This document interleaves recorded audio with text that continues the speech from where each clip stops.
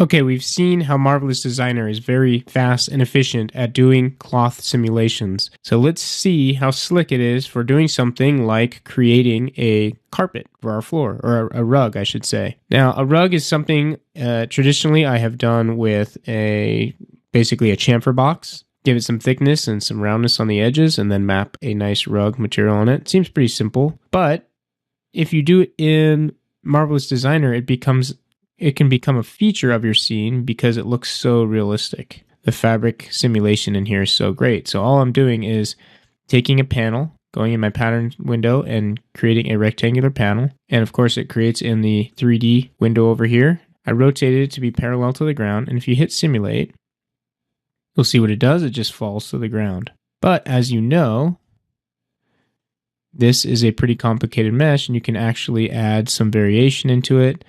Doing this will mostly just bring it back to normal. You can see, okay, so it's still laying down flat. But what if we did something like this, where we move a lot of the faces, kind of lift the rug up like that, and then drop it again. Okay, that's pretty cool. Got some really nice wrinkles going on there. If you stretch it all the way out. Okay, so this will just add that really subtle and nice natural looking wrinkles and flow to your carpet to give it that much more realism. Trust me, this kind of stuff does make a difference for sure. Okay, so that's cool. So you can just kind of scoot these faces around and add some variation to your carpet. Okay, so all of a sudden we've got this really natural looking wrinkle going on in the middle of our carpet. Okay, so a big part of making scenes look realistic is making sure they're not too perfect, right? And I just think this is so cool. And this is just the easiest way to add some imperfections to your scene. So in the finished scene, you'll notice that I have a runner on the table that's created in exactly this way. And I want to use this for the carpet too, so that it has some variation in it as well. And Marvelous Designer, it just makes it so easy to do this. You can just keep adding. You can even lift up the whole object. You can lift up the whole object, turn it maybe like that, drop it again, see what happens. Okay, that gets rid of some of the wrinkles and just leaves one wrinkle right there. Okay, so you can play with this forever. You can also add thickness. So thickness would be right here. And up here, you can tell it to either display with thickness or not. Okay, so that object now has thickness to it. You can see right there on the edge. Okay, let's make it a little bigger. There we go. So there's a nice thick carpet. Now we can just continue to play with it until it looks like something we want to use as a carpet. That's pretty cool, isn't it? Look how fast it does that. Okay, and then we just export like normal. You can put a turbo smooth on it if you want to smooth out these edges here, and you're good to go. So that's how easy it is to do a carpet or a rug in Marvelous Designer.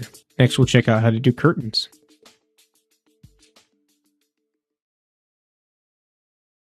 Okay, Marvelous Designer is an awesome software that a lot of ArcViz artists have been using recently to do all their cloth simulations. So I'm going to give you a brief introduction to that and show you the tools that architectural artists will want to use. So in Max, we just see what's called an avatar in Marvelous Designer, but really this is just a chamfered box and a chamfer box, the same one, shown at different angles, and we're going to export it as an FBX.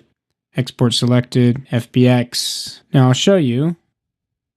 That's all we have to do in Max. I mean, you want to make this basically the size of object that you want to make. We're going to use this. We're going to apply fabric onto the outside of this with wrinkles and things like that. So we're going to turn it into a cushion. But all this is a kind of a proxy object.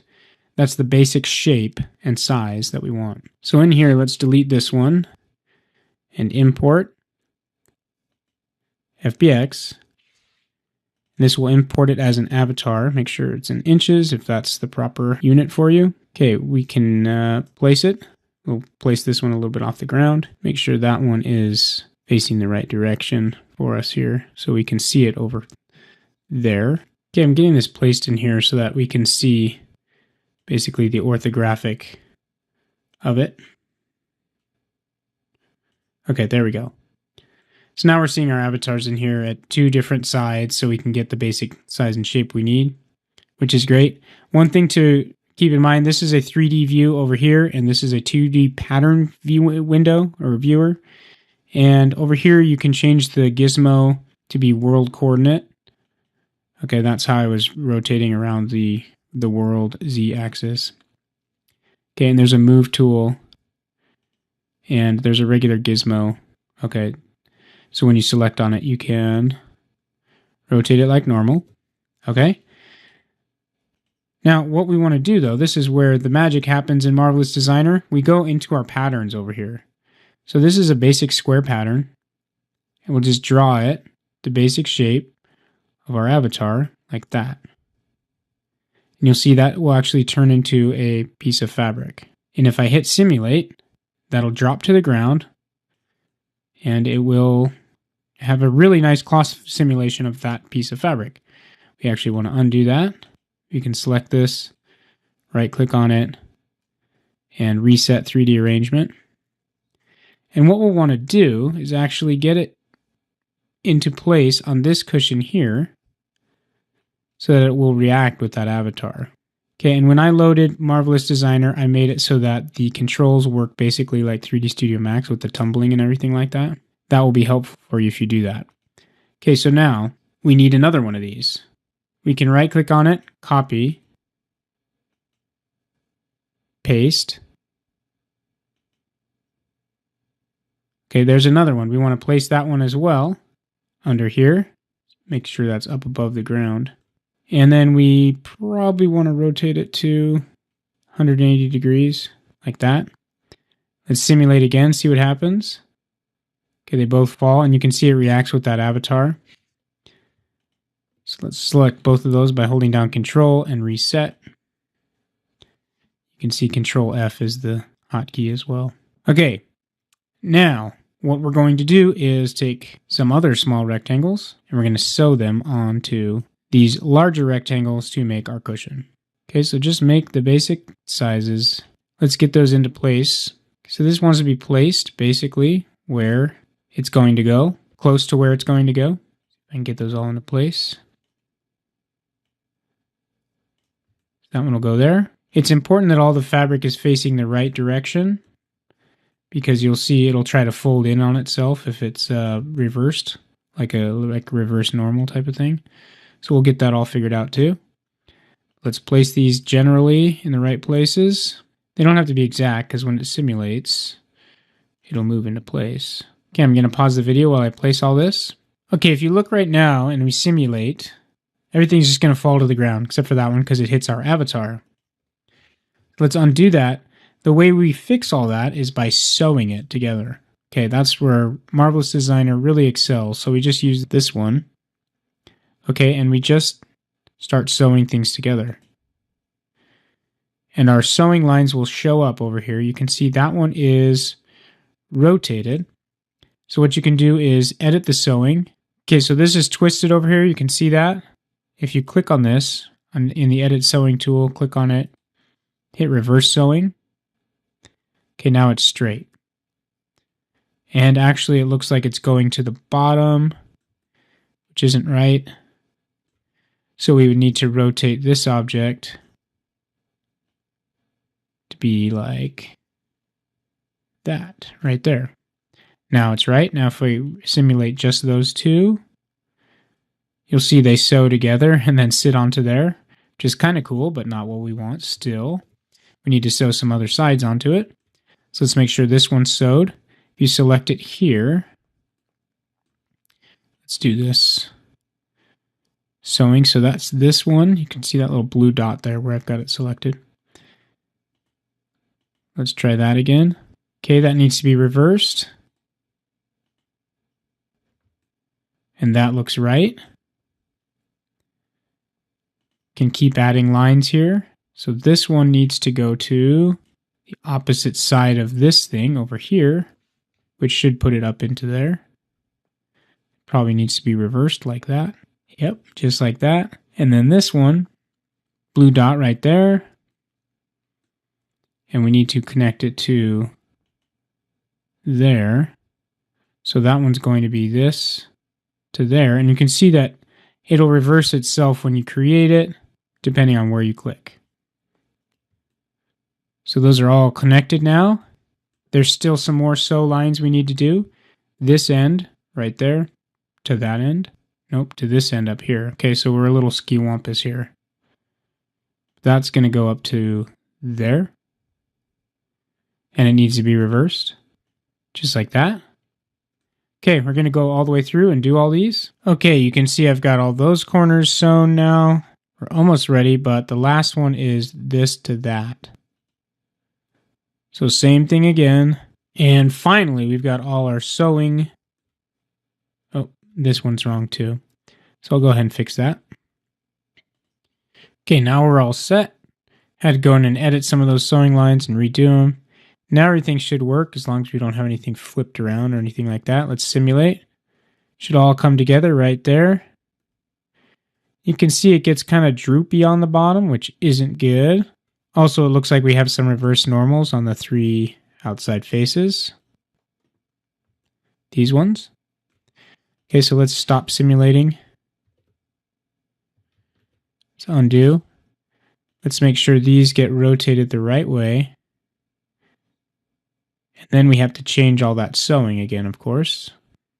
Okay, phew. After all that, we've got our sewing all ready to go, I think.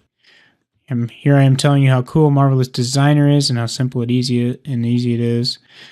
And we're spending all our time sewing. We can make that a lot easier by laying out these a lot cleaner and nicer. But that's okay. It's good to learn some of the tools anyway. Let's simulate. See what we get. Everything now is facing the right direction. Everything is attaching onto our avatar properly. But now we've got all this droop down here. So what do we do about that? Well, that's where Marvelous Designer really shines. We can select all our fabric panels. Let's do some pressure. Make it all suck in towards that thing and towards that cushion. This is kind of working. You can see that there's other settings here too. Shrinkage. Okay. Shrinkage warp. Okay. Now that's pretty nice. So that's telling it how much that fabric is able to shrink and stretch, basically. You can also move this up more toward the corner. You can also pin it on the corner by getting out this pin tool, which is right there. Move and pin, basically. Okay, and that breaks your thing down into a mesh for you. You can tell it where to go. That's looking like a pretty nice cushion there. We've got to do some more pinning over here maybe. And we could go along the bottom and pin that too, like right there. And you can see it's actually simulating while we do this, which is cool. Okay, then you can, let's go out of that. Okay, so there's our cushion, and those pins are going to actually stay right where they are, which isn't necessarily what we want. You can also delete all the pins that you've created by going to Context Menu, 3D Garment, delete all pins, or hitting Control W, and continue the simulation, and it'll go back onto that body. Now you could mess with this for a long time to get the seams all working properly. You can always go back into these fabrics and adjust their properties, make them shrink more, shrink less. One cool thing you can do, let's see, if you do this back to 100, see a lot of wrinkling going on. You can actually just take these shapes and edit them in real time, like that, and it will simulate. So if you wanted to add more wrinkles, like that there, now it's going to fold over this edge more because we made it bigger, right? And you can also go in and make this have a little less pressure so it doesn't suck so hard to that avatar. You could see you could pin those seams into place there if you wanted. We could even take this and make it really long, like that. Continue to simulate. Okay, so that gets some weird stuff going on. You can take edges and just lift them up while it's simulating to add some variance into there. Maybe some wrinkling. You can see because of the negative pressure, it's really shrinking into our avatar. If you give it positive pressure, it will adjust accordingly. And you can adjust each one of these things individually or all together or whatever. Let's put that other piece back, obviously, like so. A couple other features to take note of are the facts that you can take this and make it, instead of triangulated, you can make it, if you go into miscellaneous, you can make it mesh type quad. Okay, you can up the density of those quads by changing the particle distance here. So if you change that to 10, it'll give you a much more dense, you can see the computer's trying to think about it now. It'll give you a much more dense mesh here, and it'll take a lot more time to calculate, but it'll be much more accurate on the cloth simulations. Okay, what we want to do with ours is bring this seam in. Okay, I've basically taken it back to the no pressure. Now it's all just kind of bunching on the bottom. I took off all the shrinkage, and you can see it's just laying really flat. So I think now just turn up the shrinkage weft, and then you'll get it kind of stretching onto that thing a little bit. Kind of like that. And there's our nice pillow. Now, this was just to show you some of the basic tools. You could go much further with this to make it much more fancy. Put piping in, all these kind of things. Make sure, pin corners and make sure everything's exactly right. I'm not going to go that far because it's not necessary for the point of this video. But what we will do is show you how to export it. And you can just export. And remember, you can export it as quads. And it's all going to be UVW unwrapped just like this right here. It's going to use that for your UVW unwrapping, which is kind of a super nice bonus. So let's see. We can select all and export as OBJ selected, or we could export as an FBX or just an OBJ. Let's do the FBX again. Okay, looks good. Now in Max, we can import it. Importing, make sure everything looks right. There it is, pretty nice. Nice little cushion. Looks very organic. Okay, and you can put another turbo smooth on it if you like. You could add some piping to it. And you can see the model is actually pretty clean. Not perfect with the edge loops and everything, but pretty clean. One awesome benefit is that if you go into your unwrap UVW modifier right there, and if you go into the open UVW editor, you will see all the pieces are here for you. So if you pack them now by just doing a quick pack, select them all, quick pack. And there they are, all our pieces perfectly unwrapped, ready to make a texture. Okay, so that's kind of a really nice bonus. Each fabric panel we made is perfectly unwrapped already. You can see the seams there. And of course you can put a turbo smooth on it to smooth out the rough edges like that. And there's a nice pillow. Like I said, you can adjust it a lot. But you can see the difference between this pillow and this avatar we made, and in a detailed scene, this is going to look very, very much more realistic. So there you go. There's some of the basic tools of Marvelous Designer. Now let's take it and make some specific objects for our scene with it.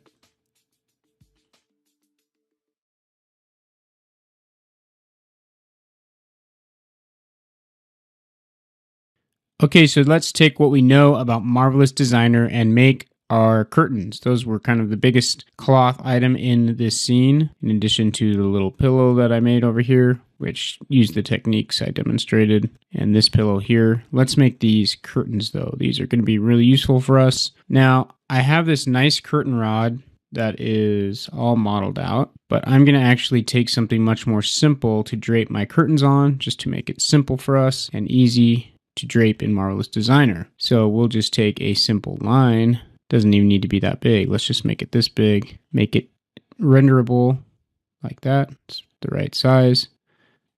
We'll just convert to a poly and then export selected as an FBX. Okay, these are the settings. I'm just leaving them at whatever my last export was, and these look like they should be fine. Okay, in Marvelous Designer, let's just import that little curtain rod we did. Import FBX, curtain rod. Okay, we'll move it up. About there. Okay, now what we're going to do here is just make 2 pieces of fabric for the loop that goes over the rod. And we're going to sew them together to create that loop.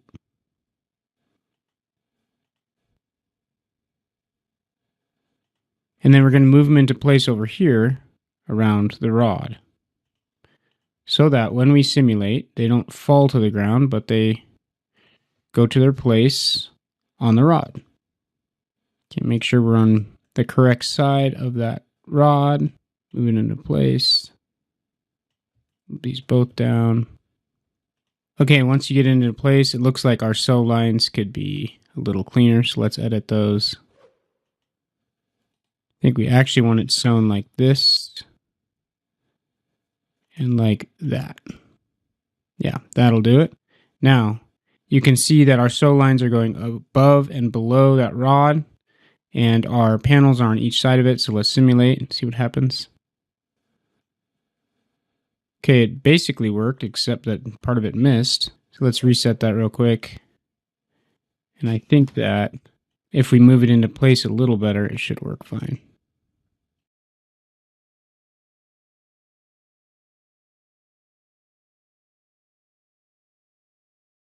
Simulate.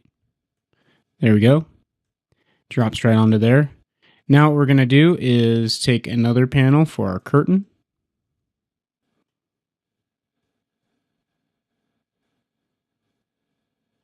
Make it about that big. Put it into place. And then what we're going to do there is sew it to the bottom of this panel. Make sure it's in the right place. It looks right. Let's simulate and see. Okay, there we have a nice curtain. And you can see we've fallen through a little bit up here, which we don't want. So let's undo that. Move it up a little bit. Okay, I did a selection on this, right-clicked it and hit solidify. No, I hit strengthen. And it almost worked. Still ripping through over there. Okay, what I've done now is take these 2 panels up here, selected them, and turned on solidify. You can do it over here by selecting these 2 panels and going to solidify on. Even strengthen it more if you want. Okay, and then when I moved them back into place and simulated, they made that kind of shape so they don't drape as much, but they're also hanging onto that rod still. My other curtain has just fallen down to the ground, so let's select that, reset 3D arrangement, and then, I turned off the sewing here so that this wasn't hanging on that and dragging it off of the rod. So now that it's nicely draped, we can take the curtain and attach it to there again. Like this, and then simulate. Okay, now that's really hanging on there nicely. It's trying to rip through over there, but not quite. Okay, so that's a nice curtain that's open. Now's when the magic happens. You might want to change that so it's not quite draping on the floor, and you would, of course, do that by moving this up. Oops. Moving that up, turn on simulate. There you go.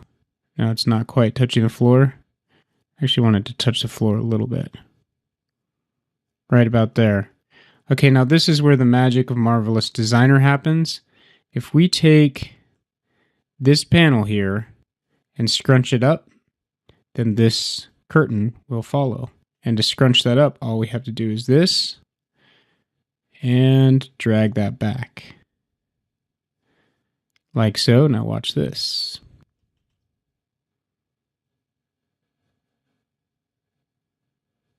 Okay, we still have an issue with that tearing through, but you can see how the curtain nicely just folded. Okay, to fix that thing tearing through, I've actually had more success by just turning off solidify, but using the shrinkage weft and shrinkage warp numbers. I had it set at 100. If I put it to 50, then it doesn't give that thing as much leeway to stretch and warp, so it was not able to tear through the curtain rod. But there we are with the nice curtain. I think you could use some more tessellation on there. So what you would do for that is turn down the particle distance. So we'll put it to about 12, and that will add more faces to our mesh here. You can change from triangular, under miscellaneous, you can change from triangular. Oh, and I actually don't want to just change those ones. I want to change this one. So you select the panels here, and then you can adjust. So particle distance here on this one, 12. You can see that's a little nicer. Actually, let's go even lower, like 8. Getting a really high poly curtain here. You could change it to quad.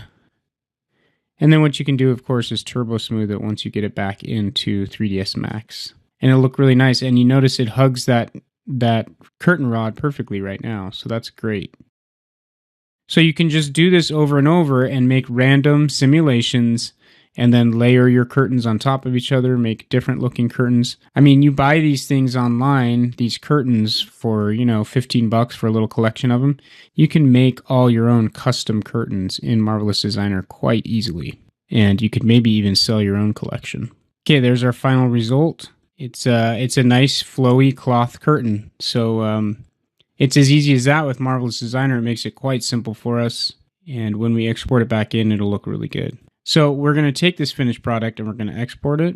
So all you have to do is File, Export. Because I turned up the mesh quite a bit, it takes a little while to process. It's going to be really not high quality.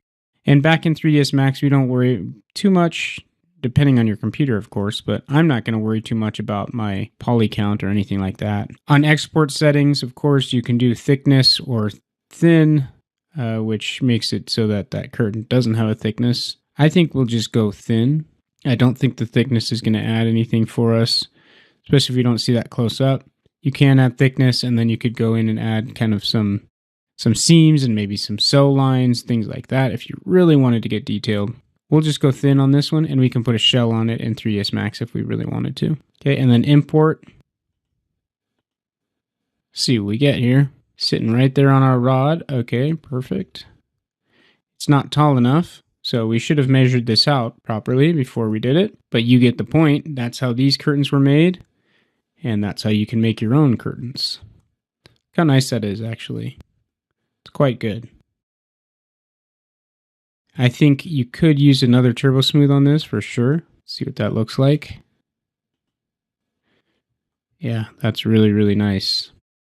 Okay, and we forgot to turn these to quads, obviously. They're triangles. But, I mean, that's not going to matter. That will still work for you. Let's isolate this.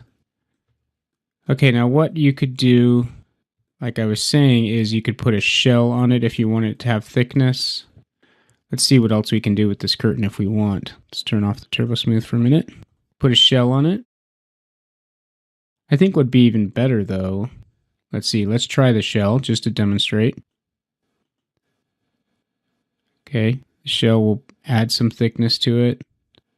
And then you could put the turbo smooth on top of that. Now, granted, that's going to at least double your poly count, actually a lot more because it now has these edge polys too. Now you want the turbo smooth on top of the shell.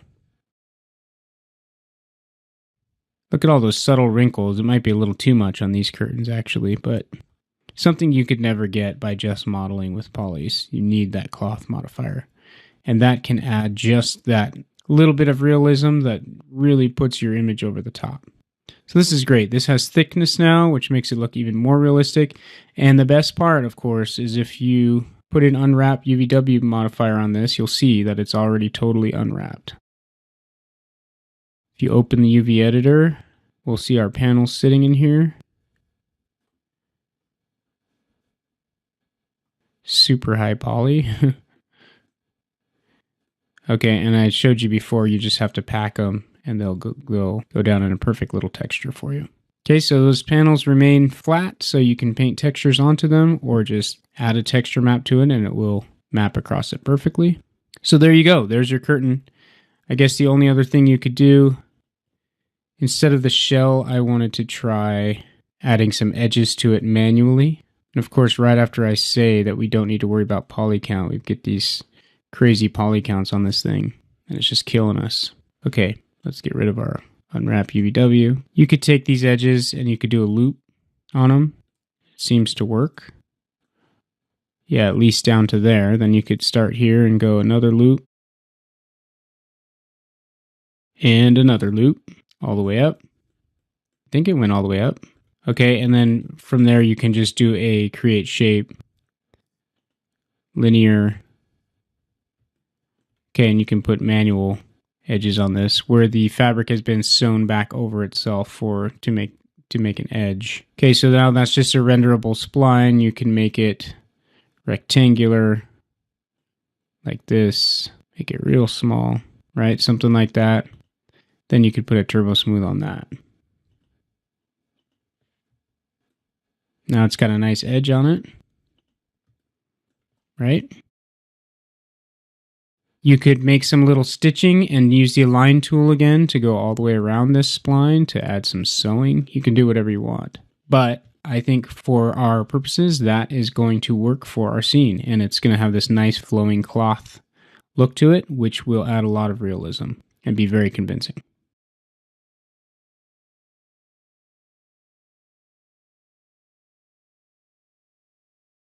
Okay, now my final tip for modeling this scene is to not model it at all and just go and purchase some models for your scene. Because to build all these models as meticulously as they have been built will take you a very long time. And I'm assuming your time is worth more than that. So you can just go and buy it because someone has spent hours and hours modeling each of these little individual objects. So a lot of times you will need to model custom objects. And for that, I have this course and other courses specifically about modeling furniture and other assets for your scene using high poly modeling techniques. But if it's not custom and it's something that you can just fill, then I would recommend going to the web and finding models that you can put into your scene because it will save you enormous amounts of time, even though it'll cost you a small amount of money. So the best website for doing this, in my opinion, is Design Connected. Now, I have no affiliation with Design Connected or anything like that, but they're clearly the best models you can get for this kind of stuff. I mean, it's so high quality. Every piece they do is meticulously modeled, and they make things incredibly nice, and they're all reasonably priced. It's like I've said before, if you can get, let's just take a simple thing like this. If you can get a chair like this for whatever they're selling this for, it's probably $15 or something like that. This would take you forever to model. And this isn't even one of the complicated ones, but still, this would take you a really long time. Like this would take me at least 4 hours to make this. Especially when you consider it's all unwrapped and has these really nice textures and all these things. This one might be a little less than that. I don't know, though. It looks like it might have some intricacies that become complicated. But look at the mesh on this, how perfect it is. Okay, this is really high quality stuff, and I can't see the price right away, but I'm betting it's like $15 for this at the most. Let's see. Subscription. Okay, 14 euros is what it is for an on-demand purchase. There you go. So 16, 17 American dollars, maybe 14 euros. And any format you want. So check this out if you don't already know about Design Connected. There's, of course, Turbo Squid as well, which you can find very specific things on there. Design Connected, the only problem is it's all kind of a specific kind of mostly designer furniture, right? So sometimes you can't find everything you need there. You can go to Turbo Squid where you can find basically anything you need, but not always as high quality. You have to be careful about which models you buy on Turbo Squid because some of them aren't very good. Some of them are very nice, of course. For my scene, I bought some models from Bertrand. What's his name on here? BBB3 Viz or something like that.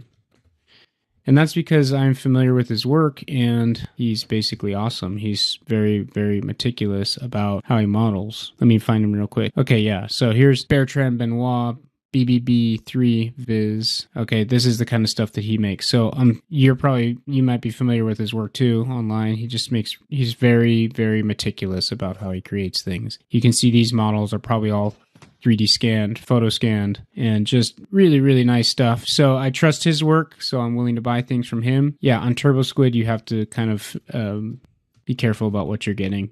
But the prices can range too. You can get really cheap stuff that's going to be not as high quality, but maybe that's what you're looking for. CG Trader, another place to get things. And the benefit of these places is they just have a wide variety of stuff and a wide variety of pricing. So it's a good chance you can find what you need. So yeah, I actually recommend just downloading stuff and putting it into your scene. Now, I'll make the scene available for you, of course, in here, but I can't make the things that I purchased available. So you'll have to fill up a lot of the scene yourself. The things that I've modeled myself will all be here.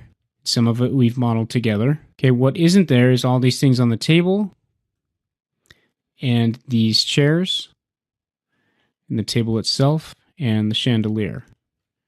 Okay, so those are things that you can fill your scene with. Most of the other things I've made and I can make available to you. And then you'll have somewhat of a blank slate to add what you want to the scene. So that should be fun for you as well. And you can either custom model things or just buy them. And if you need to know more about custom modeling, all these kind of things, go check out my course about advanced modeling in 3ds Max, specifically for furniture. And that will give you good tips for furniture, but also show you high poly modeling techniques for kind of any of this stuff that you would want to create custom for your own scene.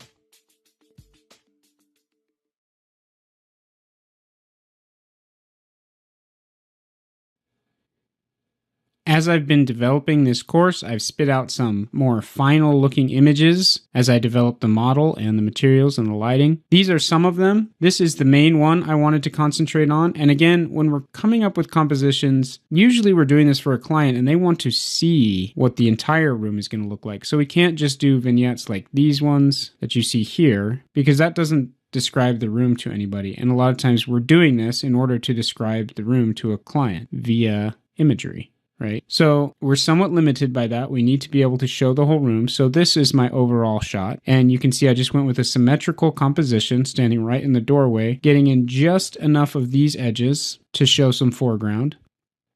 And then going with a pretty high exposure image to kind of blow out this area to show a lot of natural light coming into the room and making it look like just an airy and very light and bright room, because that's the mood I want to go for. And what does your eye concentrate on here? Well, the intention is that it concentrates here because it's very busy here. It's in the center of the image and kind of everything leads your eye to there.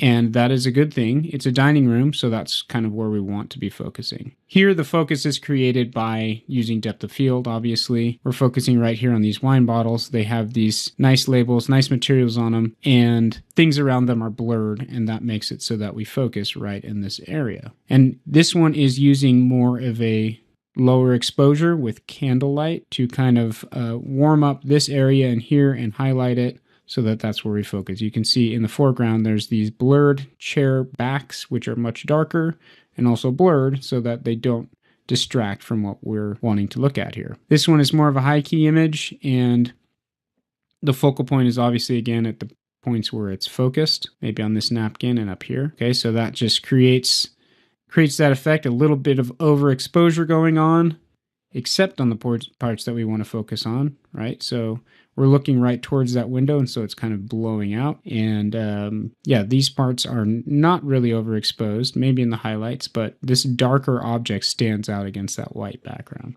Okay, let's take a look at that main camera that I have set up. And these, of course, are just physical cameras set up here by clicking on camera, putting the camera in, and just using it as default at first. And in the later versions of Max, that will turn on exposure control, physical camera exposure control, which is fine.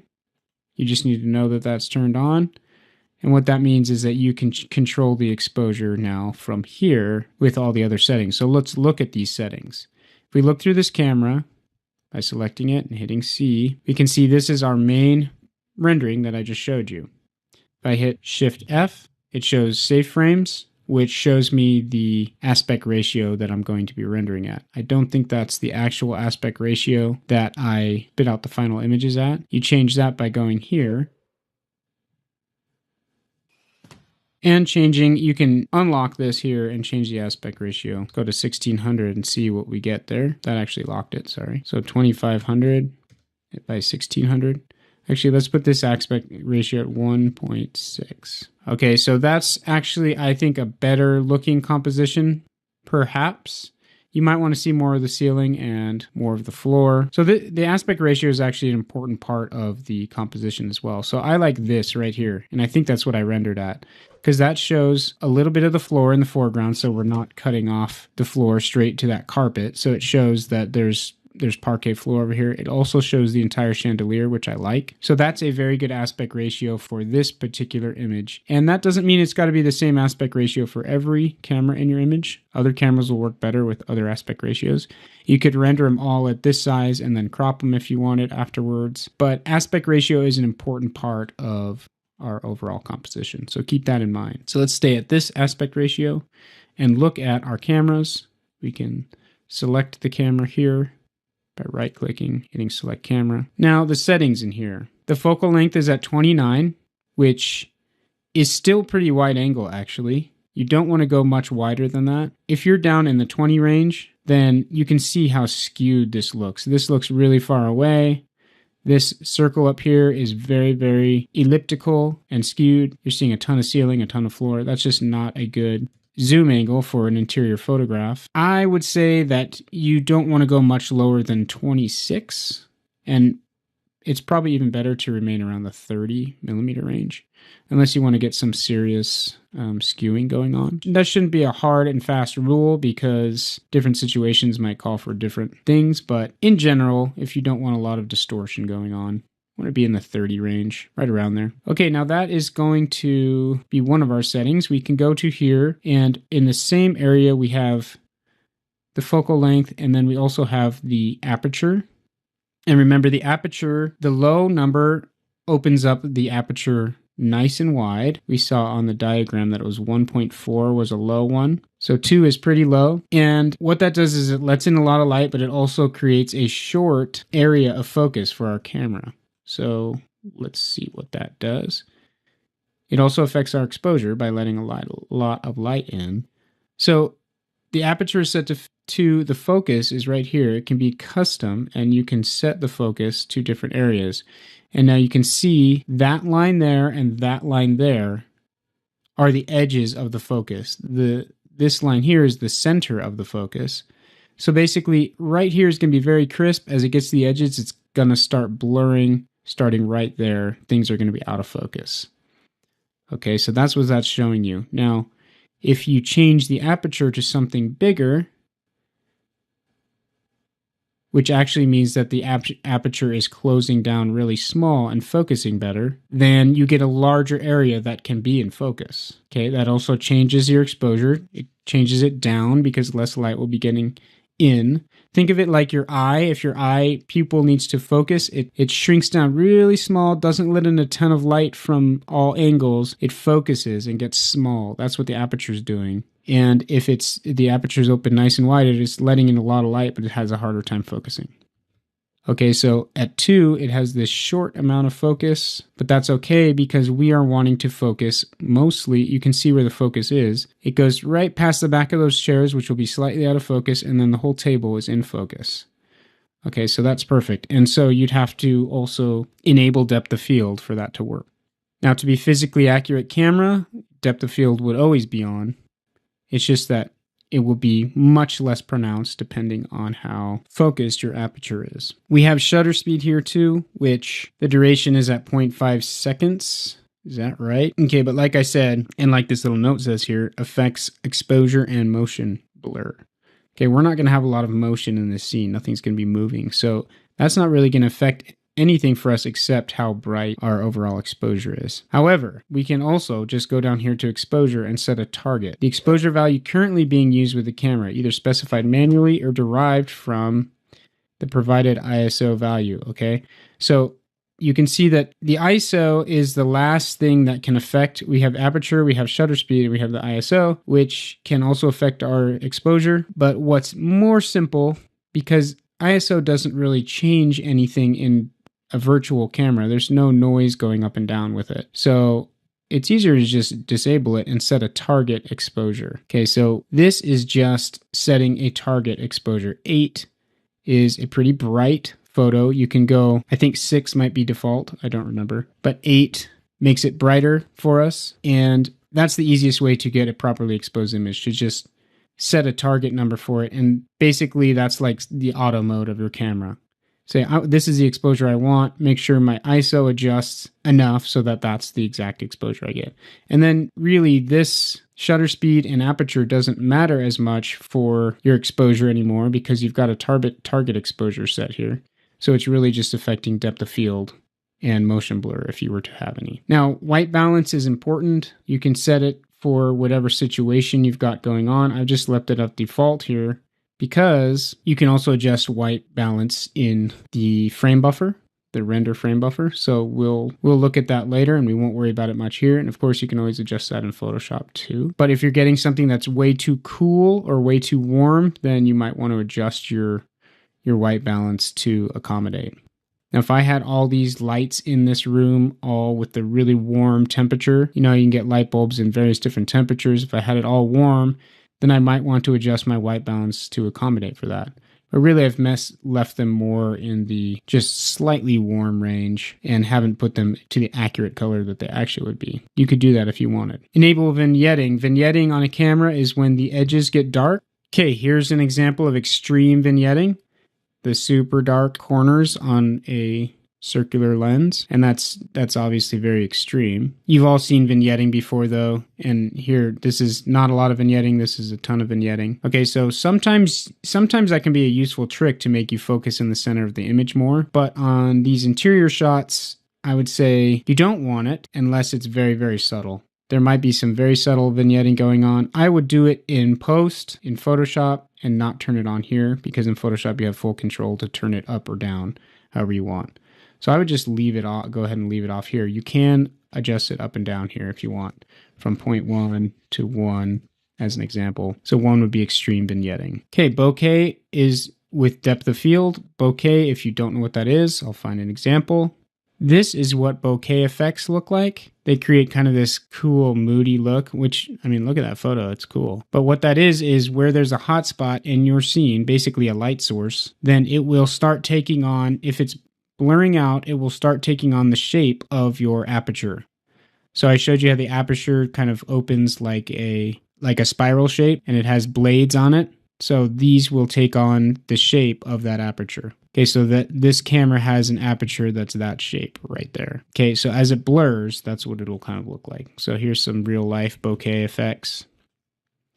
And 3ds Max can actually recreate this, which is awesome. Can make a really cool effect. So see, here is something that is cool. As the light bulb blurs, it starts to get this bokeh looking light bulb. And back there, you can really see the bokeh shape.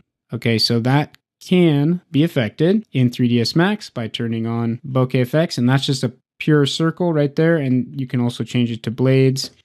5. You can also put in a custom texture, which can get some really cool effects because a lot of bokeh effects have kind of weird edges on them, so you could use a custom texture, which would just be a black and white, that would give you some very realistic looking bokeh effects. And even if your lens has like some dirt on it, then your bokeh would start showing that dirt. So you could use like kind of a dirt mask for your bokeh effect. You can do a lot of different things, make custom shapes. I'll bring up an example of a rendering I've done in 3ds Max with some bokeh effects. Okay, here's a little image I did that shows some great bokeh effects. Specifically here on the lights, you got these tiny little bokehs going on, and you can see they're a little harder on the edges and softer in the middle. That's because they used a custom bokeh mask. Here's some nice bokeh right here. There you can really see it on that little LED light. Harder on the edge and softer in the middle. And here again, you see it. Okay, so those are bokeh effects all created not in Photoshop, but straight out of 3ds Max. And this is rendered with V-Ray. But all render engines can create the same effects. Okay, so that's bokeh. The only other thing that's really important is going to be perspective control, which is pretty basic. Most of you probably understand this already. If you turn off vertical control, auto vertical control, I should say, and you can do a tilt shift camera here, which just shifts your your image plane up and down, which is pretty cool. That's the lens shift. The tilt is what really importantly needs to be fixed. So if you're looking up a little bit with the camera, it will start tilting like that, and you don't want that. So this mimics a tilt shift lens, which can basically correct for those things. Any distortion that you might have, it can be corrected using the tilt and shift lens. So in architectural photography, they always straighten out the verticals, and Max can do that by just hitting this auto vertical correct. So that line right there is completely vertical, and so is that line right there, and every other vertical line. And like I showed you, the shift can just shift that lens slightly up and down to give you a different image plane, which is cool. We don't really need it for this. That would be more for taking pictures of like a high-rise outside or something. That's when these tilt shift lenses become very important. But even the vertical correction is important for an interior shot like this. Now, the last thing is miscellaneous clipping planes. Okay, so clipping plane, if it's enabled, then it can clip out whatever's in front of you. So let's say this camera here was outside of the room. We'd be looking into the back of a wall. But if we turn on clipping planes, then we can look through that wall. Let me just show you quickly. Enable. Start turning it up, and you will see the red line coming out of the camera, which is your front clipping plane, your near clipping plane. Your far clipping plane is 3,200 feet out there, so it's plenty of feet away. But now that's inside that wall, so we should be able to look through it. Just like that. So that's how you can get the much larger zoom angles. See, the focal length is 99 here. We could go even more and be outside the room and get some really interesting effects without any warping because we've got this super tight zoom angle. Okay, so that's one of the advantages of a virtual camera. And you can see the depth of field is kind of happening in my scene right now, which is cool. It'd be focused back there. I don't know how accurate that is. I'd have to check it with the actual target distance, but that gives you a little preview of the effect, which is cool. So back to this camera. We've basically got everything set up. I've gone over all the basic settings of the camera and how to use it in 3ds Max to create artistic effects and also just improve our compositions and improve overall effect of our image by allowing our eyes to focus in the right place. So hopefully that gives you a great breakdown of all the camera settings.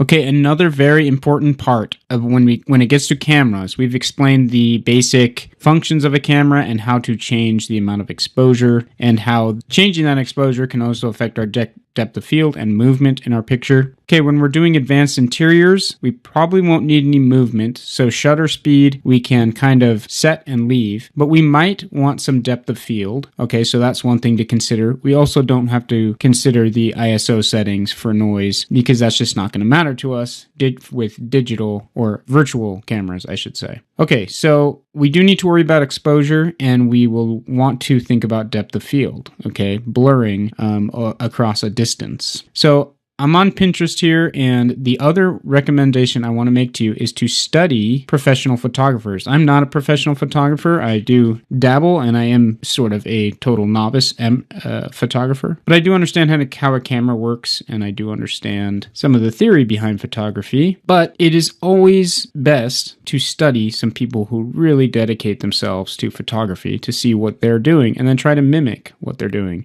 So if you go on Pinterest and you type in dining room photography, just a basic search. Let's look at some of these things. Here's some mid-century modern chairs, which is nice. It's kind of what we have going on. That's just a really basic photograph. Not really much to see here except for the exposure. You can see that the exposure shows that the outdoors is very brightly lit, and it's kind of a high-key image where everything is very bright and maybe slightly overexposed. So it's a white kitchen and it looks very bright in there. So that's one look we can go for. This is kind of the opposite, where it's very, very dark. And what that does is it adds some highlight areas for us to concentrate on. So when you look at this image, your eye will basically ignore everything around here and focus in the center area right in here. And actually has an awesome effect. I love that image. That looks really good, especially with those deep blues and then these highlights of warm color around it. And so we're kind of looking at the tabletop and the food. So we could do something like that. We have a white kitchen or white dining room. You could make yours dark. The wood paneling could be dark, and you could put some candles in and do some things like that. So these are things to consider. Here's one that shows some interesting depth of field so that we're not concentrating on whatever's going on in the back here, but we are concentrating on the chairs and the camera and whatever this is here and these lights. Okay, so that's blurred out, making our eyes focus here. Okay, here's an interesting composition. You can do things like this where you're just focusing on a simple part. Again, it's a very high key image, very bright. Nowhere is it overexposed, but it's all very evenly lit with a bright, bright light. And it's mostly focusing on just, if this was our 3D model, we'd be focusing on these very nice 3D models here, and this light and this painting. Okay, that's a photograph, but you get the idea. Now you could go on and see different compositions, different lighting setups. That's a really nice looking photograph there. Again, that's really focusing on this tabletop area with just this really soft glow coming through the curtains. So getting all this in 3D would be awesome. You could use some Marvelous Designer and get these beautiful curtains, the tablecloth, buy some of this 3D models of food and things like that. Really concentrate on the textures to get these nice reflections with some variation going on in them. But we're concentrating in this section is just the compositions. So again, in the same set, this is really nice.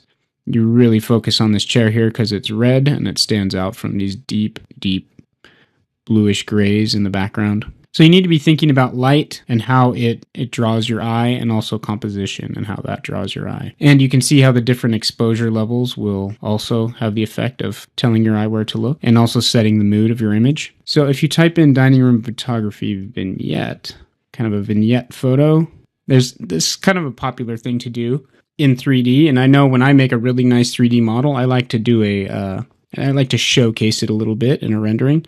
And some good examples of what that might look like is something like this. Or if you had a really nice model sitting right there, you could do a little vignette shot like this with slight depth of field blurring as you come closer to the camera and slight depth of field blurring as you go away from the camera. And your eye really focuses right in here where it's sharp. So you can use depth of field to also focus the eye. Now, the reason I bring all this up is because composition, exposure, lighting, all those things, depth of field even, they will have a big effect on where your eye looks when you look at the image, and that has a huge effect on how effective the image is. If it's too busy and there's too much going on, then it's just not going to be an effective image. You want a focal point that looks appealing and stunning to the eye. Here's a really nice image here. So pretty simple. So you want something that really draws the eye in and looks great. You don't want the eye searching all over and just being overwhelmed with busyness. So that's what we need to think about when setting up cameras. We need to think about composition, lighting, exposure, etc.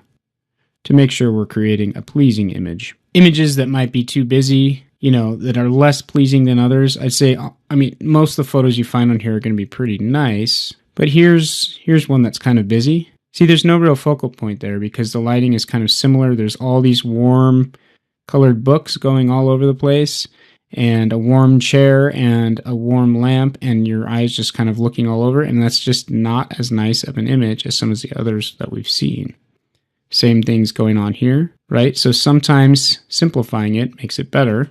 The only problem when we're taking pictures, virtual pictures of architecture, is that we're somewhat constrained by what the room is itself, what the design is itself. Fortunately, we're just coming up with a conceptual design on our own so we can tweak it to our heart's content. But we can't necessarily just change the compositions by moving objects around. We have to change the composition by moving the camera around within the space. Okay, so we can only change the composition so much. So our camera placement is going to be very important, and also our lighting is going to be very important to make us focus in the right places and make an overall nice image. So these are things to consider.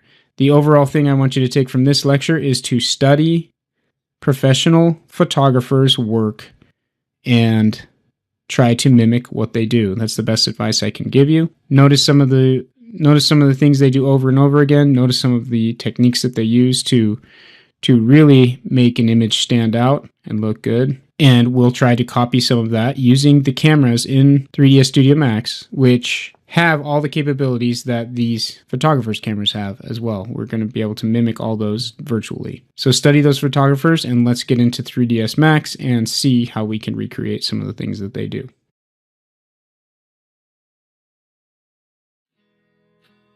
Before we get into virtual cameras too much, I want to just explain how cameras in general work, because it's the same with a real camera as it is with a virtual camera.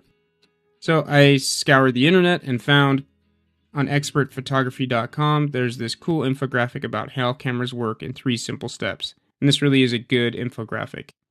If you look at the image here, the diagram, you'll see that light comes in through the lens, through an aperture and shutter, and it bounces off this mirror up into our eye so we can see right through that lens. When we take the picture, this mirror actually lifts up and exposes light onto the sensor, which captures the image. There's 3 things that determine how much exposure our image is going to have, or how light or dark it will be. But each of those 3 factors also affects other parts of our image. The aperture is this small little disc-shaped thing here, and it's either open wide or open only a little bit. That's called a narrow aperture, like an f/22.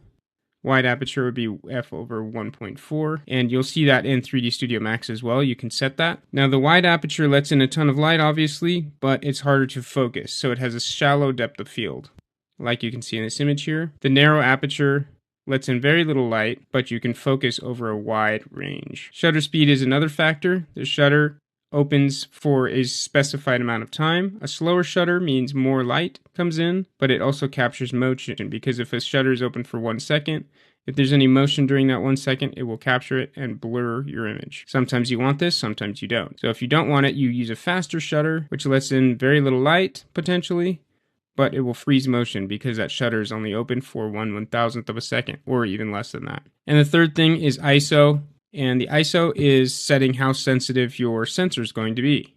So with a low ISO, it becomes less sensitive, but there's less noise. Your image is crisp and clean. On a high ISO, you can do this in low light settings, like at nighttime, as you see in the image. The sensor becomes much more sensitive, but there's also going to be a lot more noise. So you want to try and use the lowest ISO setting possible for the lighting situation that you're in. So these 3 factors come into play with how bright your image is going to be.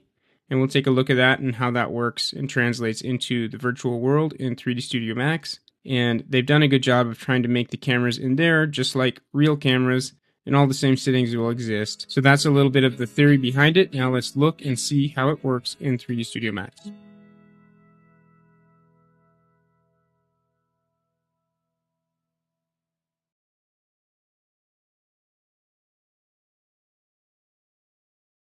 Okay, what if we wanted to add some atmospherics to our scene to kind of make it have a more moody look, I guess?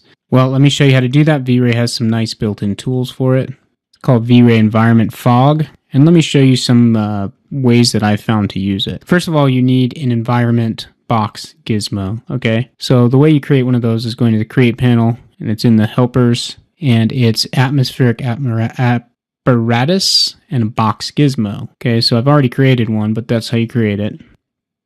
And you just create it the size that you want atmospherics to be going on in.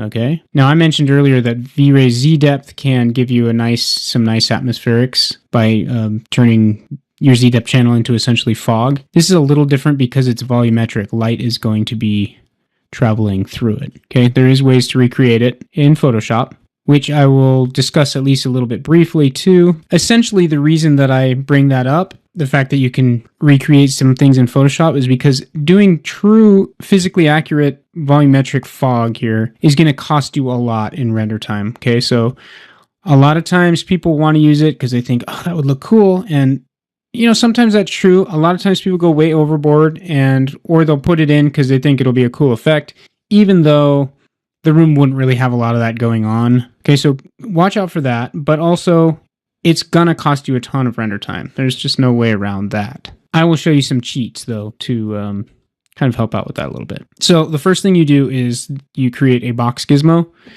and then you go to rendering environment. Okay, let's expand this a little bit, and then it's in the environment tab, and go down here to atmosphere. That's where it is. And you go to V-Ray Environment Fog. Okay, so it's up. I've already got one sitting there, but you would just add it, V-Ray environment fog. Okay, I'm going to make it active here. And then what you do is you link it to the box gizmo. Okay, so this is called box gizmo 1, I hope. Box gizmo 001. And right here, it is linked to box gizmo 001. You do that by just saying add and then selecting it. Pops it into this list here. Box gizmo 001 is where this V-Ray volume fog is being applied. And then you tell it which lights are going to affect that environment fog, okay? So it's a volume fog, so that means light shines through it, right? It's like a dusty room with light shining through it. So you'd have light beams going through the fog. So which light do we want to affect that? Well, our box gizmo only is by the window, so it would basically just be fogginess, dusty air coming in, over by the window. So the light rays coming from the window is what we'd want to be affecting it. And so it'd basically just be this light outside, the V-Ray dome light, which is V-Ray light 001. You could also just check use all lights, but remember, this costs a lot in render time. So adding a bunch of lights to the volumetric fog will cost you even more time. Here I opted to just add the outside light as the volumetric light that's going to affect fog coming through. So we're basically creating volumetrics here using the light and the fog in that box gizmo. Now, essential settings for the fog. Fog color is important. And fog distance is important. Those are the main things that I worry about. Subdivisions can be important too. If it's looking really splotchy and not good, then you might want to up your subdivisions. But again, render times will suffer. Okay, and I would suggest going to the Chaos Group forums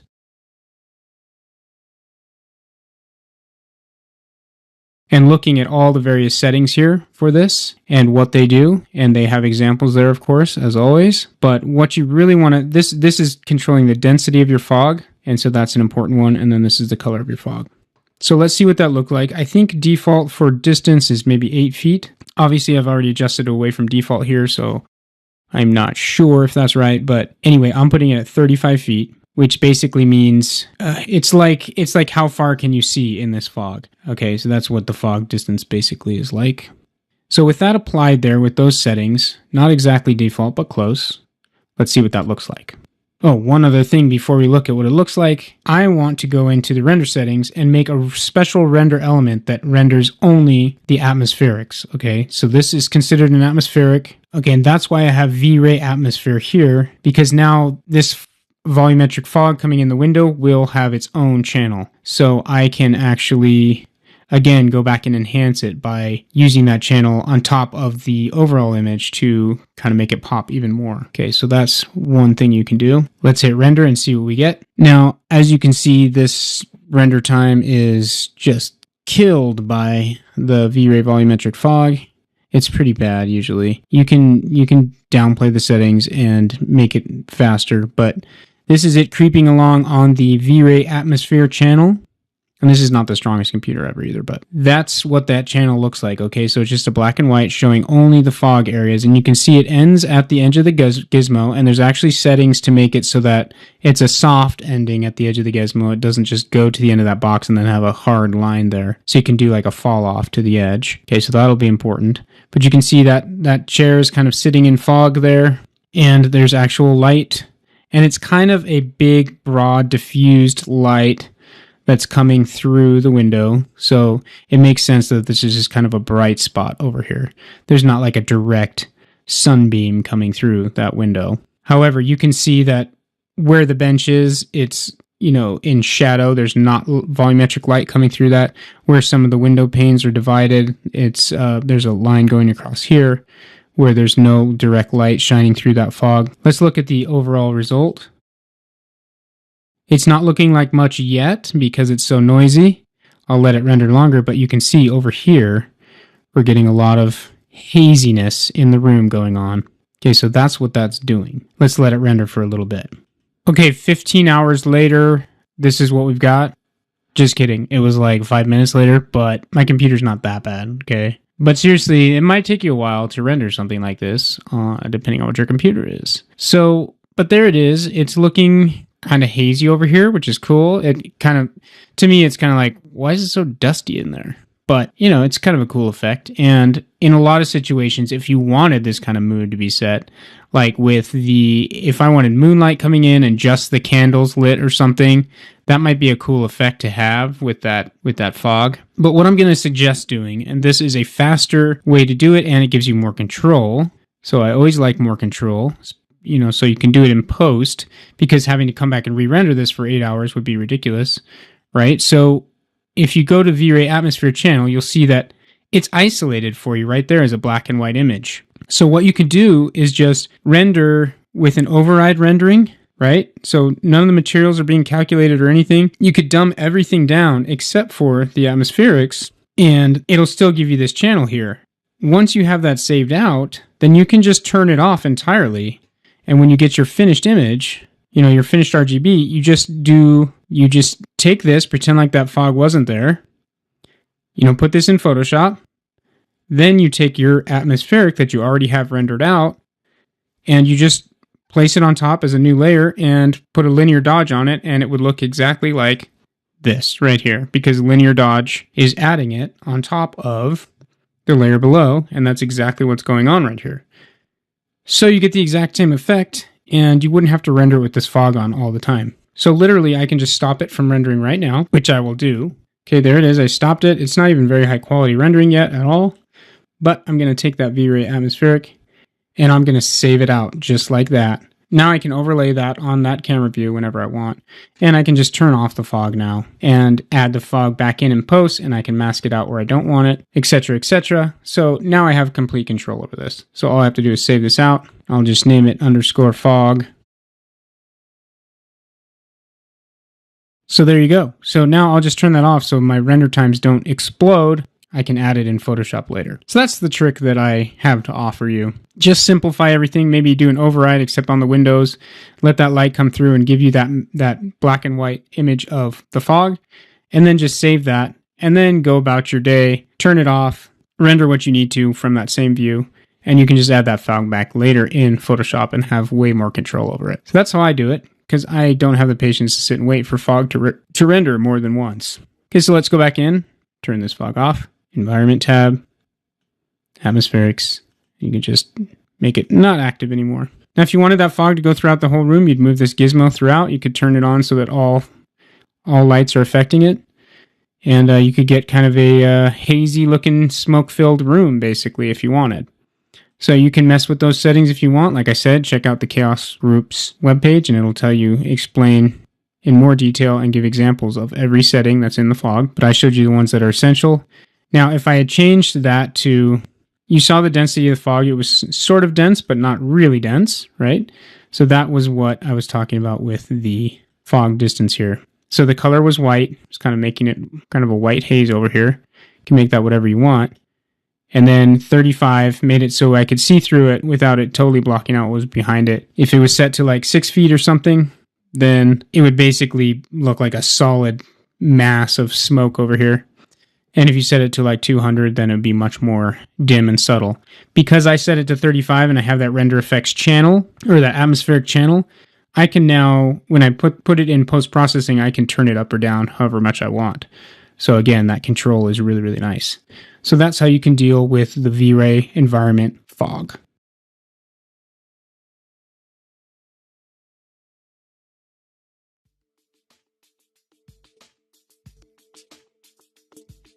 Okay, when your HDRI is at the right level and you've got an override rendering that's looking quite nice and has kind of an average of what all your material colors will be, and you've got that lighting set up properly, I'm going to actually go back and set my override to a more white material again, because that is the rendering I'm going for. Okay, somewhere around there. Now let's start adding in some of these other lights to add to our HDRI coming from the outside. So what I'm actually going to do is just, the other main light sources in here are this, this, and this. So let's just group those again and call them, oh, I don't actually need to put the bracket in, just call them lights. And we'll go back into our override settings. Now those already have glass on them, so the light will come through the glass. But in our override settings, we just need to exclude now the lights, like so, and like so, Hit OK. All right, so now we're breaking down our lights so that we're only seeing kind of one at a time and making sure the effects of each is correct. So let's render this.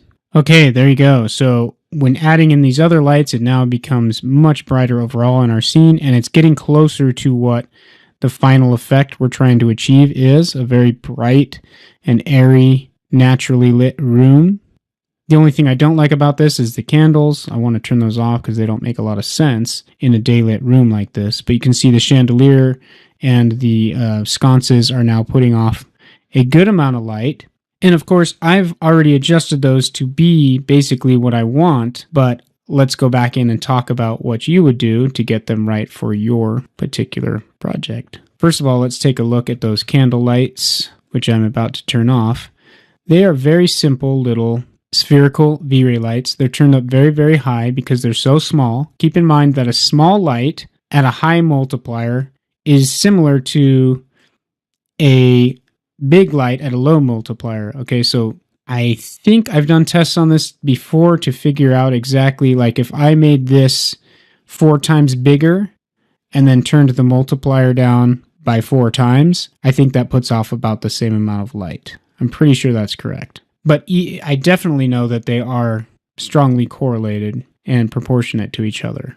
So the candle lights are very small. I actually just made them invisible, and in Photoshop, I added some little flames to them. But yes, they're very small because when you see them reflecting in the bottles and the glasses, you want them to just be a little tiny hotspot. So the size does matter, and it also puts off the right size. It'll put off a very crisp shadow because it's so small as well. So keep that in mind. But really, they're just default spherical V-ray lights, which are just created by going to Light, V-ray light, and that one's planar, but after you create it, you can change it to spherical. And then basically just adjusting the radius and the multiplier.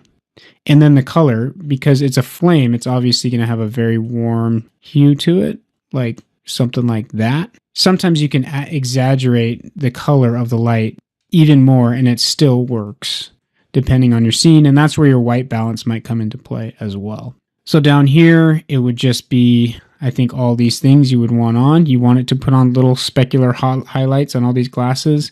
You want it to, maybe you could turn it off in reflections so that, like in a mirror or something, you don't have a crisp looking lit up sphere in a mirror. You don't want that, but I don't think that's going to be a problem in the scene anyway, so you can just leave it on.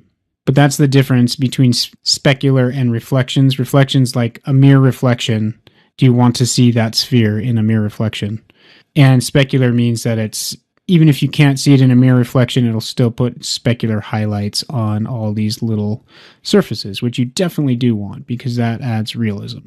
So these lights are basically the same thing in here. The light bulbs are meticulously modeled, and again, this is purchased, so I didn't model them, but you can see the filament is actually modeled in there, and then there's just a light right around where that filament would be, and then a bulb around it. And so the essential thing here is that the glass is made to be a material that light will go through, and the important part of that is the effect shadows parameter inside of the glass, which I showed you here with this glass. Make sure that's checked so that light will shine through it when you're in V-Ray materials. And there's nothing special about the actual V-Ray light in there. I think most of you know how to create lights, but I'm trying to show you some of the theory of how to light your scene in a good way. So this light, let's ungroup it and look at it just real quick, just to make sure there's nothing special going on here. It's nested in about 1 million groups. Okay, so whoever made this model made this a very warm light, which is right. You know from buying light bulbs that you can have a wide range of warmth to your light. You can even set it by an exact temperature, which is shown on the box of most light bulbs. The multiplier is 75 because it's much bigger than that candle light, and there's also a lot of them. So it puts off the right amount of light by adjusting it to 75. Here, this one's turned off for effect reflections because in those glass bulbs, you don't want to see a solid sphere of light. You just want to see the specular highlights that it puts off. Okay, so keep that setting in mind as you move forward. So that's really all there is to it, to the lighting in this whole scene, really. There's some decorative lighting back here, these little Christmas lights on this ring. Those are nothing special, just the same kind of thing. There's a little Christmas lights modeled back there and little lights attached. So if you go in here, you just see another tiny spherical V-Ray light in there. Okay, so the important part here is not how to create a light. That part's easy. We know how to create lights. But the important part is getting the balance of lighting just right and the exposure of your scene just right. You notice I didn't adjust the exposure of my camera at all. I could do that, but really you need to get the balance of light right, and then you can adjust your exposure up and down. It's best to get your lighting accurate and then adjust your exposure up and down. So another thing you could do is set this HDRI to 1 instead of 10 like we have it. Adjust your exposure so that your exposure gets much brighter for outside, and then this would all be relative to that. So these would have lower numbers on it because your exposure would get really high to make the outside exposed correctly at an HDRI multiplier of 1. Then these values all in here would change. So it's kind of all relative, but you just need to get the balance correct, which we basically have going on as we saw in our loss frame buffer. And we were able to kind of isolate each light, and our outside light looks right. We've got that nice blue bright light coming in from the window, which is right because the sky is blue. And then we have this nice warm kind of, you'd call this like a soft white light bulb inside, putting off the warmer light inside. And the overall lighting level is good for our scene. So we've broken down the light into individual pieces and made sure the balance is correct. Again, study photographs, study what it looks like. You'll see that the outside is brighter and it's balanced out by interior light to fill in some of these shadows back in here. And we still have this side of these rounded objects being the brightest as they're facing that bright window over there. And you can see that back here on this pot and this wall. All those things are facing that window and getting, so these faces are lit up more. Okay, so these are all things to consider when you're working on your interior lighting.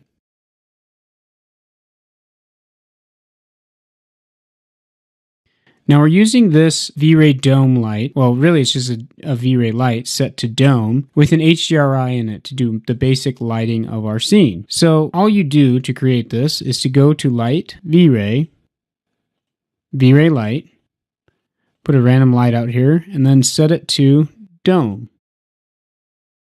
And it does that. And it doesn't really matter where you've placed it or anything like that because it's a dome that will encompass your scene. Once you have your dome created, you can modify it to be what you want. And the essential part is this texture here, which you just put a V-Ray HDRI texture, and I'll have a look at that in a second. Multiplier is set to 1. Let's look at some of the other options here just to see what they are. Spherical, full dome, that's great. That means it has a ground and a sky. Effect alpha can be turned on and off so that when you render, it will either show as an alpha so you can replace the background, or it will not, depending on how you have that set. And you'll want it to, and then it has the settings of a basic light. So you can turn on invisible. If you wanted the light to emit light for your scene but not be shown as your background, you would make it invisible. Okay, but we want it basically just default, and all we need to do is replace this texture here so that it's actually using an image to emit light. And if you don't know what an HDRI light is, well, a dome light is just a light that encompasses your scene, but when it really starts to work is not as a solid color, but as a high definition range image, which has enough depth in it that it can actually provide light information for your scene. And I'll show you what that means. The way you would set this up is by, well, let me show you here. If we drag this over here and hit and make it an instance, we'll then have control of this map over here. If this wasn't here, then we could click on it and say, go to V-Ray and say V-Ray HDRI. And then you'd select an HDRI for there, and then you just drag it an instant like I just did. So this actually wants to be instance here. So we need to make sure that this and this are linked, and now we can edit it here and it will have an effect on our light. So let's look at what I have there. I have this basic HDRI. So HDRIs, you can search for them on the internet. You can purchase them. This is a purchased one, so I can't provide it for you. It does not belong to me.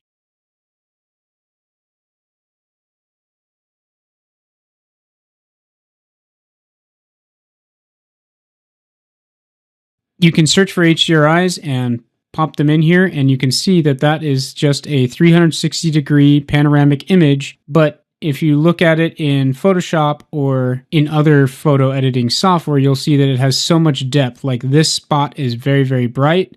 It's not just white, it's white times 4 or something like that. And the dark areas are very, very dark. So it has that whole range in there, and 3ds Max is able to take that range and say, oh, this is extremely bright. It's white times 4. So that's like emitting a certain amount of light. And this is really dark, so it's not emitting any light. So it actually is just using this image to actually light your scene, to physically light your scene. So the way they create those is with multiple different exposures on the same picture, and then they combine them together, offering that huge amount of range. And that range is enough to actually provide light information to your scene. Most of you are probably familiar with HDRIs and how they work. I'll provide some links of where to find some good free HDRIs for your scene. So amazingly, that image applied to that V-Ray dome light is all we need to light our scene the way we saw in our rendering. Another interesting thing to consider is that we put a middle gray on everything as our material override, but actually in this scene, it's going to be kind of overwhelmed with white surfaces. If these panels remain white like this, then our scene is going to be a lot more towards white than it is towards middle gray. So if we change this to be closer to white, like here, then we'll get a more accurate representation of what our rendering will be when we have all our real materials on here. So this is something to consider when you're doing an override rendering. Let's see what that looks like. Okay, by turning up the brightness of the material, the override material, we're now getting a more accurate representation, something that's closer to what our final materials will actually look like. So that actually brightens up the room quite a bit.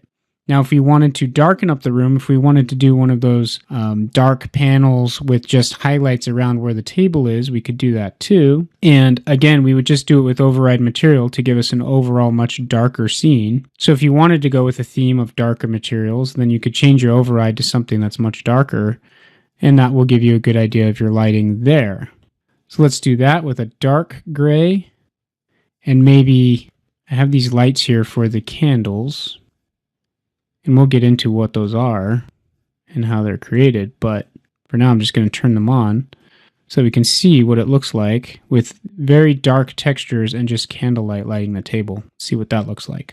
Okay, interesting. This looks dramatically different, right? But keep in mind, we're not changing the exposure of our camera at all. It looks like nighttime over here, but it's not. We just put a darker material overall on our scene. So this gives you kind of a preview of different kind of effects you could get depending on what kind of materials you use. So if I use like a black wood floor and dark gray panels, then my lighting overall would look kind of like this. If I use the white materials that I have in here currently, it will look more like the final rendering I've showed you before. So that's something to keep in mind depending on what color scheme and material scheme you want to go with. That will change your lighting quite a bit. So I know that this is going to be a light room, so I went with a light override material, and that gave me a more accurate representation. But amazingly, you can see that with just the simple light coming in from outside, and in this case, these little candle lights, how much changes you can make and how much lighting can go on, how much reality you can create with just some very simple lighting techniques. One thing I should mention as well before I go with the HDRI is some of the settings inside of the actual V-Ray HDRI map. Okay, so the light, the default light, or the dome light, we basically left at default settings, but in here is where you can make additional adjustments. So that image, the main things that you adjust in here are the overall multiplier, or at least the way I do it, and then the horizontal rotation. So when you're looking at this, consider that 0.0 right there. Okay, now when you're looking at the top of your scene, and your light is here, that line going out, that's going to be 0.0. So the middle of your image is going to be right out here. So a lot of HDRIs are set up so the sun is right in the center, right here. And that will be right here at this line. Consider that 0. So if you do 290 rotation, it goes 90, 180, 270, 290. Okay, well, 290, right about here. So the middle of my image is up here. That's how it's being emitted. That's how it's emitting light. In this one, I think the sun is off to the side a little bit. And so, or maybe it's because my image is rotated. Yeah, so it's actually coming the middle part of the sky is coming at the same angle as this sun right there. So that's kind of perfect. You need to make sure you're on mapping type spherical. For almost all HDRIs I've seen, that's the mapping type that you want. And sometimes HDRIs come with their own instructions, but most people, when they construct them to be used with a spherical mapping type, which is great. It's like taking a spherical image on your phone, same thing, except with multiple exposures. Okay, so the horizontal rotation I showed you, the overall multiplier you just mess with, if it's at 1, it's like that. I put it at 10 because think about when you're inside and then looking outside into a bright afternoon. What happens? Your eyes, you start squinting because it's so much brighter outside than it is inside. So what you are doing is exaggerating the brightness of outside as compared to inside to make it really, really bright. And so you saw in the final image that the light coming from outside is kind of blowing out in that window bench area. And that's how it should be. If you look at interior photography again, you'll notice that the outside is almost always, unless it's very overcast or unless they do camera tricks, is going to be much more exposed than inside. So that's why that's turned up to 10 to be very bright, and that's why you get that sharp, direct light coming in through the window. Let's move on to some of the creation of some of these other lights and start adding them in so that they add to this light and start creating the overall effect that we're looking for.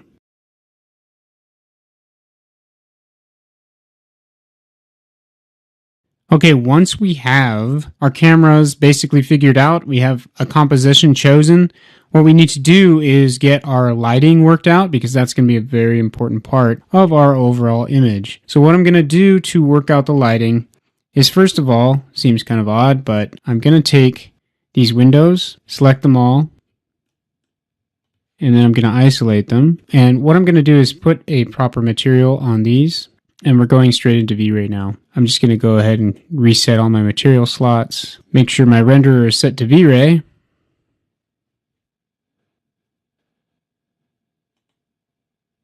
Okay, make a standard V-Ray material here. And this will be basically our override material. Whoops. V-Ray material.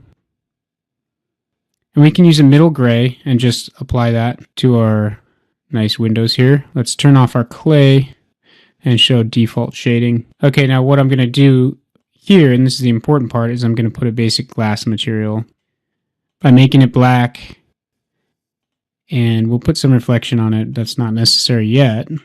We'll put a lot of refraction on it, and then make sure it's affecting shadows, and we will apply it just to these areas.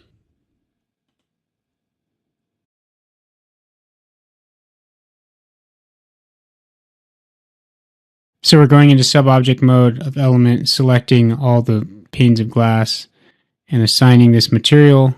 And we'll rename it to glass B. There's already a glass in here, glass window. You can see those two are instants, so they both got it at the same time. We'll have to do the same thing for the bottom. And assign, there we go. Okay, now the reason we did that, and one last thing that I'm going to do is group this together, Control G, and call it Windows. Or you can go to group and say group. Okay, now unisolate. Now what we're going to do is an override rendering. We'll go back to camera 1, turn on save frames. Okay, we're going to go to this override rendering in here, in our render settings. Go into V-Ray, go into global switches. And I like doing switch all to expert here. Right click and say switch all to expert. Because if you understand all the settings, it's annoying if they're gone, because you actually want to be able to set those. We're not going to go over full render settings yet, but we will at some point during this course. For now, we're just looking for the override material. Okay, check this on. We need also our materials we need to make a basic override material, which will just be basically middle gray for now. The V-Ray material, the default V-Ray material will work. We can drag it into here. Instance. Now go into here for exclude and make sure we're excluding, make sure it's exclude that's checked and not include, because that means it'll only include what you put in this list. You want it to exclude what is put in this list.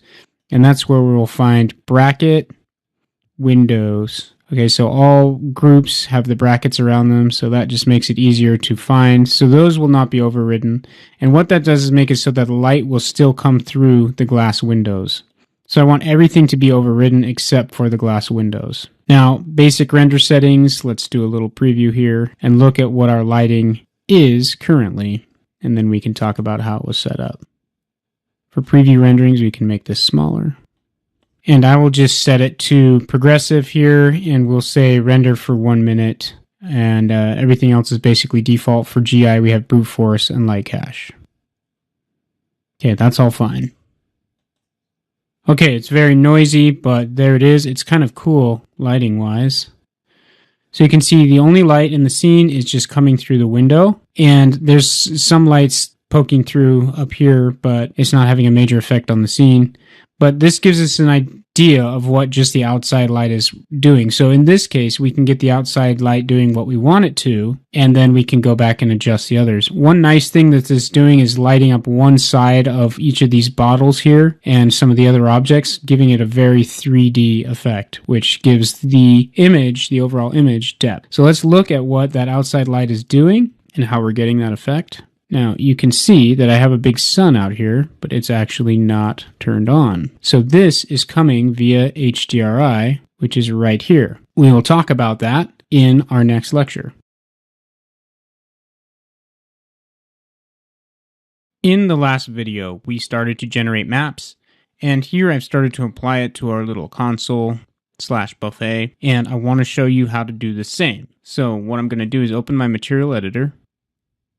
And you can see our existing material was here. Okay, so that's what we left off with. Now I'm making this material here and I'm going to replace it there. So let's just make this from scratch. Let me show you the result I'm going for first and then the result I've gotten so far.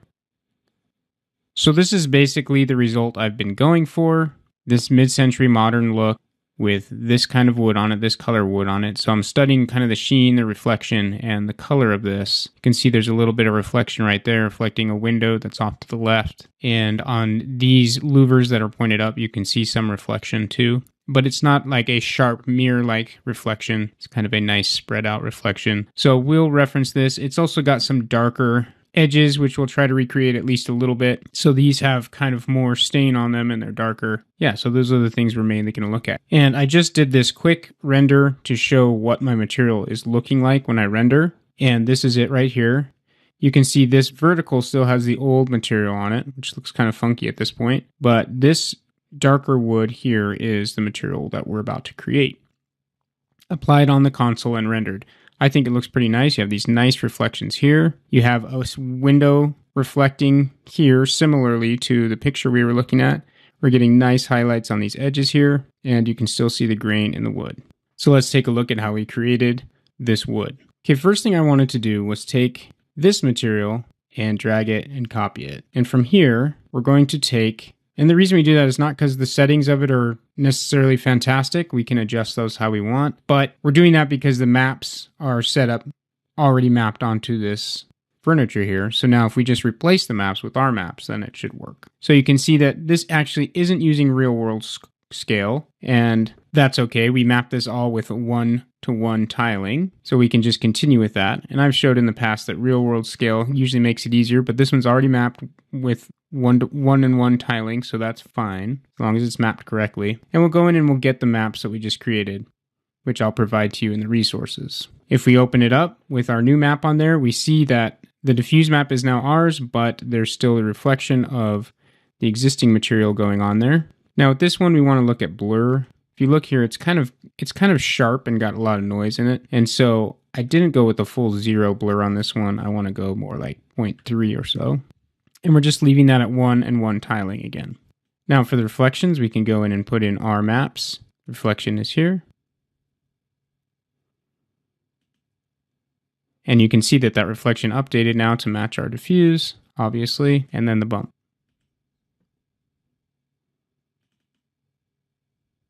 And you can see with the bump, we're getting a little too much noise going on in here. And so what I wanted to do with this one is maybe turn up the blurring a little bit, maybe even higher.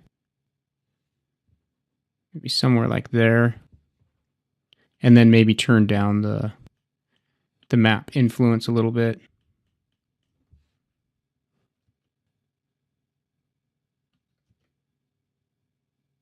Maybe something like that. And I'm going strictly off these previews. Now that looks a little rough for the finish that we want on the finished piece of wood. We're going to address that a little bit, get a little more gloss and sheen onto that, but we're going to put another layer of material to do that. One thing you want to do is make sure that we are on, in the BRDF settings, we're on the microfacet GTR. Let's make sure our Fresnel is right. So this is overridden. Well, Fresnel is on, but is unlocked so that we can adjust this how we want. 3.5 would give us a lot more gloss on that. On this underlying material, think of this as the wood before we put a glossy finish over it. Okay, so we're going to kind of put some lacquer on it or something afterwards to give it more of that polished look. So this will have a less defined reflection on it. We could even go a little more glossy on it. Right now it's set to glossiness of 0.6. We could go 0.5. Okay, and have the wood look sort of like that. I think that looks pretty good. So other than that, these settings are all pretty basic. There's nothing very special going on here. It's just using our maps. And you can see one nice thing about this is that the grain is reflecting a little differently depending on what the grain is doing. And that's because of that nice reflection map we made. And then there's a slight amount of bump in there. So it's very subtle, but it's the subtleties that will really help you. Okay, so now I've been talking about the sheen we're going to put on it. How are we going to do that? Well, we're going to take this, click on the V-Ray material, and then find V-Ray blend material here. And this enables us to layer textures on top of each other. We of course want to keep the old as a submaterial. Now we have the V-Ray blend. So now we can just add materials. And it's funny the way this is laid out because our base material is here and these are layers above it. You would think that the base material would be at the bottom and these layers would go up from there, but that's not really how this works. So this is actually the layer that's going on top of this base material. And what we can do here is go in and create just a very basic V-Ray material. And I want to make it basically black, I think. We might adjust that later. But then with the reflect, we want to put some of that reflective sheen into this wood. So it's sort of reflects with, let's look at our image again. I'll bring that up. Okay, if you look here, it's got this reflection on it that's kind of this warm reflection coming off of that wood. It makes it really shine with that kind of orangish color. Okay, so that's what we want to try and recreate in this reflection here. So let's get this orangey color, turn up the value so that it's reflecting a lot. Okay, let's show the display the background here so that we can see how it's reflecting. So now you can see that's got a lot of sheen to that wood and you're still seeing that kind of spread out reflection highlight below. We don't want this to be a perfect mirror. Let's put it at 8. Okay, that's the kind of thing we're getting. And I actually think I do want to add a little color to the diffuse. So let's take this same reflection color, but now turn it way down. So it's just kind of giving a hint of that. Let's saturate it even more. And again, I'm just going off of this thing here to see what that finished material is going to look like. So now that looks like smooth wood with a nice polished finish on it. By the way, I should mention that I did go back and adjust our diffuse map to be a little bit different color to match that reference image. So what we saw in the last video was a little darker and more brown. I lightened it up and made it a little reddish orange. Just using adjustments in Photoshop. So back to where we are. Okay, on this material here, we now have this nice sheen on here, and what I'm going to do is make it so that it has a less perfect finish on it because, well, let's say it has fingerprints or maybe scratches or something like that, or just dust on it. So we're going to make it so the reflection is not perfect. And we're going to do that by finding a tileable bitmap that is just a grunge map. So I've got one for you that I will allow you to download. Let's load it. Okay, if I view the image that I'm loading here, it's just this. It's not entirely black and white. It has a little bit of hue to it, but that's okay. It will be understood as black and white values, and it will add some glossiness. This doesn't really look like the finish of a wood, but it does break up our reflection just enough. Let's make sure that we set this to 1 and 1 as well. And you can see now the difference that makes. If we turn this off entirely and toggle it back on and off. So on looks like that, off looks like that. Okay, so that makes it look like a way more matte material because now the values of how glossy the reflection is being determined by this map, which is just a regular tileable glossy map from the internet. So what we want to do with that is basically turn down its influence. And this is basically like a percentage. So now 20% of the reflection glossiness is coming from this map, and the other 80% is coming from just our solid number up here. So when we turn down the influence of that map, we now have, and I want it to be a little tighter. So what we should do is set the number to 1. Okay, and then turn up our map up and down if we want to make it more or less glossy. So that adds variation so that it's not a clean reflection, and those kind of details add a lot to your scene. Because if you look at a reflection usually in the real world, there really isn't going to be such thing as a perfect mirror reflection basically ever. So keep that in mind. Now, a couple other things that I want to do here is add V-Ray dirt. So I talked about how it's a little darker in the edges. So what we can do is go in to the reflection here. We're going to make it so it reflects a little less as it gets into the edges. And then we'll go back into the diffuse of our underlying layer and make it so that it's a little darker in the edges. So for reflect here, let's just click on the map slot, go to V-Ray dirt. Click on it, hit OK. Now what this is going to do is make it so that, I actually like the way that looks. What this is going to do is make it so that where these edges meet in these little corners here, it can have a different color applied than out in the main field of the material.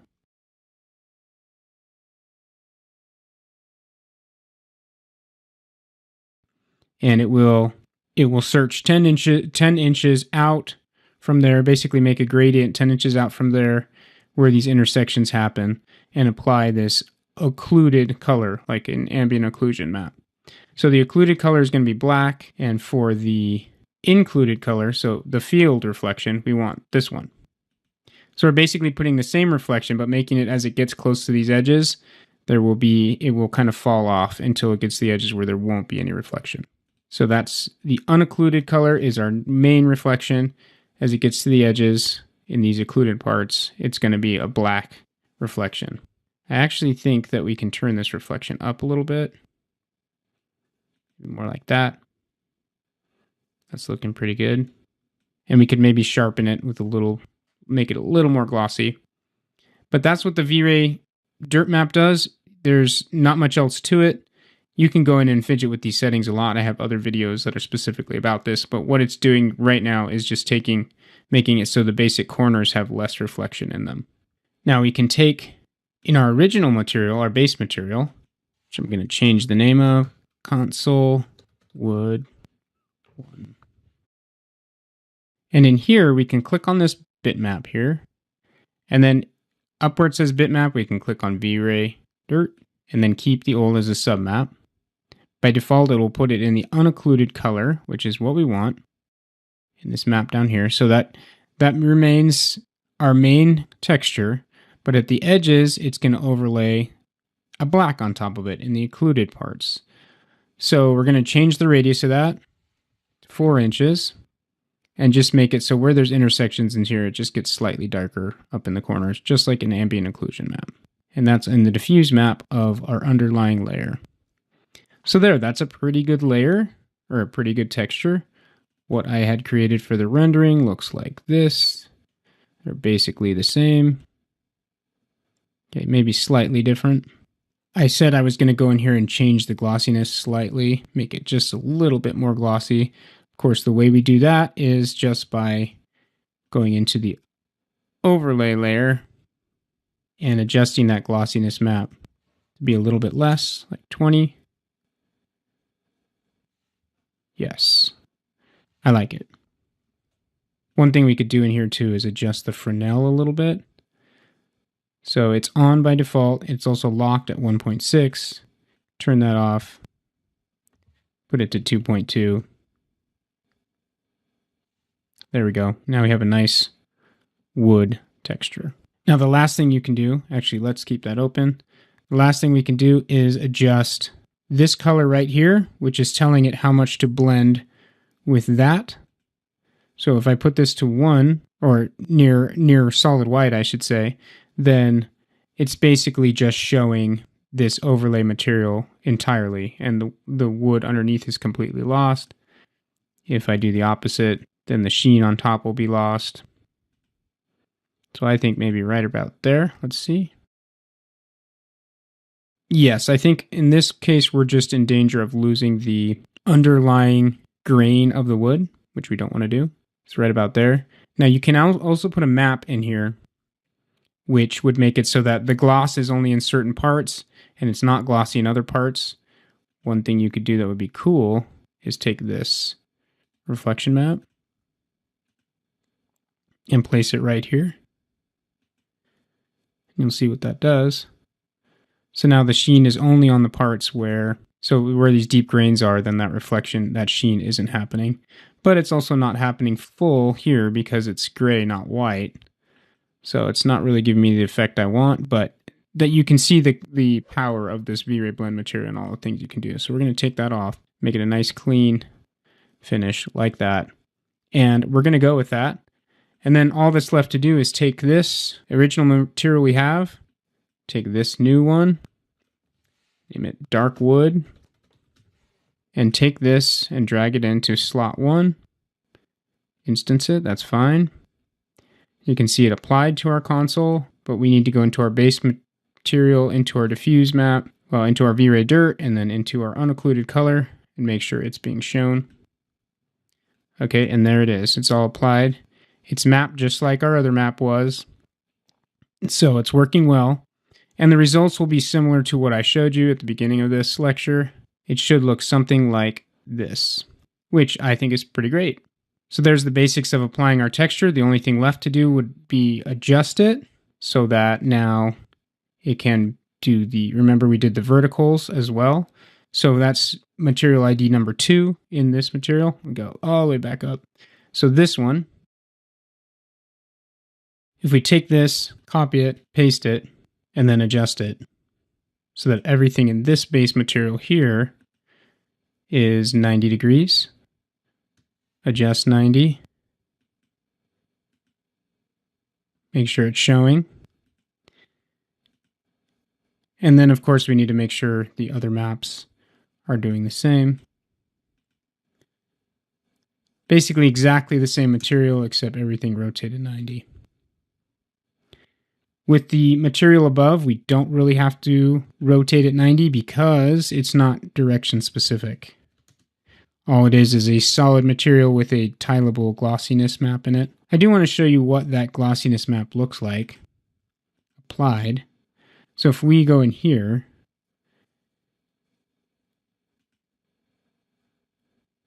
and go into our glossiness map, that's what the glossiness map looks like. So that's what it looks like mapped onto there. Let's go back to the wood though. And then the final thing I want to do is go into the slate editor, grab this material, and take a look at it in here. So it's this material here. You can see these two materials are the same, this one and this one, except for the rotated maps. Okay, so let's just examine one of them. You can see that it's just laying it out in nodes. The V-Ray blend node is here, and then it splits into the top material and the underlying material. The diffuse goes into a V-Ray dirt, and then just a regular map. The reflect goes to a regular map. The bump goes to a regular map, and so on. So when you break it down like that, it's not too complicated. That is the map of what the material should look like. And you can take this as far as you want to go. You can continue to add more layers of detail. You can add a glossiness reflection map that is very specific to what you want for both materials. You can continue to tweak settings, but really it's going to be all about having really good maps here. I think our settings are okay for this. Having really good maps and adding more maps and even painting custom maps for this material is what would really, really make it stand out. So that's the basics of how to lay out an advanced material A very nice wood material that I think looks great on our console or buffet in our dining room.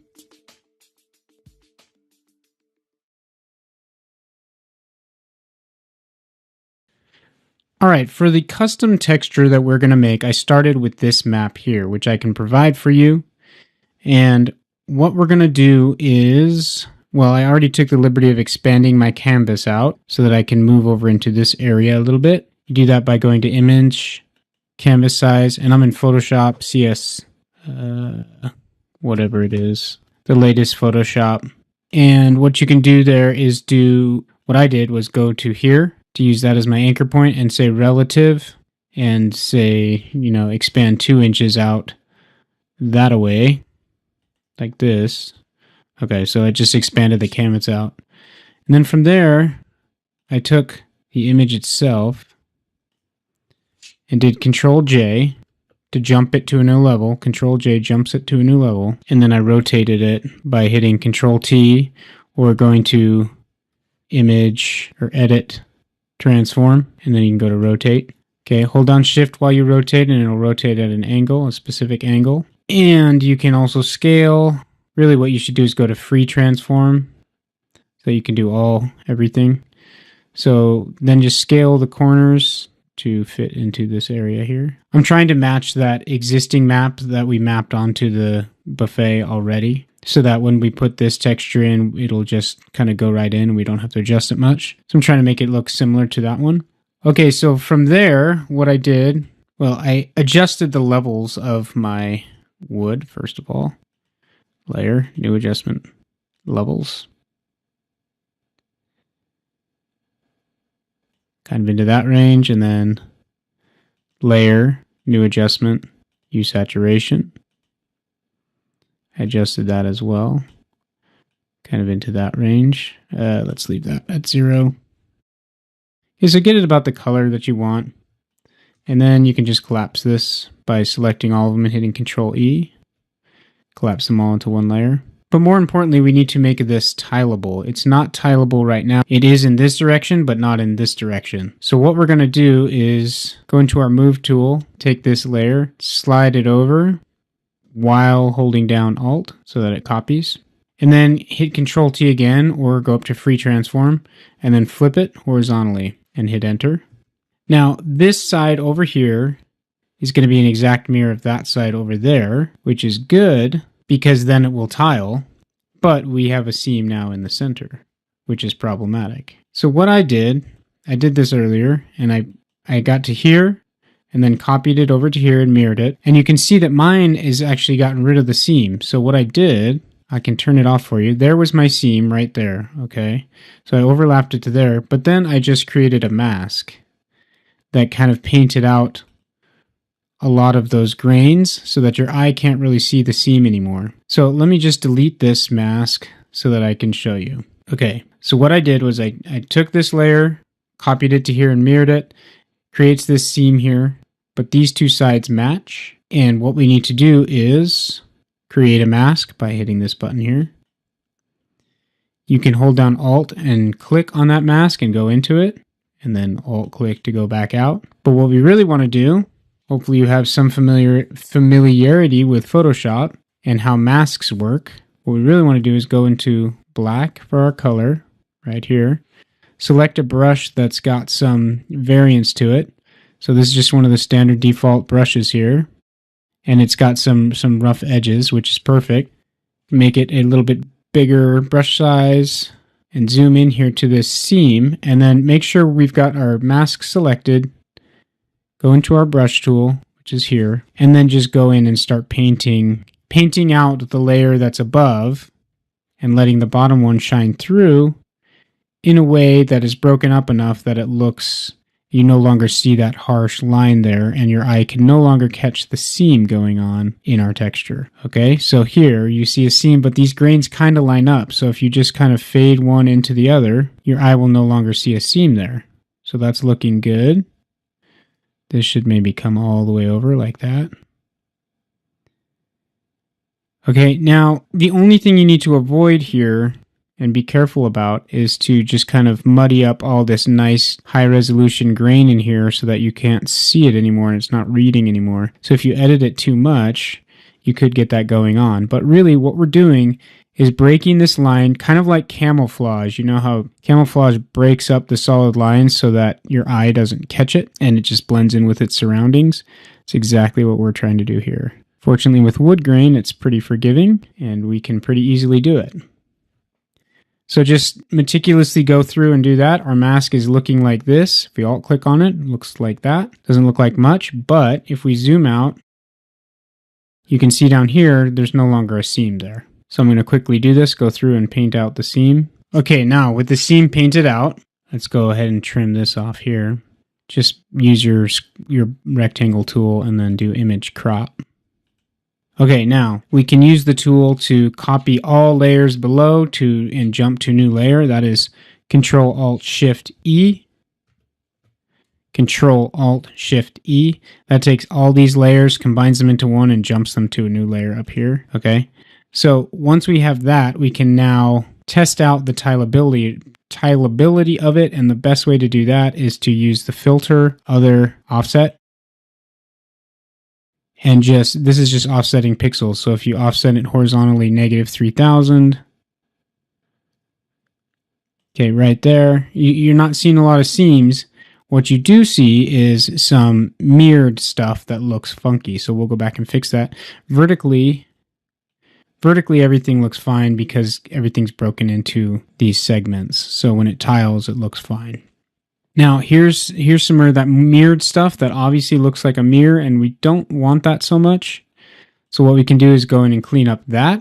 This area right here looks funky. Okay, so what most people would want to do here is use the clone tool and just start cloning different parts of the wood in order to get the look you want. The clone tool is right here, and what it does is you select one area and paint in another, and it's actually grabbing from that first area over here. The only problem with that is it will start to muddy up your nice grain texture like I was talking about, and I don't like that. So a cleaner way to do it is to just grab chunks of wood from other parts of your texture. Just select it with the rectangle tool and hit Control-J to jump it to a new level.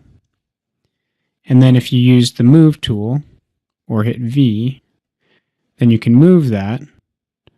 So what I would do is move that over, like right there, maybe even a little further. You can use the arrow keys to nudge it into place. Right there, you can line up those grains. So then again, just go in and paint out and try to make these grains kind of match up, these wood grains. Okay, I think that actually looks fine right there. Maybe a little more adjustment. Seems to be a line right there we don't want. Okay, now if you looked at that closely, it would probably look funky. But what it does is it breaks up that weird mirror material there. And maybe now we're getting too repetitive of this over here, but you get the idea. We can go through like this right here and this right here really stand out as obvious mirrored objects. And they should be pretty easy to fix using the same techniques. Make sure to go back to the full layer here. And let's grab a chunk of wood like right there. Something that doesn't have a distinctive mark on it. And we can just again, jump it to a new layer and then cover up some of this over here and create a mask for it and then just kind of paint out some of the parts we don't want. Try to avoid those really distinctive marks just repeating themselves in an obvious mirror-like fashion. Okay, something like that. All right, so you could go through and keep cleaning this up. I think these two planks look really bad right here, so we don't want that. In fact, might be better to just take a whole nother plank and put it over that one. Maybe this one. And I say planks, they're not really planks, but jump that whole thing to a new layer, bring it up here. And these two are obvious repeats of each other, so let's replace one of them. And maybe just nudge it into place and Control-T again and flip it. Okay, now that's a unique board there. I think overall, this board you're not really seeing a lot of those weird textures anymore. You could go through and continue to clean it up a little bit. So I will do that, but that's the basic way to get the diffuse map tileable and a good start and a good base for what we need for the rest of our maps.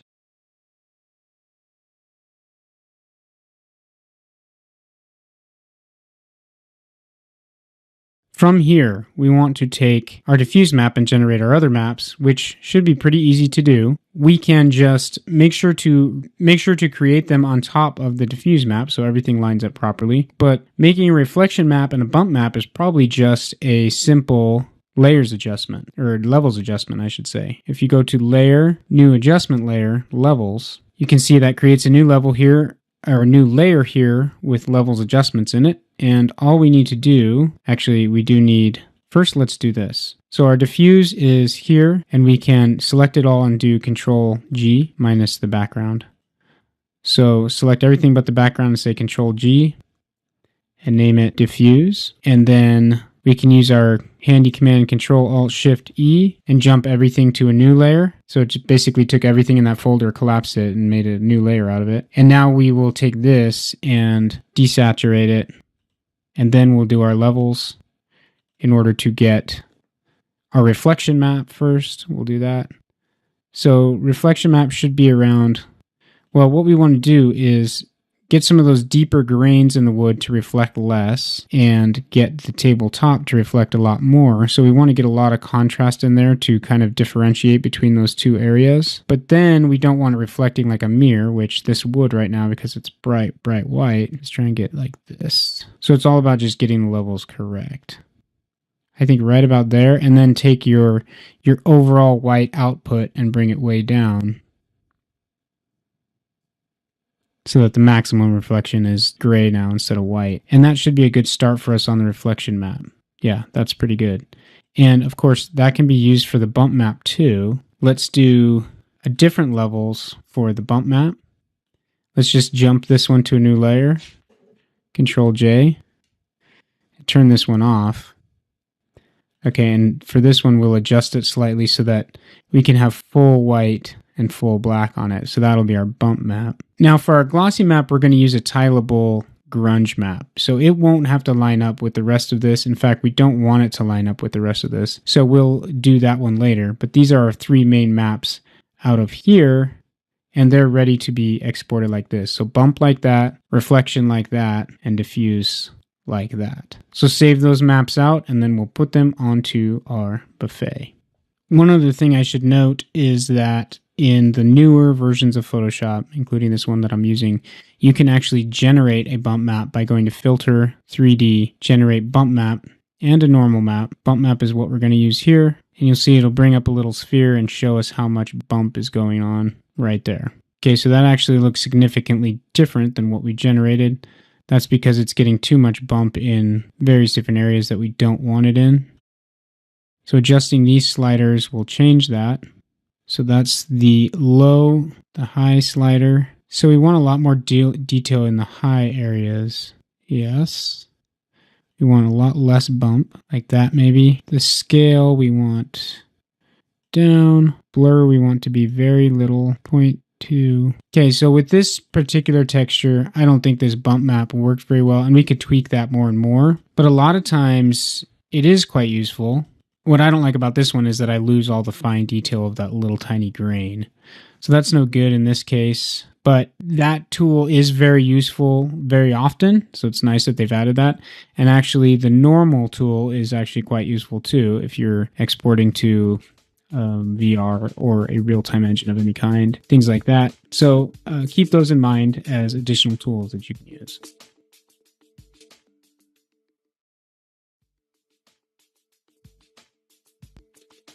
Okay, let's talk about materials now. These are going to be an important part of our scene, and so it's important that we get them right and that we get enough detail in there to add to the realism that we want.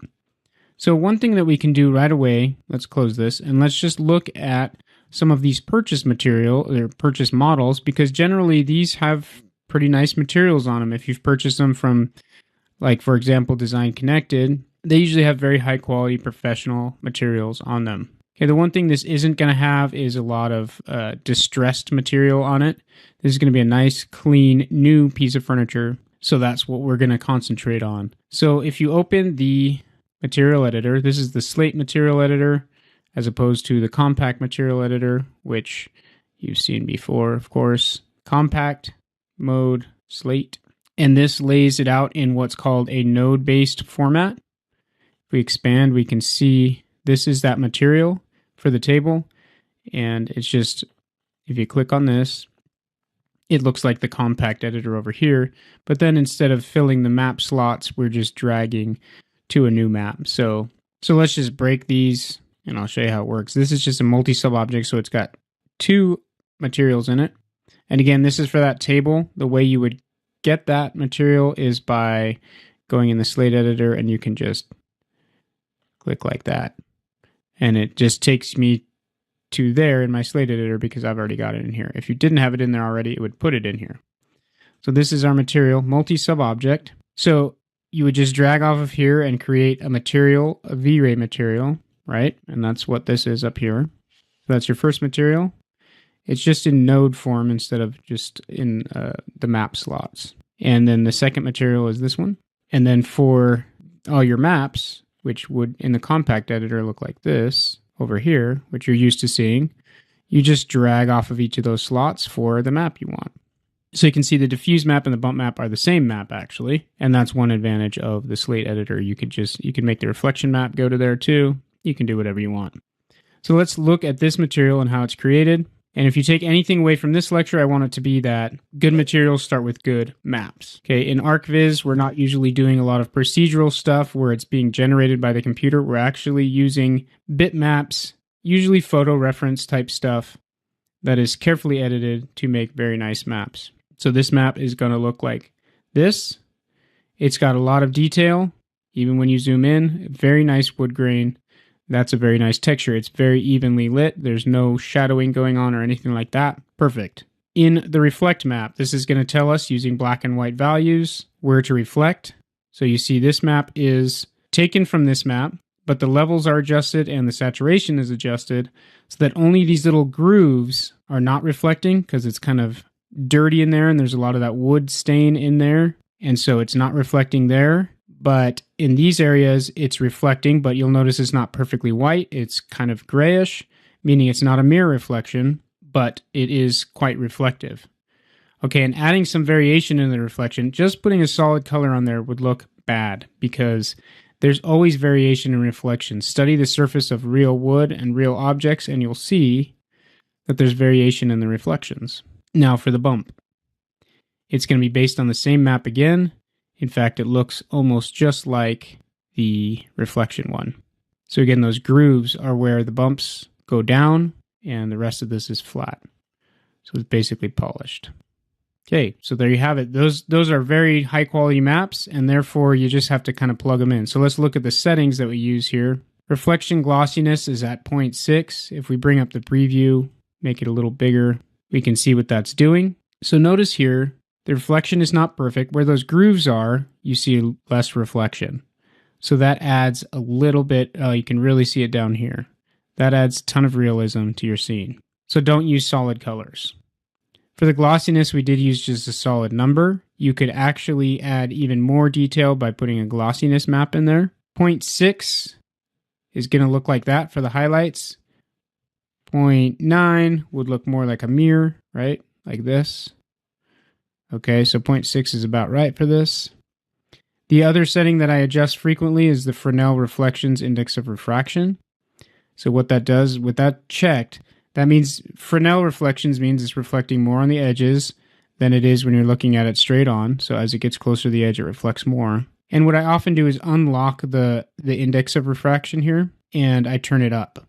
So 1.6 is the default, and you'll see that the overall reflection of the object goes down. If I put it to 5, the overall reflection goes up. So 2 is about right for this object. If you turn it off altogether, then it's going to reflect evenly across the sphere, and it will generally be a lot more reflective and fake looking. So we want it like that. So only when you're looking at it at the very edge does it reflect like that. But if you turn this up, it reflects more in this area as well. This is in the newer versions of V-Ray. There's the microfacet GTR, which I'm not sure if that's default or not, but these are different shading models. Microfacet GTR is the most accurate kind. If I put it on Phong, you'll see that it looks a little bit different, and Blinn will look even different again. I would start with microfacet GTR because it gives you these really nice highlights that kind of fade out. So there's kind of a solid specular highlight there, and then there's this gradient specular highlight emanating out from it. You can also adjust this highlight here like so. So that makes the highlight come in tighter. That makes it go out loose. So that's almost like the glossiness, right? Okay, so you can adjust those things as well. The only other thing to look at here is the maps. One thing that I often change is the blur. With a nice grain like that, you might even be able to put this to a 0 of blur so that it's just really crisp when it renders. This one was not put to that, but I think it can be if you have a really high quality bitmap. On bump, you'll notice the blur is turned down to 0.3. If I put it to 0 or 0.01, it'll start to look a little bit kind of like it's got artifacts going on maybe. If I put it to 1, it's harder to notice here, but on certain bitmaps, that will just kind of spread out the bitmap and make it look totally fake. Like on a wood floor, if you want a crisp bump line for where each joint is, blurring it makes that line a lot less crisp and makes it too wide. So you want to be careful with the blurring on bump maps. But when you turn down the blur, as an example, let's put it at 1 and then turn up our map to 30, which is default. Okay, there you see that blurring and the bump at the default level. It just looks wrong. It looks kind of lumpy and these grains become too thick or too wide. You want something more crisp. But if you put the blur down, all the way down, and leave it at 30, now it looks really noisy and also bad. So as you turn down the blur on your bump map, you'll also want to turn down its impact. So 5 looks about right, actually. Almost perfect. I like the way that looks. So it's much more subtle now, and it looks the way that it should. So careful with the influence that the bump map is going to have, and also with the blur. And I rely heavily on these swatches to get the right levels for those on my materials. That's one of the purchase materials. So that's very nice. And again, it starts with high quality maps. So in the next video, let's work on making our own material for that buffet that we have over there. And let's make our own maps for it and make sure they're high quality like this so we can develop our own custom textures.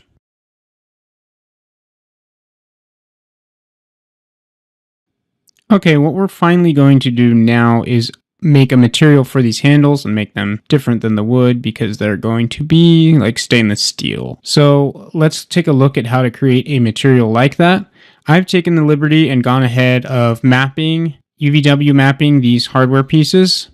And also in the material, I set up a third material in our multi-sub object, which is here.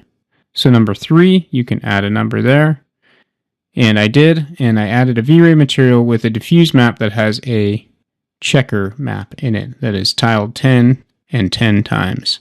Okay, so I mapped it on there until the checkers look basically square, using cylindrical maps and then collapsing it down into edit poly again, like we did with the overall buffet furniture. So once that's mapped and once our material IDs are set up properly, these are set now to material ID number 3, each handle.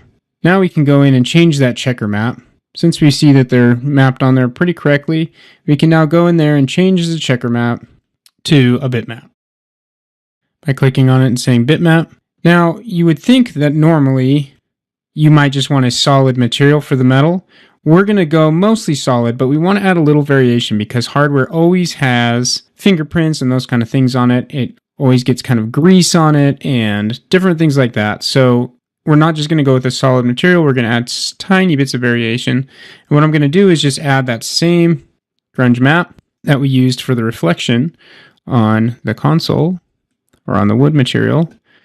And I'm going to apply that as a diffuse map here. Set it to blur 0. Take off real world scale. Let's make sure it shows. Okay, there it is. It's now mapping onto our metal handles. Okay, great. Now, what I'm going to do is, that's not what I don't want my metal to look that rustic. So what I'm going to do is set my color to what I would want my stainless steel metal handles to be, somewhere around there, because metal gets a lot of its color from its reflection actually. So you can put it to a kind of a dark diffuse. And then we'll still leave that map on there, but we'll just turn down its influence quite a bit, like maybe 10%.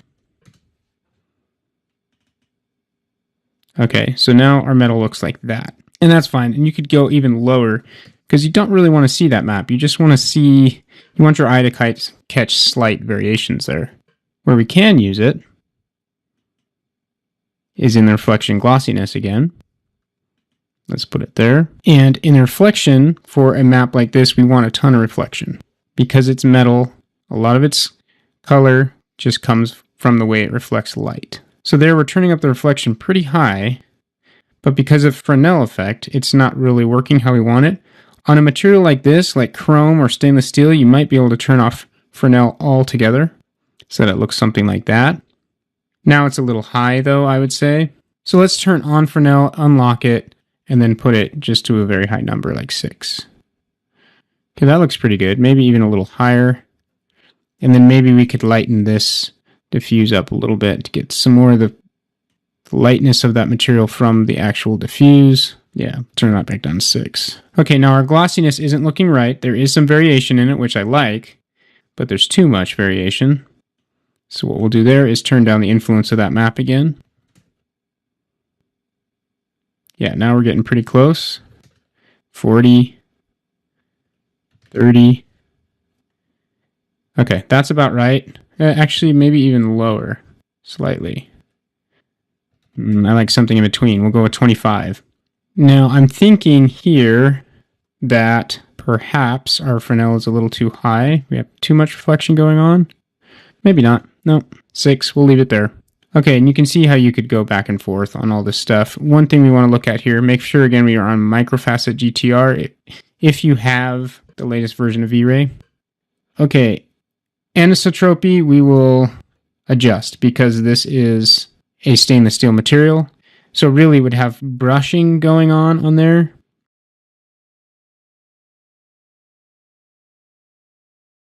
And that would cause the reflection to become kind of linear like that, to make it look more like a stainless steel so that the reflection spreads out in a linear fashion. And you can, of course, rotate that. Something like that. I think that's actually a really good material there. One other thing that I'd like to do here is add a little more darkness where, like, for example, where this piece hits that piece. So again, we can go with the V-Ray dirt material. Probably not absolutely necessary here because it's going to be so small, so minute. But we will apply it once again, and I'm going to do it in the reflection channel, V-Ray dirt. We'll make it so that our normal color, which we already chose, is copied into our unoccluded. So everywhere where there's not an intersection, it will reflect like that. Everywhere where there is an intersection, it will reflect black, so it'll basically just show the diffuse color coming through. And we want, because this is such a small area, let's put it at like 2 inches, more like that. Now, that was a little too simple. I mean, that would work as our metal, no doubt. Let's do a few other things to try and make it a little more complicated, a little more complex, to add more detail to it, just for the sake of learning. So let's go into the bump map here, and we'll put a noise map in here. We'll do some procedural stuff. Okay, the noise by default was going to look like that, which is 100% wrong. If we go to show end result and click it off, we'll see that now we're just looking at the map and it looks like this, which is totally wrong. So we can, of course, adjust the output here to make it have more contrast. Add points. Add a point there and there. Then just drag till we get a lot more contrast. This is just like putting a curves on in Photoshop. Okay, so we're pushing the whites more white and the blacks more black. Somewhere around there. We need to change the size quite a bit because it was huge. Usually around 0.25 is about what I do here, I think. 0.3. Turn the blur down. If you right click on that, it sets it to 0 essentially. Right click right there. Or type it in 0. It'll only let you go to 0.01. That's the lowest it'll go. Okay, and then here is where we can change the tiling. So if you change the tiling to 0.1, that's not the one we want. 0.1. Okay, you see that starts stretching. 0.001. Now we've got kind of a brushed material going on, right? There's our brushes. In the X, let's do it like 3 times, 4 times. Okay, now we just have straight vertical lines going on, which can act as a brushed metal texture. Okay, now when we show it on our handle, it's going kind of, I think, the wrong direction. I mean, there's no wrong or right here. Could do it like that, and then I think we'll want to tile it even more.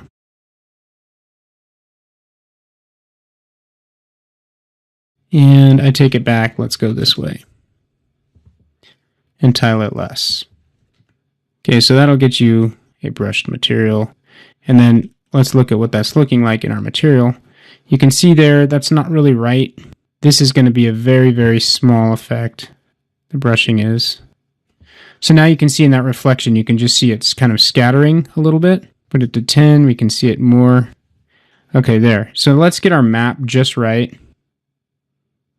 Let's do the show end result and get in here and adjust this thing until it's right. 30, you go. I think what we need to do is just go way smaller on our size. Okay, the settings I ended up with are working okay. I've got it size 0.01, tiling 20, and this is at 0.001 or 0.01. Okay, it's having a hard time displaying here because it's so tiny.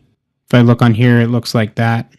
Okay, so that gives you a little bit of a brush look. I would say we want to make that very, very subtle. And I would also say that perhaps using the noise isn't the best. If we could find a nice bitmap with scratch metal, you could load it on there and make it even nicer. But I think for now, that handle's going to work very well for us. And it's not as simple always as just, especially if you're going to see this very big in your scene, you could really get some nice diffuse maps and things like that, nice grunge maps to put on here so that the metal is not just a solid reflection, because that really isn't right. The metal's not going to be perfectly polished all the time because people grab it there. Okay, so I'm going to leave that as our material. And again, we just have it as a multi-subobject material. That's our third ID, ID number 3 right there. So in my model, I changed all the handle elements to be ID number 3. And then that material just works. Our overall material is looking like this right now, which is great. Okay, I'm doing a quick render here of this metal, and that's what it's looking like. I think it looks very nice. And like I said, this is very small, but I showed you how to make a nice material that'll hold up under any circumstance. In this one, you hardly see it, so it could have been very basic and still work, but it's nice to know that if we made this bigger, put it closer up to the camera, it would still look good. But there it is. Our furniture is coming together very nicely.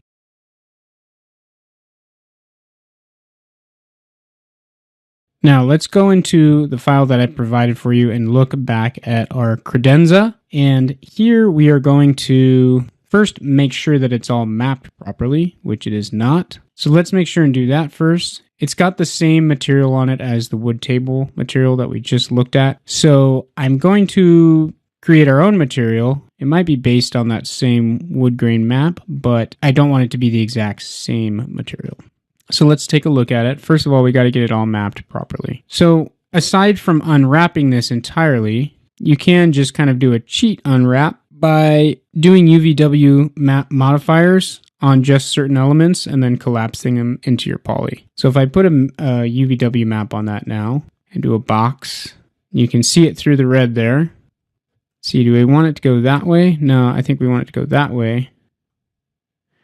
Make sure it fits onto there, like that. So align it on the Z-axis and fit it, and you can see my gizmo right there. Okay, so that's how it's mapping onto there. If I rotated this gizmo, it would look like that, which would actually be kind of cool. If I had those doors like that. Tempting. And then make the other one the opposite way. Let's do that just for fun. Convert to edit poly, and that is now burned into there. Now if I select just this other door, do the same thing again, but reverse it. Go into the sub-object mode, gizmo. Make sure it's selected, rotate it 45. And then while you're selected in sub-object mode, convert to edit poly again. Cool. Okay, these can all be mapped together probably. Just put a box modifier on that. Now you could go in and turning off real world there, making it just fit to those three. You could go in and unwrap all of this. That'd be considerably harder and a lot more work than what we're doing right here. As long as the box map can work. On an organic piece of furniture, this wouldn't work. You'd have to still go in and unwrap. But with this boxy shaped buffet, we can do it. So let's select this element. This one might be kind of hard. Let's see what we get with just a box modifier. No real world. So there on those edges here, it's not working. Everywhere else, no, I want the grain going the other way, like that. Let's fit it to the object. So that gizmo hugs right there to the corners. Okay, so I think that's right. We're going to need to work on these inside faces. So let's convert to edit poly again. Burn that UV mapping in. And then let's select these faces.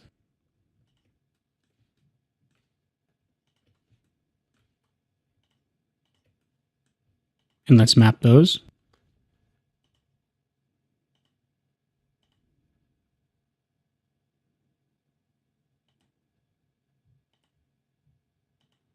Okay, we're looking pretty good there. There's definitely some incorrect mapping going on here with this object. That should be an easy box map.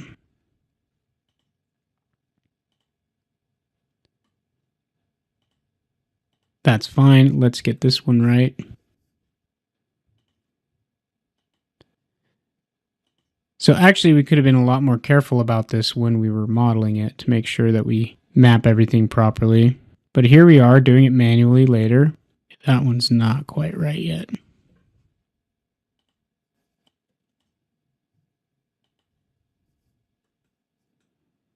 Let's look at the gizmo here. That'll give us a clue. No. Yes. That little orange gizmo in there. And then we need to turn off real world. That's what it is. And actually, we need to change the tiling on that one too. So let's set that to 0.25, something like that. Let's leave it like that for now. Okay, now, obviously, we have to work on these materials, but our mapping is basically right now. Looks like our back is wrong, and I think the bottom is wrong too, but I won't make you suffer through any more of this. We'll just get that mapping right. Okay, the problem I was having on that bottom there was actually caused by it being a different material ID, but that's okay. We got it all figured out. So here's our credenza all mapped out, except for the bottom legs. So let's do that real quick. This should be a simple box map down here, at least for these 4 elements. Let's make sure the same texture is applied. Find it in our slate editor. And apply it. Assign material to selection. Make sure we're on ID 1, like so, and then apply a box map.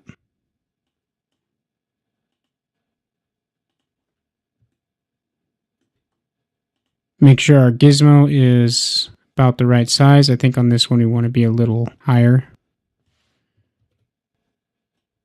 Now you see on the end it's not right, so we don't have our alignment right.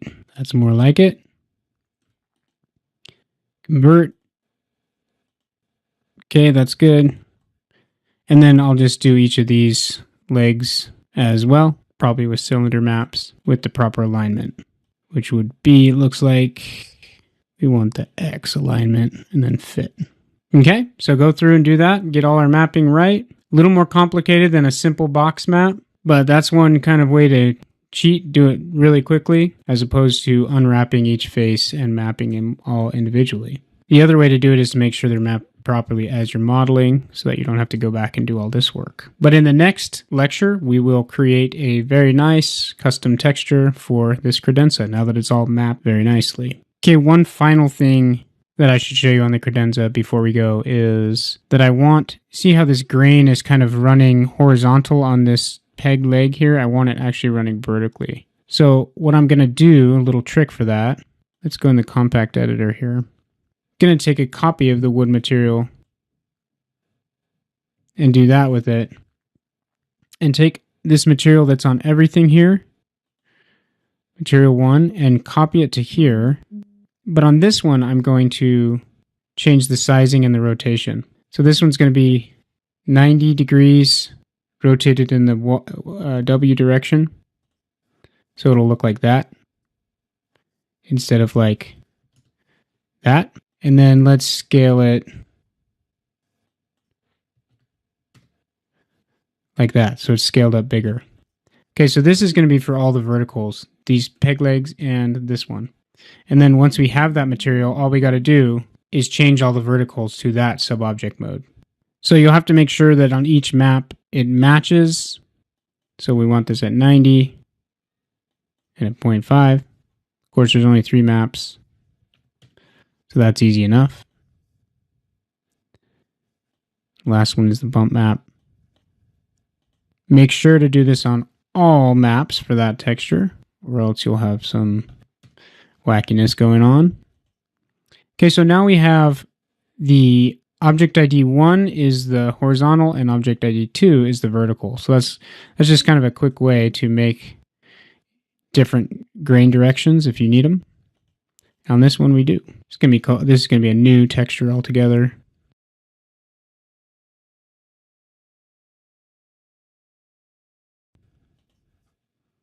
Okay, there we go. Once we get all the maps rotated, we can make sure the right material is applied and then make these ones material element number 2.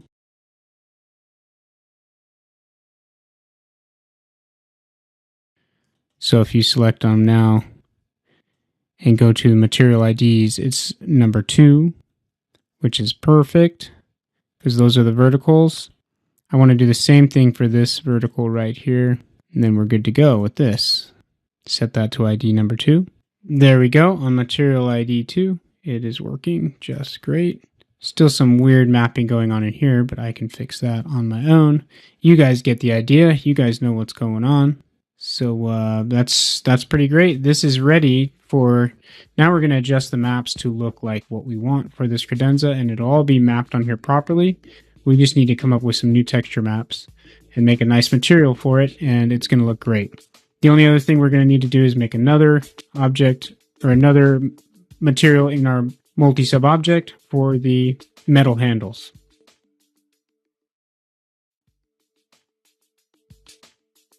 All right, we were in the middle of putting on some doors. Let's do that. That should be pretty easy. Let's look at our picture real quick. Okay, so we just have doors going each direction. Simple piece of hardware. And then we just really need to do the legs, and we're there. It's a pretty simple piece of furniture to get started on, really. No organic shapes. Everything is hard lines. But it's a great way to explore all the different poly tools. And I'm using spline tools to start my creations as well. So this is just a rectangle, and turn off the enable rendering in viewport and in renderer so that it's just a spline. And then there's a couple different things you can do here. You can extrude it, or you can put a normal modifier on it. Of course, you may not have this tool panel, but those are all found in the modify panel. Let's go in here and put a normal. Okay, we don't want to flip the normal. We want it to stay that side, but that just turns it into a shape. You could actually just right-click on a rectangle and convert to edit poly as well. But then once it's just a face sitting there in space, we can put a shell on it, and there's our door, right? We also could have just extruded the rectangle to make a door, but either way, let's just use that because it looks great. Now, it needs to fit into this groove that we made here, and I'm now looking at that thinking the groove is not thick enough. So what we can do with that is, of course, just scale it. You could go into the vertice sub-object mode here and select the vertices you want and kind of stretch them over. I'm just going to scale it in sub-object mode in the x-axis only, like that. And then move it over into place. Make sure that door is thick enough. That looks thick enough. Okay, so let's turn this door into an edit poly. Now we can just kind of make it the exact size we need. and just put it into there. It can be a little bit smaller maybe, like so that it doesn't fit absolutely tight into that groove, because that wouldn't be right. Move it in the y-axis down, make sure it's just sitting right in there. Perfect. And we can again put those micro chamfers on the edge. Let's do that just for consistency. Again, we went to the face, selected the face, and then control to the edges to select all the edges that were connected to that face. Okay, just the slightest of chamfers. And then we will hold down shift while we copy this guy to there, and it should be an instance. Actually, you know what? It's probably not an instance. Well, maybe it is. I'm trying to figure out how it would work here in the center. You're not going to have a gap there. So this would be a little longer than to the halfway mark. And since these are an instance, these are instances, that one now just got longer over there. So if we just move that down like so, now we have some overlap there right in the center, which I think is exactly how it would work. There you go. We've got it sitting in a track. If anything, you could make that a little thicker, this whole track a little thicker, and the doors a little thicker. But I think it's okay for now. We'll have to see when we render, I guess. Now, the hardware is luckily super simple. You'll find that modern furniture is oftentimes much easier to model than traditional furniture because there's not a bunch of curves and things like that on it. Let's check this line right here to make sure that's right. Yep, that's right. The drawer goes right up to it. Okay, so the hardware can be very simple. We could just probably make that with splines. Let's take one of these doors to be right about there. And we'll just make a spline coming out like that. Let's look at it from the other view. Well, let's leave it down here so we can see it. And just go to the modify of that spline and enable it in renderer. Radial, of course. Make it small. Something like that. And then we can convert that to edit poly and take that as an element, subobject. Copy it up. And then let's move it out here, holding down shift to create a new element, rotating it 90. And now take it, move those vertices up, move those vertices down. And this handle is actually bigger in radius than these little stems that hold it on. So again, in just the XY axis, we will scale like that. Make sure and scale in sub-object mode. Wouldn't work otherwise. Again, move that into place so that they're definitely overlapping. We've got a nice little overlap there. Now in these ones, there's definitely a beveled edge. So we can do that by just selecting the face, holding control. Actually, when you take a spline to create your polygons, it will get these faces down here that you don't want. So actually, it would have been better to do it as a circle extruded because that makes a cleaner end cap. I just went in there and selected those edges and hit remove, but that may or may not be clean when we try to do our bevel. I'll show you what I mean. Actually, so this time let's do, instead of bevel, instead of chamfer, we are going to use bevel. So let's just up and in for our bevel. Okay, and that should have happened on the bottom face as well. So that's perfect. So we could have selected all those edges and did a chamfer, but instead we just selected the face and did a bevel. It's nice and clean. Perfect. Now we move this handle into place, and we can see that it's already too small because I am not looking at reference dimensions. I'm just kind of eyeballing things, and that makes it too small. It's actually a pretty hefty little piece of hardware there. So let's actually just scale the whole thing up in sub-object mode. Make sure we're scaling in all directions here. It's actually more like that, isn't it? And then actually, let's see. Let's make sure the radius is right, and then we can stretch the height of the whole thing. Like that.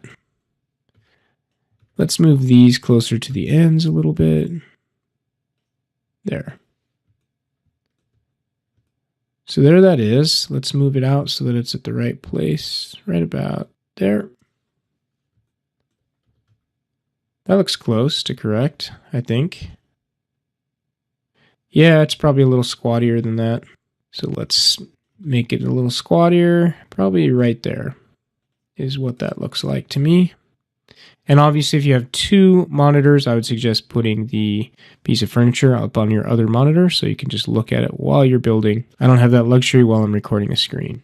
Okay, actually, no, we don't want to copy that in sub-object mode. We want to copy it just as an object. Yes, just like this, and make it an instance. Put it over here, move it into place like that. Okay, if anything, those could afford to be a little beefier, but for now, we're going to accept that. And yay, we've got the same hardware on the drawers as well, so that becomes very easy for us, doesn't it? Small victories, especially when you're on deadline and under budget, or under the pressure of a budget, I should say. Little things like that are great. Building furniture can be one of the most time-consuming things that you do. It's also one of the most fun, but it can kill a budget real quick if you're doing a bunch of custom furniture. Okay, we've got all this. Let's cut to the legs. Okay, on the legs, these are going to be really simple. It's actually just a kind of a cylindrical leg at an angle and then just boards attaching it. So that's very easy. Let's create one and then instance it around. It'll be a circle about that size, not enabled for rendering. Get it up here. We'll just do a basic extrude on it in the negative direction. Convert it to edit poly. Our old friend poly. Okay, move the vertices up to the floor height. And then we're going to take those same vertices and scale them down in the X and Y direction. Like that. Make sure that looks right. That's a little too tapered. Something like that. Okay, and there's other ways to do this. You can make a cylinder and put a taper modifier on it. You could do that kind of stuff. That seems way more tedious to me. That's why I love these poly tools, because it just makes things quick and easy. This definitely has a chamfer on it, and we'll actually make it probably multiple chamfers to make it a little bit kind of rounded like that. So just turn up the chamfer edges to 3. Check mark. There we go. I think that's about right for that thing. Now, it just has a rotation on it. Fortunately, our pivot is in the exact right spot to rotate it like this, right?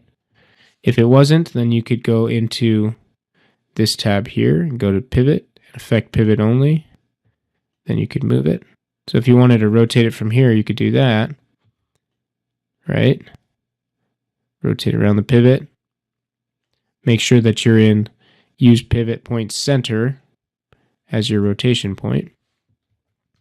But we actually want the pivot there, and we can rotate like that, and we can rotate like that. So it rotates in 2 directions, like so. The only problem is that now it doesn't quite intersect at the top. So let's look at how this works here. Yeah, I've got too much tapering going on, and it's just kind of flat on the bottom. It's not actually a rotated thing. So let's undo that. This thing is looking too thick, first of all. It's much more slim. And I think it's got more of a shoulder on it. Let's do one line here like this. Scale that one out. I think it's more shaped like that. And then you can either, let's see, you can do a big chamfer on this to smooth it out. Like that. That's good. You could also do a turbo smooth on this to make it really, really smooth. Turbo smooth. But then you'd have to address the edges up at the top, which would be the easiest way to do that would be to just remove that face up there. Then the turbo smooth won't try to round that corner, and it'll just stay flat like that. Okay, now you've got a really high poly object, and it's going to look really smooth. And it's going to be hard to work with because it's got so many faces. So let's actually take that off. And I think what we could do here, how about we look at a FFD modifier for this? That'd be a pretty good modifier to use. Instead of rotating it, it actually kind of like slides to the side. So what we can do is an FFD modifier, 4x4x4 is fine. And what this does is transform things without using transform. So we go to the control points, and you can take those control points and kind of slide this thing over. So let's do that for each part of this. Make sure it's kind of a straight line coming down. Now from the other side, we will do the same thing. Make sure it's going out about the same amount. You can see how that does a nice little kind of soft transform on our object. This wants to be straight. So watch your control points and make sure they're coming down straight. I've got kind of a little shift in there, which I don't want. It's about right. And that's about right. Okay, you can convert that to edit poly now, or you can leave it there so you can come back to it later. I'll just convert it. Does that look right? It looks close. Maybe it looks a little scrawny for this big thing that it's holding up. Maybe because I changed the proportions of the furniture, I should have made this leg a little bigger too. Or maybe we need to put a center leg in there, but that doesn't really fit the style. Okay, so what I can do is just kind of scale it up in just the X and Y like that. And that definitely looks better. Okay. We will accept that. Some little weirdness going on here. I don't really like the shape. I would go back and remake it if this was for a final project, but you guys have seen the tools, so we're going to move on. And I think it'll still look really good in the render. It's more about demonstrating than making a perfect project here. Okay, now I'm just instancing them around, mirroring them. No clone for the mirror because I've already got the clones. Let's make sure we get this distance right here by looking at the image. Yeah, it's pretty far off the edge. One thing I have that's not going well for me is that these legs are long in proportion to the overall height of the piece of furniture. So I should have actually exaggerated these legs up, but because of the shape of my buffet, it doesn't really look the same. I could adjust that by shifting all this up, but I'm not going to do that because it's not essential to the course. If we start rendering and I'm looking at it thinking that looks really weird, then it is essential to the course and we'll go back and fix it. But when you're eyeballing furniture, this is kind of the problems that you run into. It's making sure those proportions get just right. And I'm also adjusting the piece of furniture to fit my room, which means I have to kind of eyeball the proportions and see if they look right or not. Okay. Just building these last little pieces here. We'll finish this up by just doing some rectangles and extruding. Make that into an edit poly. Need one back here too. Actually, that should be an instance, of course. Okay, I'm going to finish this up, and in the next video, we'll move on to the next thing.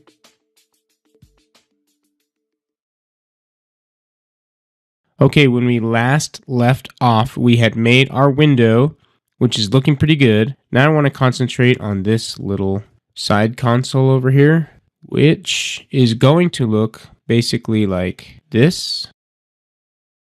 Okay, here we go. This is West Elm. There we go. There's our console. So I've adjusted the size of it to be a little higher so it's not such a low slung piece of furniture because it's meant to be a media console, but we're using it kind of as a buffet, but it's going to be the exact same style. So I'm going to use that as my reference, and I've just made the size whatever I want. Okay, so you can see we're going to have drawers here, we're going to have sliding doors over here, and then just these simple legs, and then we're going to have to map it nicely for the wood. Now I think what I'm going to do is just start from scratch on this and use this as the basic shape, and just show some of the modeling techniques that I would use here. If you want to know more about building furniture, and especially like organic furniture and just high poly furniture, I have a class all about that. And really it deserves its own class because it's a lot of information.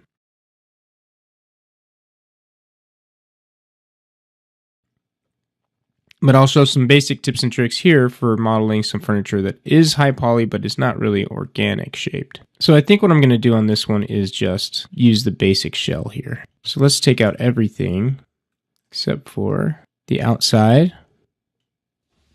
Let's just delete that. And we'll select the border here and just come back kind of like that. And then we can cap that off back there. Okay, so there's the basic shell of our furniture. This is basically just a box with the front chamfered and then beveled in for that look that we want for the mid-century modern piece of furniture. Now, if you look at the image, which we will do, it's got these kind of rounded pieces. Well, just this one rounded piece that comes down right in the center here as a divider. That we will just create as a separate object. And you can see I split it into 3 parts, so I have kind of my measurements here. This can just be a renderable spline, but let's make it render with a lot of sides just to make sure that there's no faceting in that thing. And then we can turn it right into an edit poly or leave it however we want. And then we can just crash it in up here. Go to about right there and about right there. Okay, and then just put it into place in the top view. Make sure we're only moving in the X direction. Should be right about there. That should work just fine. Let's make sure. Yeah, I should have left it as a spline so I could adjust the diameter and make sure that's right.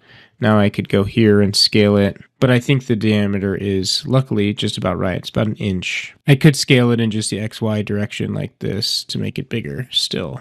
Maybe we'll leave it like that to accentuate it a little bit. That looks good. Now we need to think about how this thing would be built in actuality. So let's say there's a divider here that comes back to the back, and that doesn't need to be editable. We can just go to the spline subobject mode here and maybe offset it. Go to outline, make sure we're on center, and we'll outline it from the center like that just to make a little rectangle that can be extruded. Make sure that's up in the right place, right about there, and then extrude it. Now you can be a lot cleaner about where everything lines up and snaps to each other, but in this case we don't really need to. Let's make a drawer to sit in there and make sure to leave a little gap here. You don't want to snap there because you want to see a little gap. That's how it would be built, with the nice tight gap right there. Make those corners and just kind of eyeball it to right about there. Let's make that gap a little bigger so we can definitely see it when we render on all sides. And it's going to be about that size right there. And then we can just extrude, of course.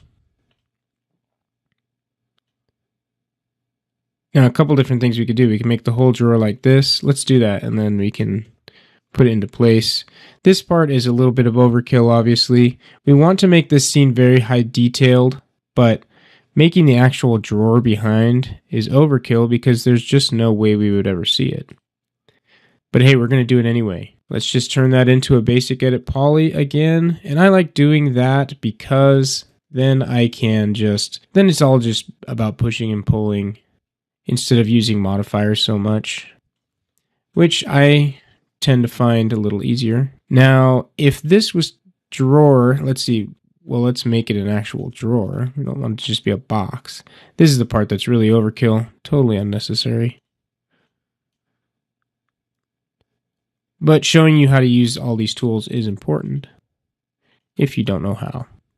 And again, poly modeling is something that definitely requires its own course, and I have courses that go over it in depth. Here I'm just giving you tips and tricks on how to do some basic furniture. So that drawer looks pretty good. You could put a slight micro chamfer on it by selecting the face, holding down Control, going to edge mode, and that will select all the edges around that face.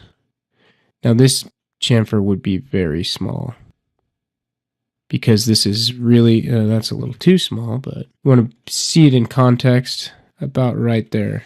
Okay, this is modern furniture. It's got kind of crisp, sharp edges, so that looks great. And now, because this is just an edit poly, we can just simply copy it down as an element or as its own object and make the rest of the drawers, right? Make sure that gap is there. Now the bottom two, we will split the difference between this space here. And it's a little taller than the actual piece. So these drawers will be pretty big, probably right about there and right about there. So that's pretty good eyeballing. That'll work just fine for us. Okay, there is the front of the drawers. Okay, now these track doors over here, these sliding doors, let's make a little track for them, right? Let's go to our side view here. And let's just make a rectangle about like that. And then convert it to an edit spline. Go into vertice mode. I always like to make these all into corners. Like so. And then get this in the right place. And we can just make that a renderable spline. And go to rectangle, not radial, obviously. Let's slide it into place. It's obviously way too big right now. So let's just start adjusting till that track looks about right. Let's get that down to the right size. Continue to adjust, continue to adjust. Okay, that's not in the right place actually. So let's go back to our right view. Make sure our rectangle's in the right location.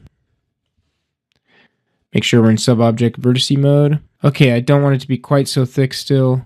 Should just be a real tight little track for our door. Let's put it right out here on the edge like that. Okay, convert to edit poly. Because we're going to use some poly tools again. I love the poly tools if you can't tell. So select that one edge there and then we can just do a ring on it. Like Beyonce said, put a ring on it. You guys know about that. Okay, here we go. Yeah, ring and connect. So we went to the connect tool, brought up the dialog window. And we're connecting it twice. And let's slide it out to the edges. Like that, about like that. Okay, so if these are tools you're not familiar with, then this is a great primer for you. Okay, chamfer. That's not what we want. Okay, so those two, yes, that is what we want. Chamfer. What I was starting to say is this is a great primer for you just to show the basic ways in which you can use all these tools. They're all super handy. Okay, so we're taking those new loops we made and we're chamfering them just to spread them apart basically.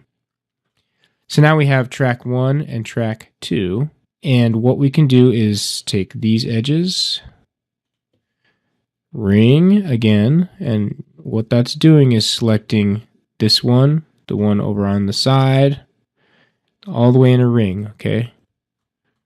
Basic poly modeling stuff. Then hold down Control and select face. Okay, and that selects all the faces that are attached to the edges that I previously had selected, which is exactly what we want. And now we extrude it slightly, ever so slightly, by local normal. Okay, it'll start at 10 by default. If you right click on that, it'll set it to 0 for us, and then we can go a little bit negative. So right about there. Okay, now we have our tracks for our doors perfectly set up, and in the next video we'll add the doors, we'll add some hardware, and we'll add some legs.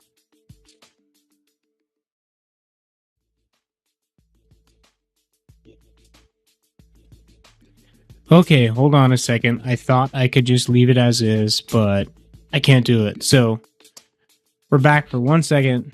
I'm adjusting the proportions of this. I took this base after I made it, and a couple things I've noticed about it that are wrong. First of all, these sides need to come in like that. I made it all into one edit poly so I can just stretch the whole thing together, which is really handy. Okay, I made it way taller, and I'm going to take this thing and actually kind of attach everything so that I can stretch it all together too. I just find that easier. You can leave these all as individual objects, but then you'd have to stretch them all individually. So have fun doing that. Okay, once this is all attached, oh, I missed the track. Gonna make sure everything is attached. Okay, as edit polys. And we will stretch this part up to there. And then we just need to address the proportions of our drawers up here. And that looks okay. Make sure that handle gets recentered. Hey, that's looking pretty good. Let's recenter these.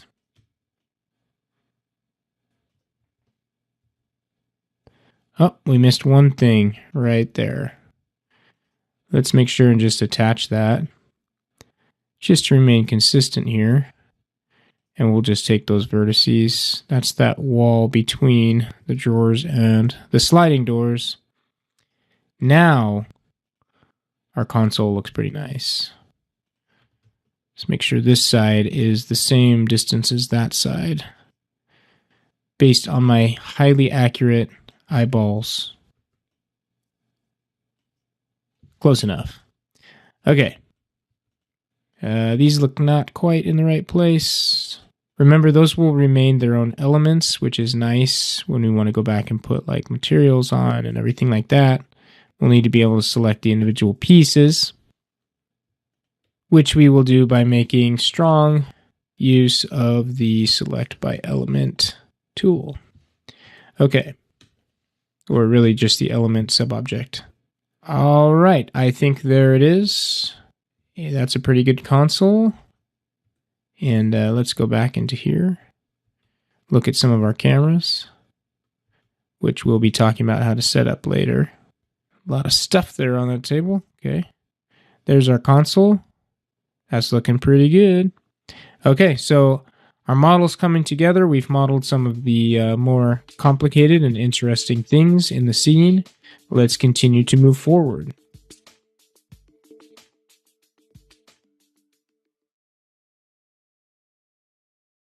Okay, now let's take a little look at how we created this beautiful floor down here. It's not super complicated, and I've actually shown how to do this before in some of my other classes, but let's go over it here. It's a little bit of advanced modeling and some tips and tricks that I know just from creating a lot of these. Okay, so all this is one object, well, really one element of a 3D poly copied around a bunch of times, but there's a few things that we need to do to make it look really nice.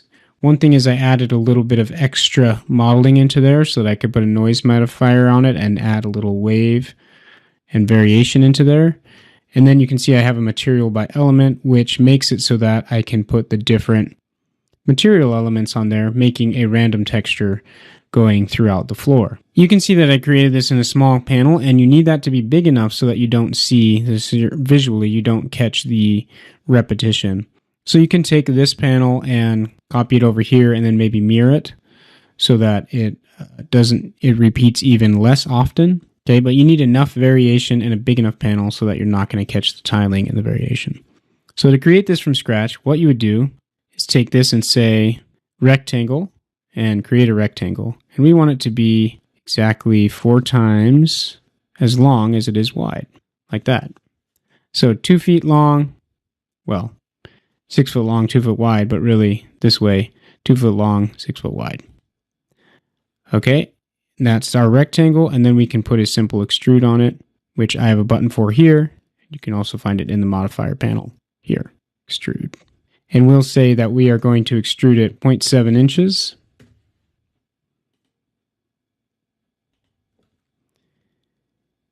Then we can select these edges around here, and I'm going to put a slight chamfer on them. The easiest way to select them is to select just the face and then hold down Control while you go into edge mode, and it'll select all the adjoining edges.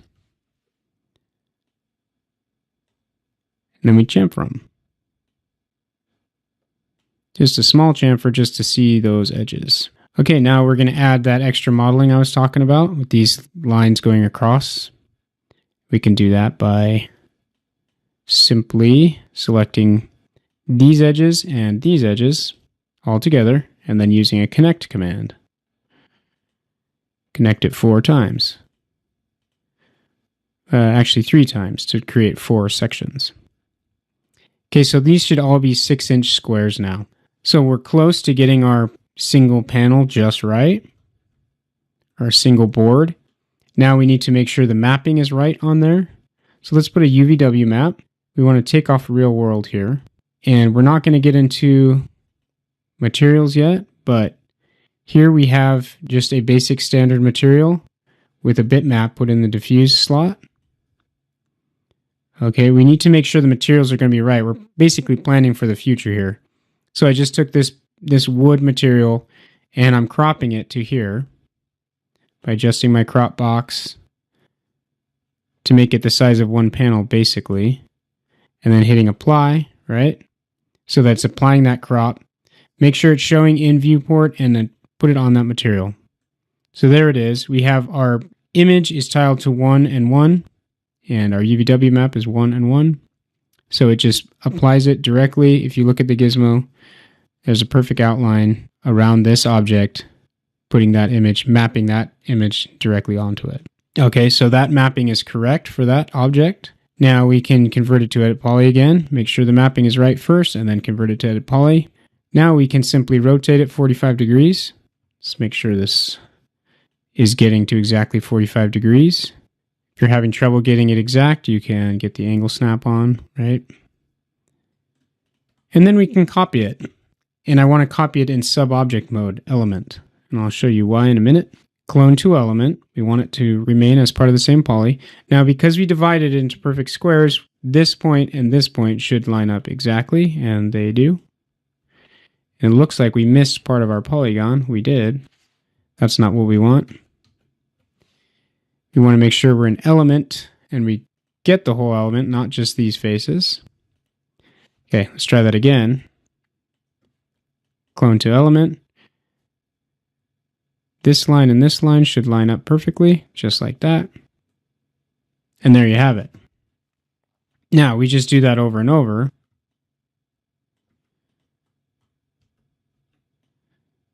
And the more we get, the faster they reproduce.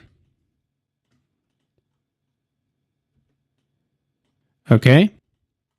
Now, the mapping is going to be the same on all that, but that's good. We want the mapping the same. We're just going to change the material, right? And it's going to be the same size material, so it'll still work.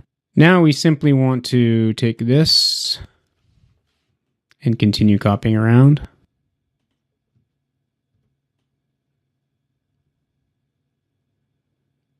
Isn't that cool? It rotates all of them at the same time. Make sure you're in pivot point center to do that.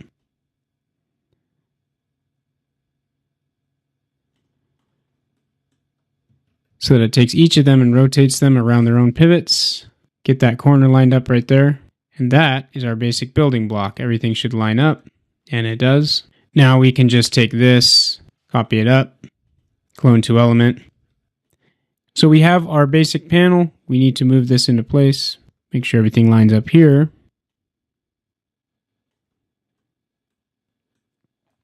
And then let's copy that all one more time. And we'll have a big enough panel that there won't be really any repeat that we notice. So there we go. Now you might need to clean up your edges so that it can repeat for you this way, but no, there we go. Now we can just copy this around. Boom, we got this huge floor, right? That's too big of a panel. We don't need it that big. Okay, now the only other thing we did, or I did to this floor, was one, make a way better material, but we're going to be doing that later. I put a slight noise modifier on it in the Z direction only. Okay, so scale that noise modifier down to, let's say, 0.5. Make it fractal or not. You might need to experiment with this a little bit to see what you want. But then just in the Z modifier only, you can take it up, say, 4/32 of an inch. That's probably plenty, right? And that gives you just that waviness in the floor. See, like right there, that edge sticks up a little bit much, right? And that's great. You'll notice that'll be very subtle, but you might notice it if you know it's there. If not, it just adds to the realism. And you can go as high or as low as you want. You can see that the floor is getting a little too deformed there now, obviously. But that is just enough to add a little bit of very, very subtle reality to your floor, okay? And then the last thing that we do is add a material by element, which is right here in our modifier stack. Okay, now we make as many material elements as we want, and then we hit random distribution and turn it up to that same number. So if we make 6 different board materials, we put them all in one sub-object material, and we turn this up to random distribution 6. Okay, so over here, let's look at this one. The material, there's 8 different types of boards. They all have the same mapping, but they're different images. So different images mapped in the same way onto these boards. And there's 8 of them. And so it's randomly distributing those 8 different materials throughout these boards. If we were to do that with our material here, our standard material, we would look, well, let's look at the existing one. Okay, there's the 8 different materials. They look terrible in here because my rendering's set to standard right now. And these are V-Ray materials. But there's the image, okay? So all I did was basically take this image. Well, I set up one material, right, with that image. And if you look in the reflection, it's cropped in the exact same place, but it's a reflection map now. Well, let's do it so we can see. Okay, so take this, copy, paste it into your specular. Again, it's got the same crop. This, you would change this now to a reflection map instead of the diffuse map. But we'll use it just as is right here. There you go. Then you could do the same with the noise map. Or a bump map, sorry. Okay.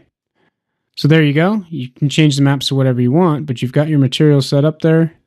And then what you need to do is just turn this into a multi-sub-object material by going here.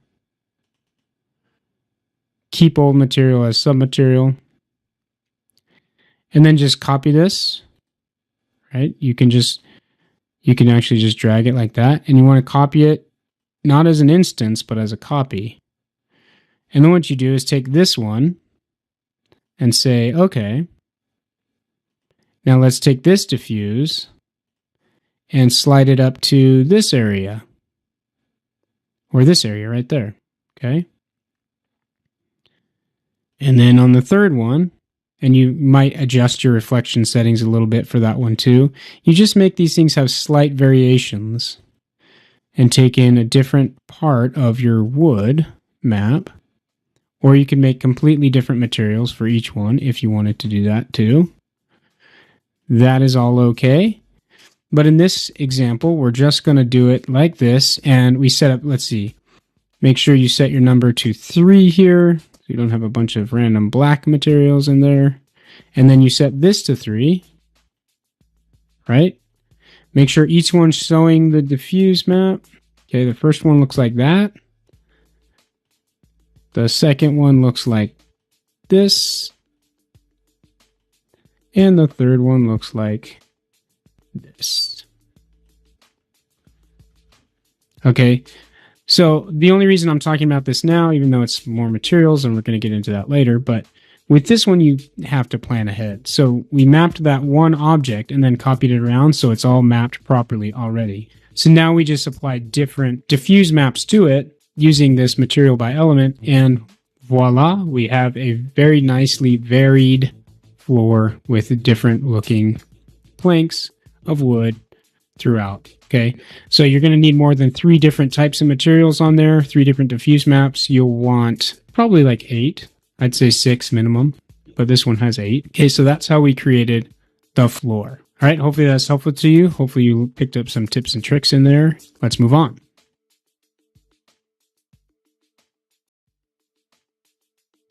Okay, so if you've gotten this far in the course, you're probably thinking now, come on, dude, teach me something I don't know. And you're probably making some snide comment in the remarks right now, like, oh, this is so basic. And that's okay. It's hard to make a class that fits everybody's level. But so far, we've just showed basic poly tools, which probably a lot of you know already if you're in this course. But maybe you're wondering how I did some of the decor stuff, which is a little more complicated, perhaps. Well, the truth is I bought a lot of the decor, but I did also make some of it. I can make it all myself, but buying it is a lot cheaper and faster a lot of times. So I actually suggest doing that because when you buy stuff, someone has probably spent days making that just perfect, and it costs you like $15 to buy it. So let me ask you this. Is 3 days worth of your time worth $15 or not? Mine's worth a whole lot more than $15. So buying it is actually the way to go sometimes.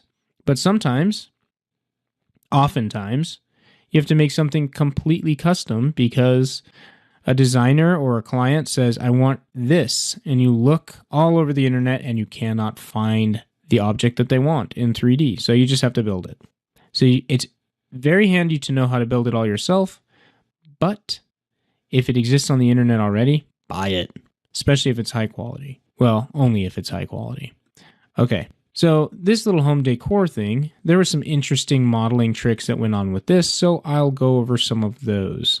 Because this is no longer basic poly modeling. There is some of that, but there's also some other tools that maybe you haven't seen before. And maybe you have, and you're still going to make your comment anyway.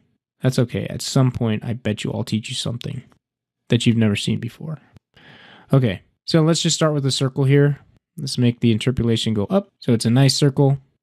Okay, what this is just like a ring with kind of like Christmas lights strung around it. Okay, that's all it is, sitting on a base. So how did I make that? Well, I'm not going to model the light bulb because that is just basic poly modeling. It looks like I've actually got a mistake in it right there. And if you look inside, it's just got the little filament. And I mean, the way you model that is just using basic poly tools, but looking really, really closely at like a little Christmas light and just trying to mimic it. So it's just about being meticulous in your modeling, but using the same basic tools. So let's enable rendering on this little spline here, and I can see some faceting, so I want the interpolation even higher. Like that. That's really high, but no faceting. Okay, so then to make this Christmas light strand string around it, what I did was make a helix right there. Okay, so let's just make a basic helix, and we'll go in and modify everything later. Okay, so there's a helix, which is just like it's like a spring or a spiral or a spring or a spiral. Okay, and you can adjust all the parameters of it. There's radius 1, which is the outside radius. There's radius 2, which is the inside radius. We want them to be the same. We want them to be about, we'll say, ½ an inch. Okay, 0.5 inches. All right, good. Now, how many turns do you want in that helix? Well, we want a whole bunch. See my spring shape happening there? That's pretty cool. And then we want to adjust the height. That's the last thing. Okay, so let's spread out those coils by quite a bit. Let's turn down the turns. How many times do you want that to wrap around? Well, I don't know. We're going to have to figure that out. Now let's rotate this whole thing so that it's in line with our little circle here. Okay, now what I did was use a bend modifier. Let's place this up here. And I don't like the radius of our turns. Let's make those quarter inch. Oops. 8/32, otherwise known as 1/4. Okay, now let's try a bend modifier on that and see if we can't get it to bend all the way around that turn. The bend modifier is confusing because I don't know why, just the angle and direction thing, it's not really intuitive, but you can see I'm making a circle there. Okay, so if I took that and made the direction different, like that, 90 degrees, now we're making a circle, right? Okay, so let's move that into place here. And it's going to be bending starting at the pivot. Okay, so it's actually working quite well. And when you're doing the bend modifier, I would suggest going into just a orthographic or perspective view so you can see how it's bending. And then you'll know kind of how to adjust this from there. So obviously we want that at exactly 360 degrees. The direction, as you saw, was which way it's bending. You can bend it across different axes, and you can see the wacky stuff you can get here, right? So you'll want to adjust this until you get something that looks like it's starting to form a circle, and then you'll change the direction to make sure it's going in the right direction. Okay, now you can see it's created a circle here, which is what we want, but it's not a big enough circle. So that's where we go back into our helix, and we start adjusting. And we can put it on show end result so that we see what the end result is as we change the height of our helix. So right about there is what we want, right there. And then let's add some more turns into it so it goes around that thing a little more. And then let's see, let's change that height so it's right there. So it's kind of weaving its way around this thing. There's a couple spots where it's wrong, I can see. And that's because our pivot is not in the exact right place. Okay, so now adjust that height down. There we go. There it is. Now it should be just going right around that thing. Yeah, that's perfect. Okay, now if you wanted that to look more like a light chord, you could render it as a rectangle, right? Change its shape. We probably don't need the insane interpolation going on here, which is really, really high. Okay, just keep adjusting this until it's the right size. Something like that. Okay, cool. Now I think what we would do here, let's see, can we turn that into an edit spline? Yeah, we can. Now that's just an edit spline. Turning down the interpolation won't work here because it's already kind of burned in. Making it an edit spline gives us the ability to do the next little trick that I'm going to show you. And I don't like how thick this is, so I'm going to change it back. Yeah, maybe like that. Okay, now the next little trick is just the align tool. Let's take one of these objects here. It's actually a group. I've got the polygon of the light. Okay, copy that over here. And we'll detach it from its group. But we'll take this light here and we'll get it kind of positioned how we want. Let's just say like that, and we'll go to the other view and make it straight up and down. Close enough. It doesn't actually need to be right on the money, because what we're going to do is, all that is a group of the polygon of the light and an actual light grouped together.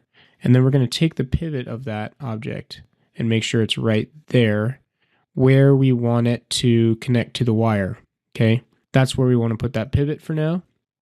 Make sure it's aligned properly with that thing. And we will just take this group and we can go to Edit, just kidding, Tools, Align, Spacing Tool. Okay, now we'll pick the path, which needs to be a spline, and we'll select our helix. Now, you can see our count is at 3 right now, so it took that at its pivot and copied it around on our helix, which is absolutely not what we want right now, although it's close. So we want it to be in centers, we want it to be following, which means it follows kind of the direction of that line. You turn off follow, you'll see they all stay in the same direction. And then what you do is just go, instead of count, we'll go to spacing, uncheck count, and say every 4 inches. Okay, boom, look at this. It always goes away for whatever reason when you move. But there it is, it's all following. It's following the shape of my chord at every 4 inches. You can make it every 3 inches if you want.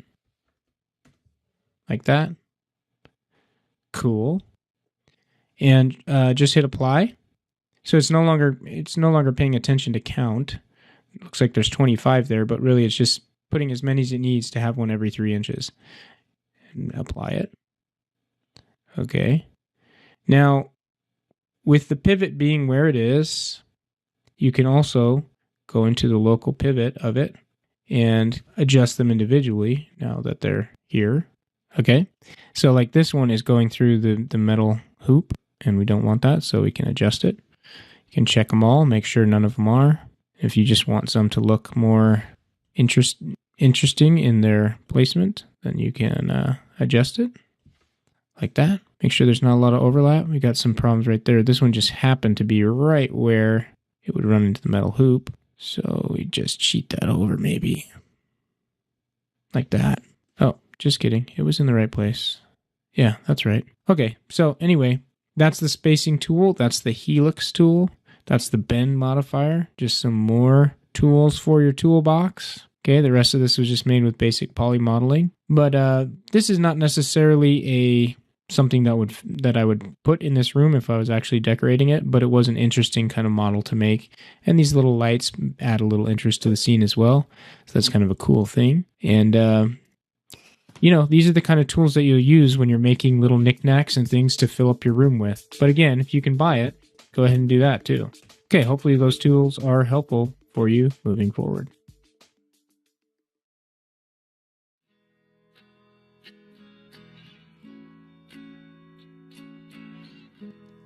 Okay, now we're going to have some fun and actually model together. You're going to follow along as I model this window because currently it's not there and it needs to be there. Okay, so let's just isolate just that piece there. And we're going to put a window into here, frame and all. Okay, and I'll show you that, again, just using basic poly modeling, we can make a really advanced model.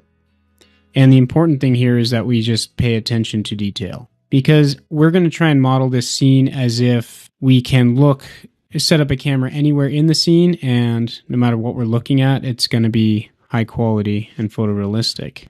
The only thing I'm not modeling is the other room that's behind me.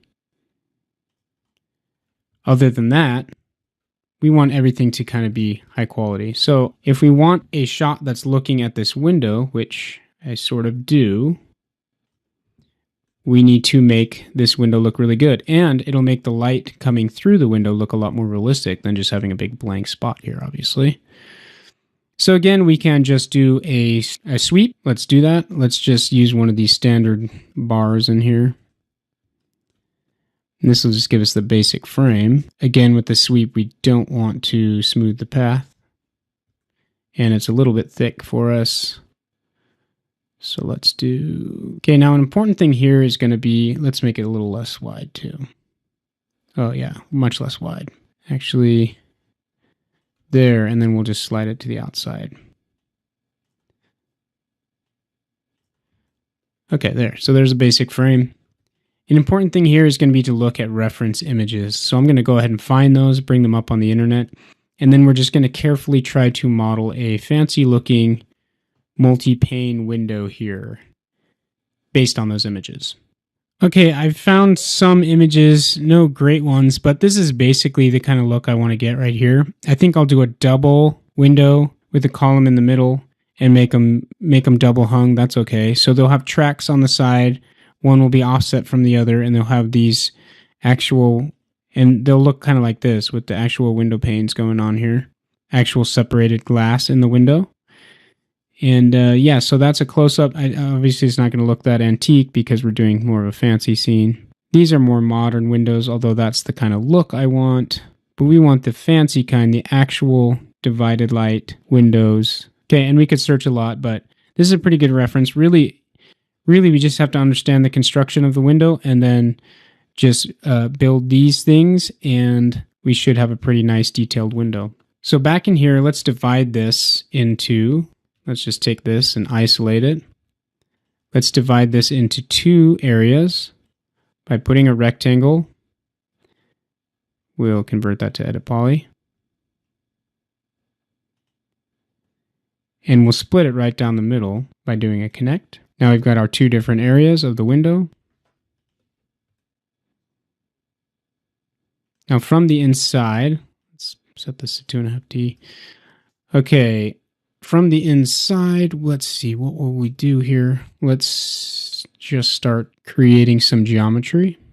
Let's say inset both of these by polygon, like that. Then we'll extrude, inset, apply, extrude.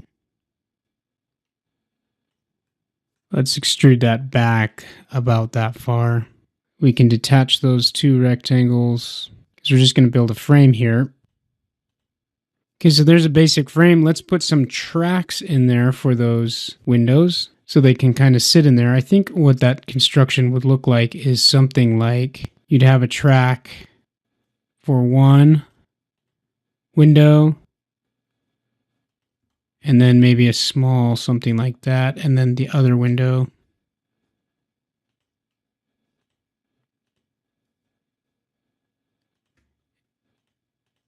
Something like that. This actually might be a lot smaller. Let's even out all our lines here. Yeah, and then what we'll do is round some of these edges so that we don't have perfectly crisp edges, because again, we're paying attention to detail, trying to put slight details in that add realism. So let's chamfer those edges a little bit.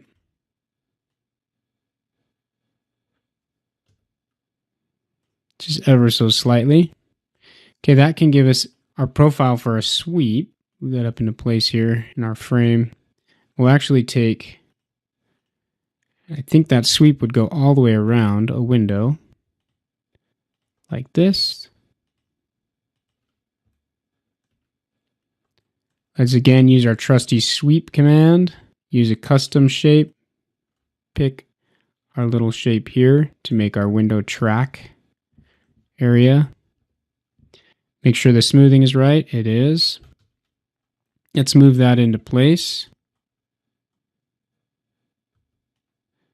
Make sure the settings on you can see that it's not in line with where I wanted it, so you can use this to put it in line. Okay, now move it into place. Like so, right about there probably. Make sure our profiles are looking good. Yeah, that's pretty good. We might want this actually to be thicker in the center. Let's move it 1 inch over by right-clicking, 1 inch in the X direction.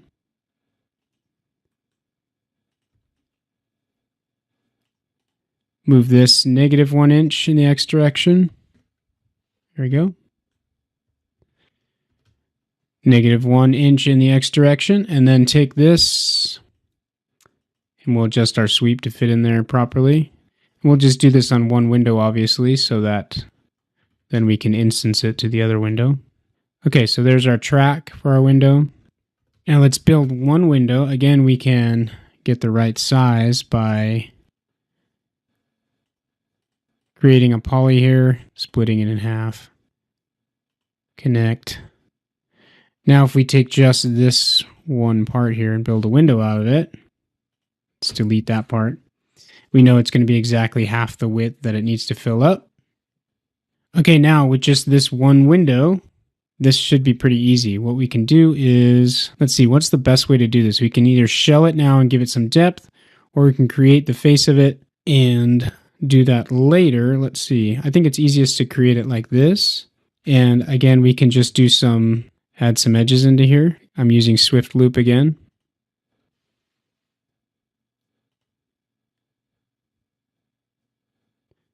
And probably right about there. Let's see, maybe those edges need to be a little wider. Something like that.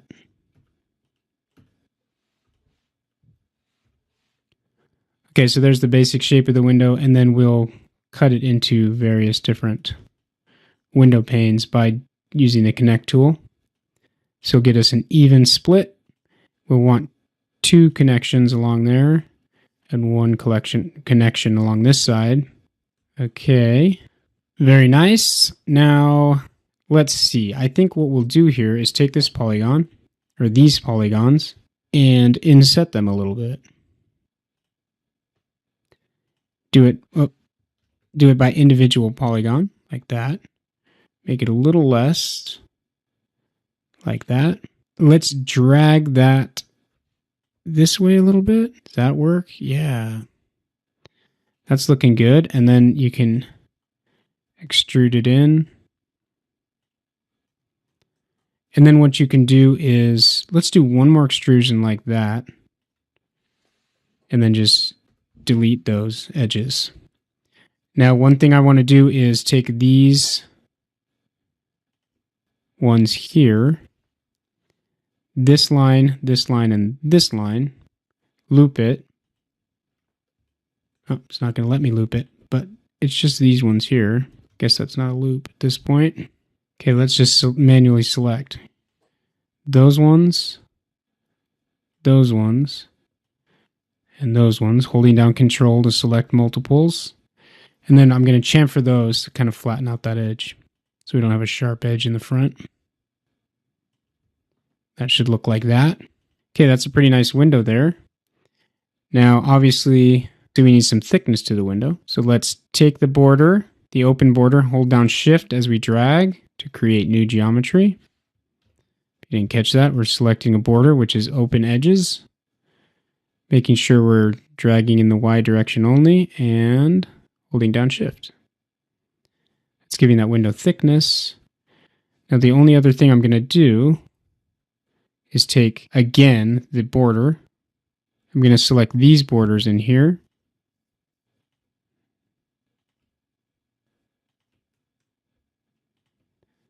and then hold down Control while I switch to face. Okay. And then I'm going to extrude those faces in on themselves using the local normal, like that. Okay, can you see what that's doing? Let's go over here. It's taking them and creating a little slot for our glass to sit in. Okay, so this might be going a little overboard on the detail, but it's okay. All right, so the profile looks like that. And then what I'm going to do is just mirror this using a symmetry modifier. Okay, and we want to go and take our mirror line and go like this, rotate it, going into sub-object mode of symmetry, rotating this, and then we want to flip it. Nope, we don't want to flip it. Yes, we do. So we want the mirror to be right in that groove we created for the mirror, for the glass. So put it right about there and then flip. Now we've got thickness to our window. And perhaps it's too much thickness because those stiles and rails look a little too bulky at this point. But that's okay. Let's just convert that now to an edit poly. Oh, actually, no. Leave the symmetry there. Go out of sub-object mode. Take the vertices.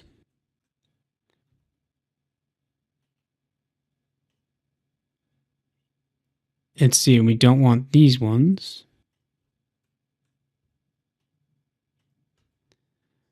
And then let's show the finished result here.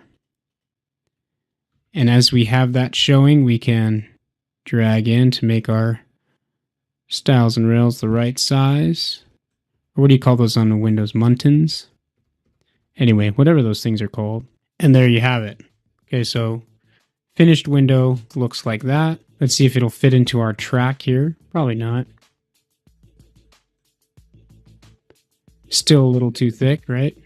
So let's center it right on there. Let's do the same thing again. Move those vertices even more. So it fits right into that track. And there you have it. Now we can create some little pieces of glass to fit in there. And we've got a nice window.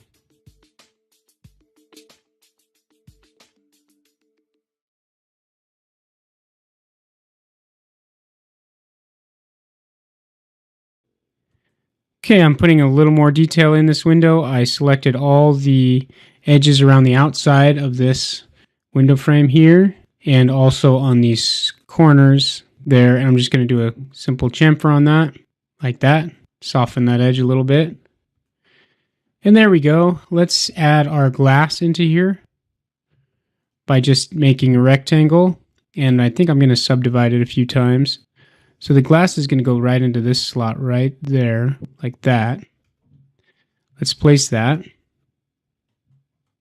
Extrude it. Turn it into an edit poly. Get it down to the right size. Right. Drag a little more. Drag it up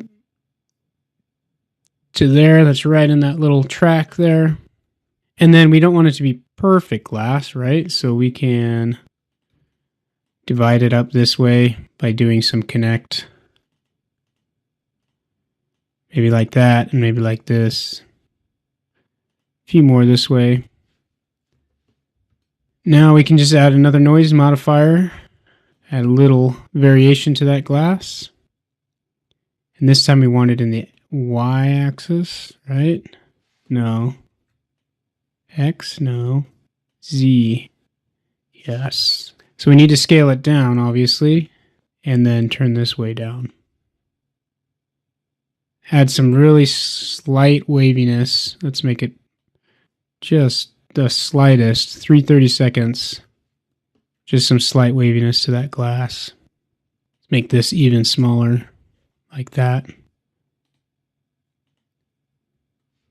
And there's some slight waves in that glass. Okay, that's perfect. Now we can copy that around.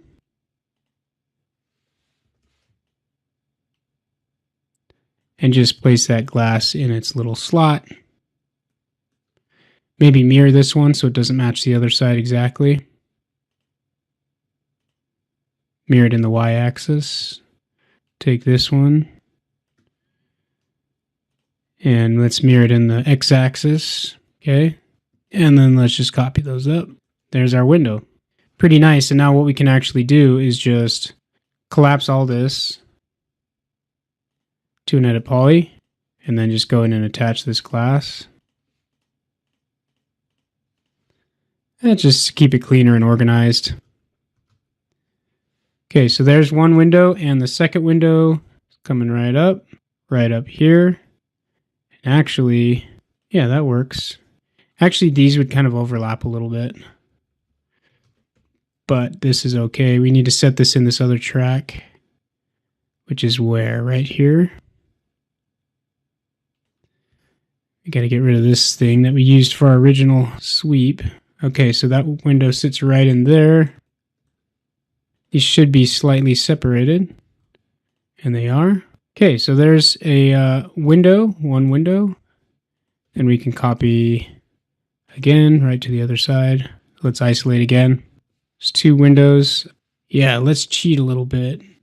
This I want to be slightly larger in the Y direction only, so that these two overlap. So obviously when you scale it, it messes up your proportions and everything, but we're just going to cheat it real quick. Because this one, yeah, that one's going to sit just like that and overlap just a little bit. Select that whole thing, and we should have our window. So yeah, it should look more like that. From the back side, looks like this. Okay, there it is. And we could adjust that how we want. Right now, I think it's got a nice amount of detail. I don't know if it's totally accurate as to how that thing would be, but I think it's going to render very well, which is a big plus. Make sure that track is in there as well. Make sure everything's in the right place. It looks like it is. There we go. There's our window. Now, if we set up a camera, we're not going to get to cameras yet, but take one of my existing ones from my final project. Let's copy it over here and look through it at our nice window. There we go. That'll render real nice. Okay, so now if we're looking directly at the window, we have something very good to look at, a very nice model. Okay. And so even if we're looking to that part of the screen, now there's not just a big blank spot there, but we have this really nicely modeled window that should come in handy for us as we move forward.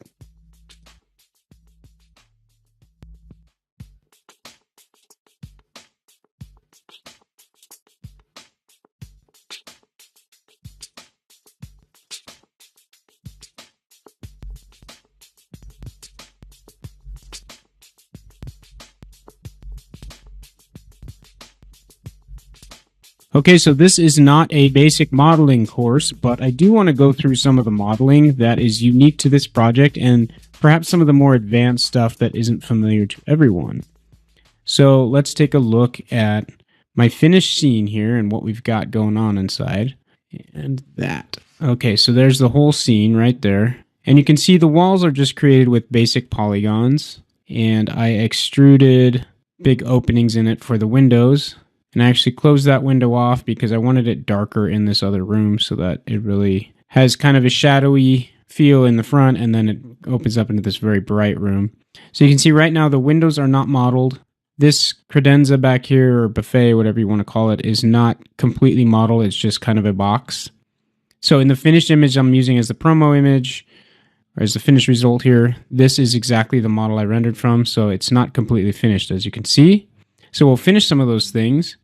I want to look a little bit at this wall here and how I created that.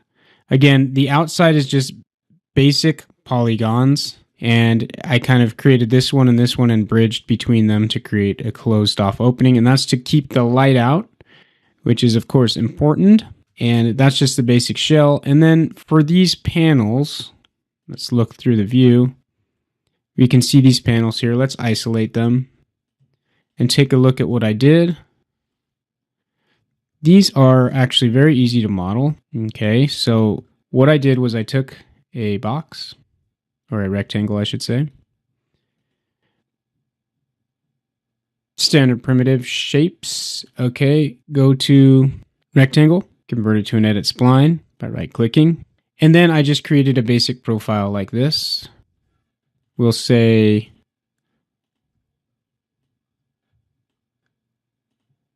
something like that. Okay, and then bring this out and close it off. Close spline, yes. Let's go into the vertice mode and line this all up. Okay, and then take these and make them something like that. Okay, so there's a basic profile. Let's take this and make it a Bezier corner. And kind of just do that. Give it that little edge. And let's take this up here.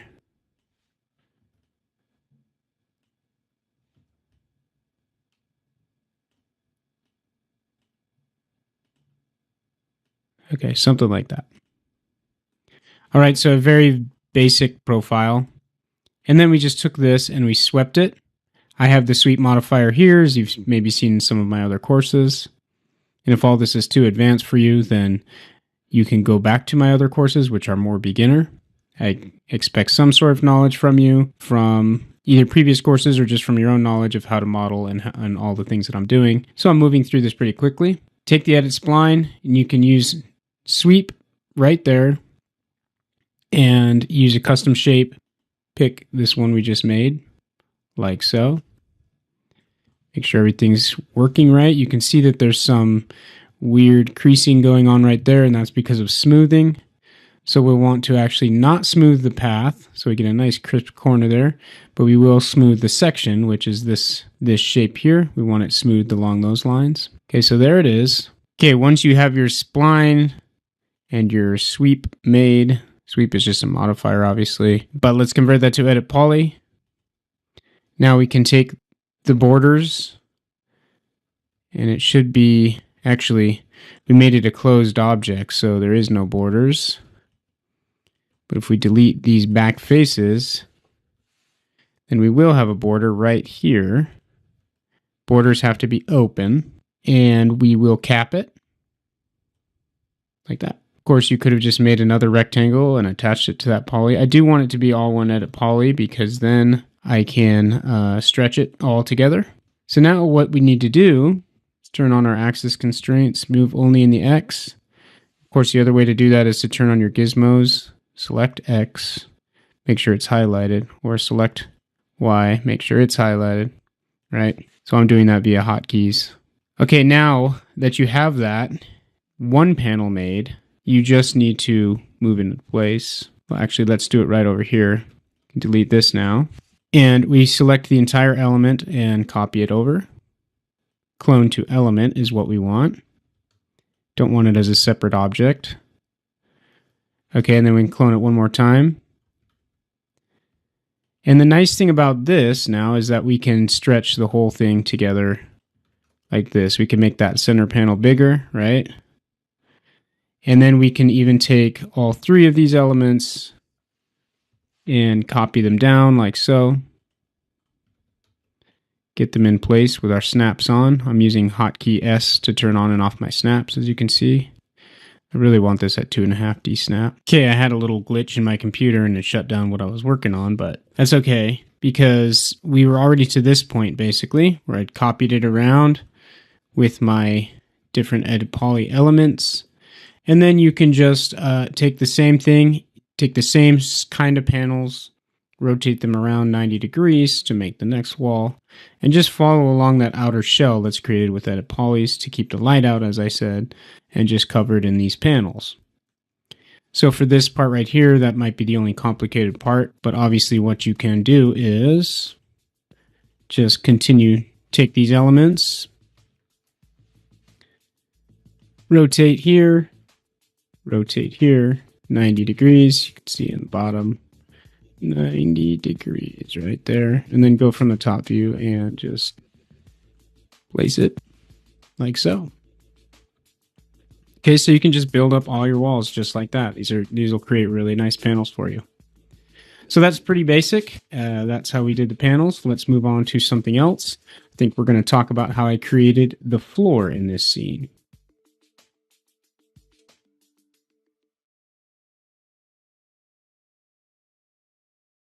Okay, on this one, let's just take a look at what I did to kind of post-process this image. I started in the exact same way by bringing in all my layers, which you can see down here. It's console RGB. But what is all this junk up here? Well, we'll get to that in the next lecture, but what I want to show you here is specifically the reflection, or the refraction, sorry. Okay, so this is how the image started, and then I took a refraction layer, which looked like that. That's just a render channel. That's everywhere where it refracted. I don't like how it's refracting through these candles at all. In fact, I need to adjust that material and render again. I'm seeing these lights through these light bulbs. I do like that a little bit. I'm not going to use that. I'm not going to enhance that. But what I do want to use is the windows to create my own bloom manually. Okay, so this one I'm going to leave here because this is my refraction layer. I want to be able to come back to it and copy it again if I need to. So what I did was copy it up to here, turn this one off, copy it up to here, and then I blurred it. I put a Gaussian blur on it. So let's just do that. I took this one, hit Control J to jump it to a new layer, and then hit Filter, Blur, Gaussian Blur. Okay. And about that much is good. That gives you a little blur around the windows. Like when you're looking at a really bright window, especially through a camera or in a photograph, you'll get some blur and some fringe going on. And what you want to do is change that to a linear dodge. Make sure this other one is off. Okay, so off, on. Sorry. Yeah, off, on. Okay, now we need to paint out all the parts we don't like again. I did that here already. So basically, I just left the windows blurred. And you can see they're blowing out the outside, which is totally okay because, like I've talked about before, inside isn't nearly as bright as outside. So blowing out the windows is totally fine. Okay, and then I copied it again. I took the base layer, copied it again up here, and blurred it even more, and added it again to give it this really nice soft glow. Can you see that? Turning that on and off. Okay, and then I masked out the rest like normal. And then there's this. This is a colorized layer. Let's recreate it. I'll just delete this one. So on this second blur, I want this to just be a blue haze because that's all blue light coming in from outside, right? So what I did was layer, new adjustment, hue saturation, okay. And then I hit colorize here. And this gives me kind of a preview of what color I'm going to be getting. And I want to make it more saturated and I want to make it this blue like the sky because that's exactly what that light would be, skylight. And then we don't want it to affect our whole scene, so we can hit this button here. This adjustment affects all layers below. Click to clip the layer. That's exactly what we want to do. We want to clip the layer, and it puts this little arrow here and makes it so it's only affecting this one below. You can also alt-click between the two layers to turn that clipping on and off. Okay, so it's either affecting only the layer immediately below it or all layers below it. We want to affect only that blurred haze layer below. So now the haze layer looks like this. And if you turned off the hue saturation, it would look like that, a little too warm. So to cool down the light, we do that. Okay, and then basically the same thing again. Add the color back in. Now we have this really just nice, glowing, soft window over here that looks pretty realistic because, and like I said, you don't need to use the effects in the V-Ray frame buffer to create bloom. You can create them manually in here using a refraction layer. Okay, and then I just went and added some curves and other things like that. We'll talk about that as we process the final image of our main camera. That's the overall view of our entire room. But I wanted to show you the refraction channel and how that could work with the window to create some bloom. You could also use it to create some bloom around these little light bulbs if you wanted to.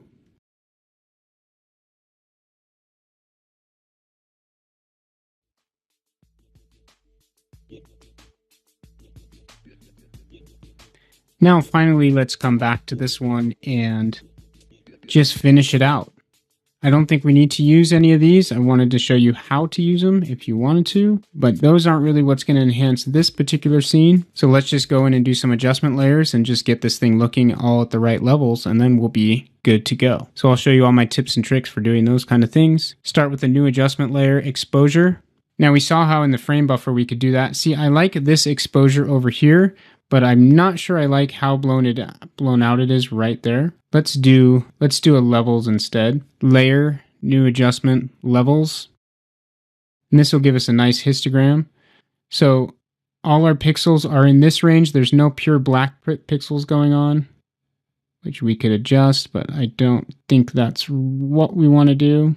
Okay, levels might not cut it either because we kind of want this to be brighter, but that not to be. So let's see if maybe a curves can help us. Layer, new adjustment, curves. Curves gives you the most control over the lighting. I think we want something like that. And maybe take these pixels in this area and push them a little darker. Like so. We're basically just doing an S-curve here and kind of exaggerating the top end to look a little brighter. That gives us that nice high key look I've been talking about. Okay, so the overall histogram is going to look kind of like this shape, and then down. Okay, and we're pushing these ones a little darker. I think that looks good. Yeah, that's definitely a better look there. Now here we could add back in that fog if we wanted to.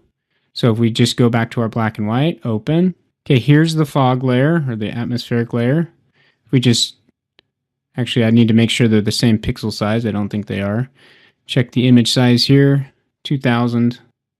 Not very big, but big enough. This one, we need to change the size to 2000. Make sure it's maintaining the same proportions. Okay, now just hold down Shift and drag it on top.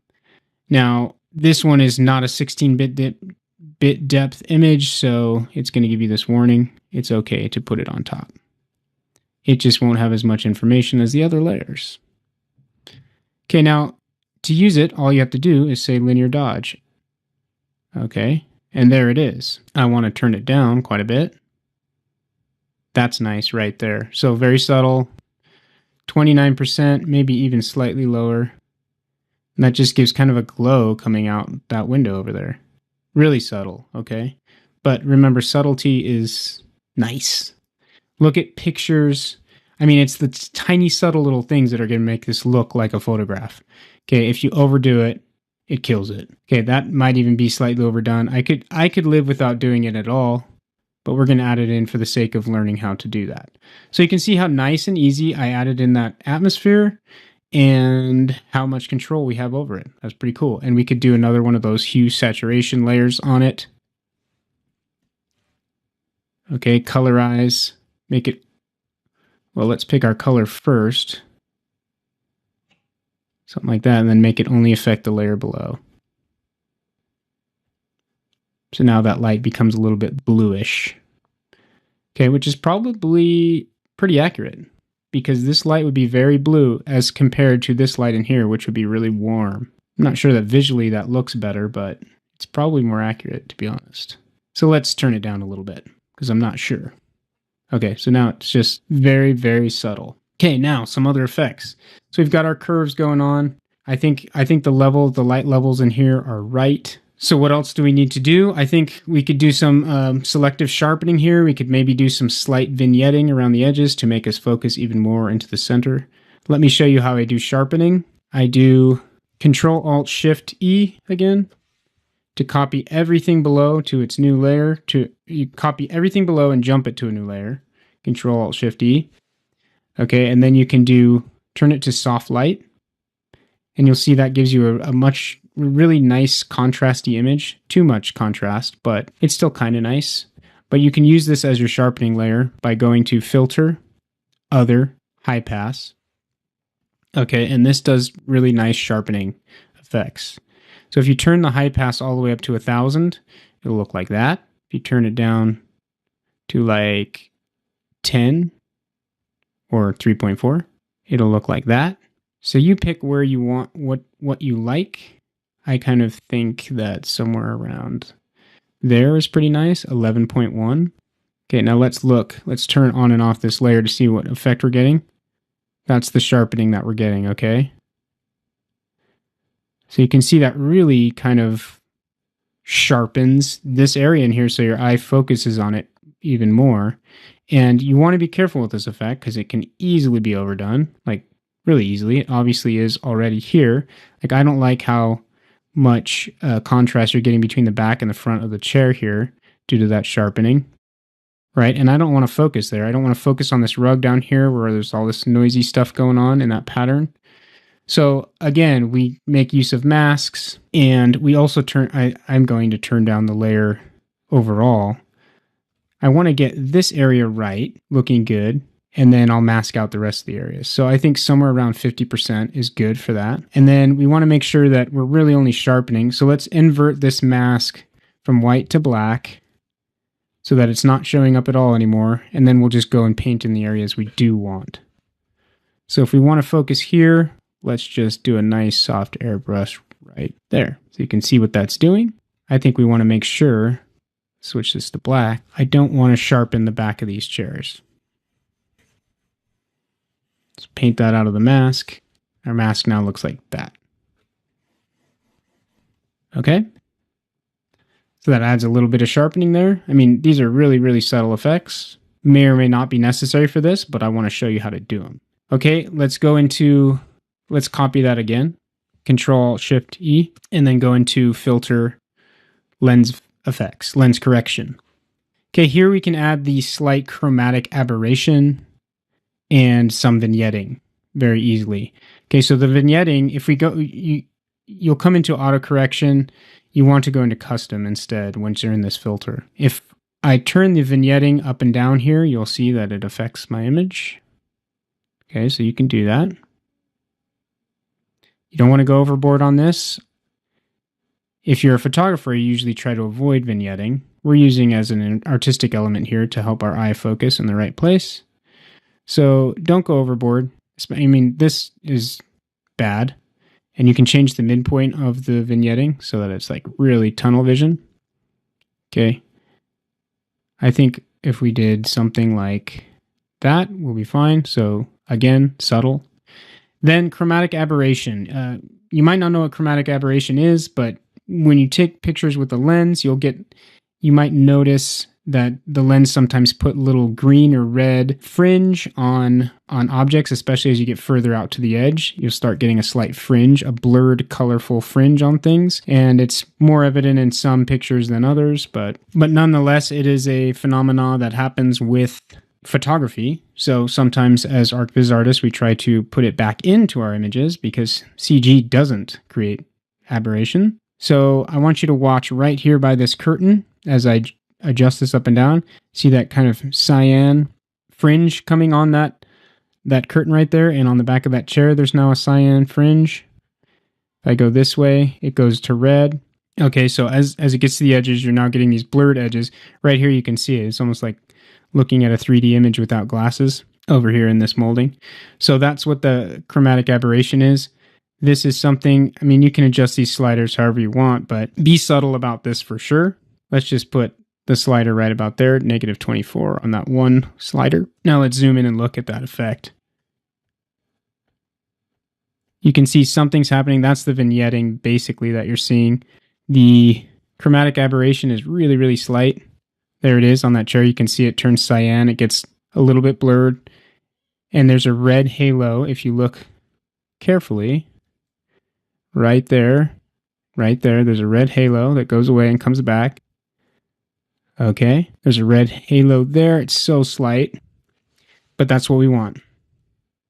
Okay, that's something as a photographer you would try to avoid getting. That means you got kind of maybe a cheap lens or something. But putting just the slightest amount in adds a little tiny bit of realism to our scene. Now, the last thing that I would possibly do to this, I think this is a great looking image. It's done as far as I'm concerned, but you could go in and add some kind of artistic effects to it by using curves. That's how I like to do it usually. And instead of just doing curves. In RGB mode, I like to go into red, green, and blue. And you can just take these sliders and do these kind of things. Slide it either direction, taking some of the colors out of the shadows. So this is obviously pushing it more to the reds. This is pushing it more to the cyan. Okay, so just find something you like. And this kind of changes the mood, changes the lighting a little bit. This gives it more of a magenta and more of a green. You can also take the higher end and change that. So that's pushing the highlights towards a really greenish or really magenta. I tend to like something like that. And then you can go to the blue. Okay, and as you can go to the blue channel, adjust that. I kind of like that. You can even do those kind of things. So somewhere right around there. Okay, turn it on and off. You might like it better this way or that way. But those are the kind of effects. You can even get presets and just apply them to your thing. You can also go into filter or layer, new adjustment layer, and do the color lookup.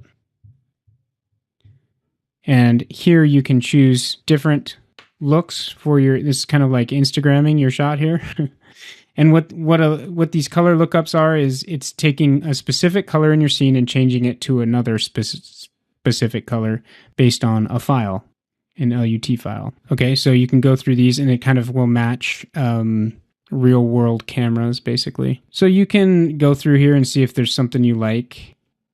And then of course you can always, because it's an adjustment layer, you can turn it down or up. Okay, so those are some ways to add some artistic stuff to your image. And really with these interiors, you don't want to go too crazy on the post-processing. You just want to do subtle adjustment layers, get your lighting levels all right, and then add some artistic effects if you want. And there you have it. There's a final image. And of course, these Photoshop files are available for you to download, so check them out, practice. And go ahead and render some other scenes that you like and practice post-processing those as well. Set up some cameras inside of our model here. Add your own entourage. Generate some cool renderings. Post them on the forum or on the Q&A. And I'd love to see them. I hope you've enjoyed this project.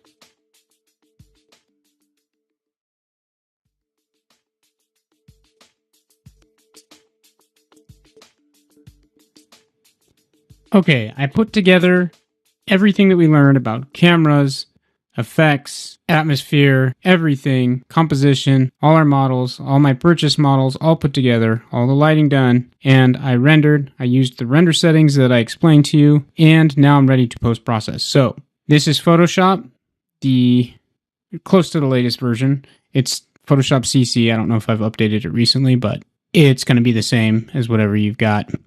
The tools have remained the same forever. So File, I go down to Scripts and load files into Stack, and then I browse for all those images I saved out. I go to wherever I saved my renderings, and I'm gonna grab the TIFFs. Let's go to the details, View, Details. Okay, so I saved some of them out as 16-bit TIFFs. You can see they're much, much bigger than the JPEGs, like way bigger, but it does give you more leeway with your editing. Okay, so what this does, when I run that script to load files into Stack, it loads each of my render channels in as a layer in my Photoshop file. As you can see, there's a whole bunch of layers, and there they all are. There's the image right there. Okay, with my TIFF layers loaded here, I'm going to grab my Wacom tablet. Actually, I don't know if it's pronounced Wacom or Wacom. So if you know, comment and tell me, because I have no idea. I've used the products forever. They're awesome. If you've got one, use it for post-processing. But I don't know how to pronounce the name. Anyway, Wacom. So I've got my tablet, my pen tablet here, working as my mouse. Let's go through all these layers and look at them. Let's turn them all off. And here's the final RGB result. Okay, now that is a little bit different than the final effects result, which is up here, because that has my bloom applied to it, okay? So the effects that I added in the V-Ray frame buffer, this one has it, and this one does not. And we can use that to our advantage. Here is the alpha, non-existent. V-Ray background, non-existent. Okay, that's the global illumination. So that's basically all our diffuse colors are just there. The lighting, it's all lighting. That's just the lighting channel. Just the reflection channel. Okay, just the refraction channel. Self-illumination, there isn't any. Specular, there is some. There's all the specular highlights going on in the scene. The Z-depth. Now, I didn't adjust the distances on my Z-depth, so it's not a great Z-depth. It should be, 0 feet to about 30 feet. Gives me my full black to white range. But there is some range in here you can see on this top end over here. So if I push this like this, you'll start seeing it appear. Now, that's not a great image because there's not enough depth. Okay, that's pretty good. Let's actually adjust it a little more. Okay, now we've got some range in here. So let's push this from full to black and white. Okay, let's say like that and like that. Okay, cool. Now, because we had a 16-bit TIFF in here, we're able to kind of get some information out of that Z-depth channel, which is great. I said you can add kind of atmosphere using the Z-depth, which is true. You can if you invert this layer by hitting Control-I, and then you'd want to go and do levels down more, so that everything in the background, and then you could do now this works better in exterior scenes, by the way, but if you change that to linear dodge now everything beyond the table is getting a little bit of haze on it, right?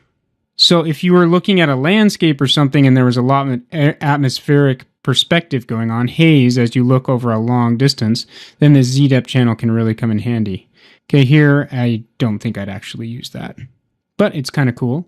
Anyway, that's what you can do with the Z-depth channel. You can also use this to blur things. If you've got a nice Z-depth channel with good information in it, you can go to Filter, Blur, Lens Blur, and then you can set the source. Okay, first you have to take this full opacity, and you need to hit Control-A to select all, and then Control-C to copy.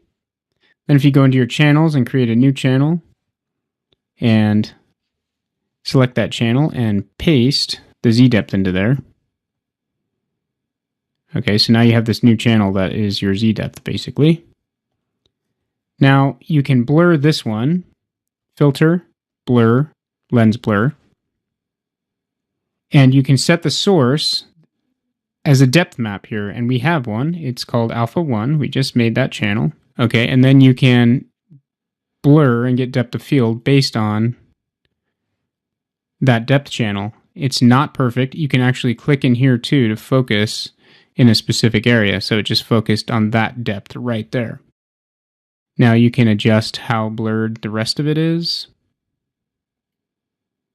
Okay, so you can see everything's blurring except right here. See, that's working pretty good actually. Everything in the background's quite blurred and everything on the table is not.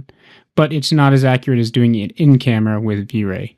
But that's another way you can use the V-Ray Z-depth channel. What I should have done is set my distances on that render element instead of 0 and 400, or 0 to 400 feet for my full black to white range. I should have set it from 0 feet as pure white or pure black to pure white being, 30 feet away.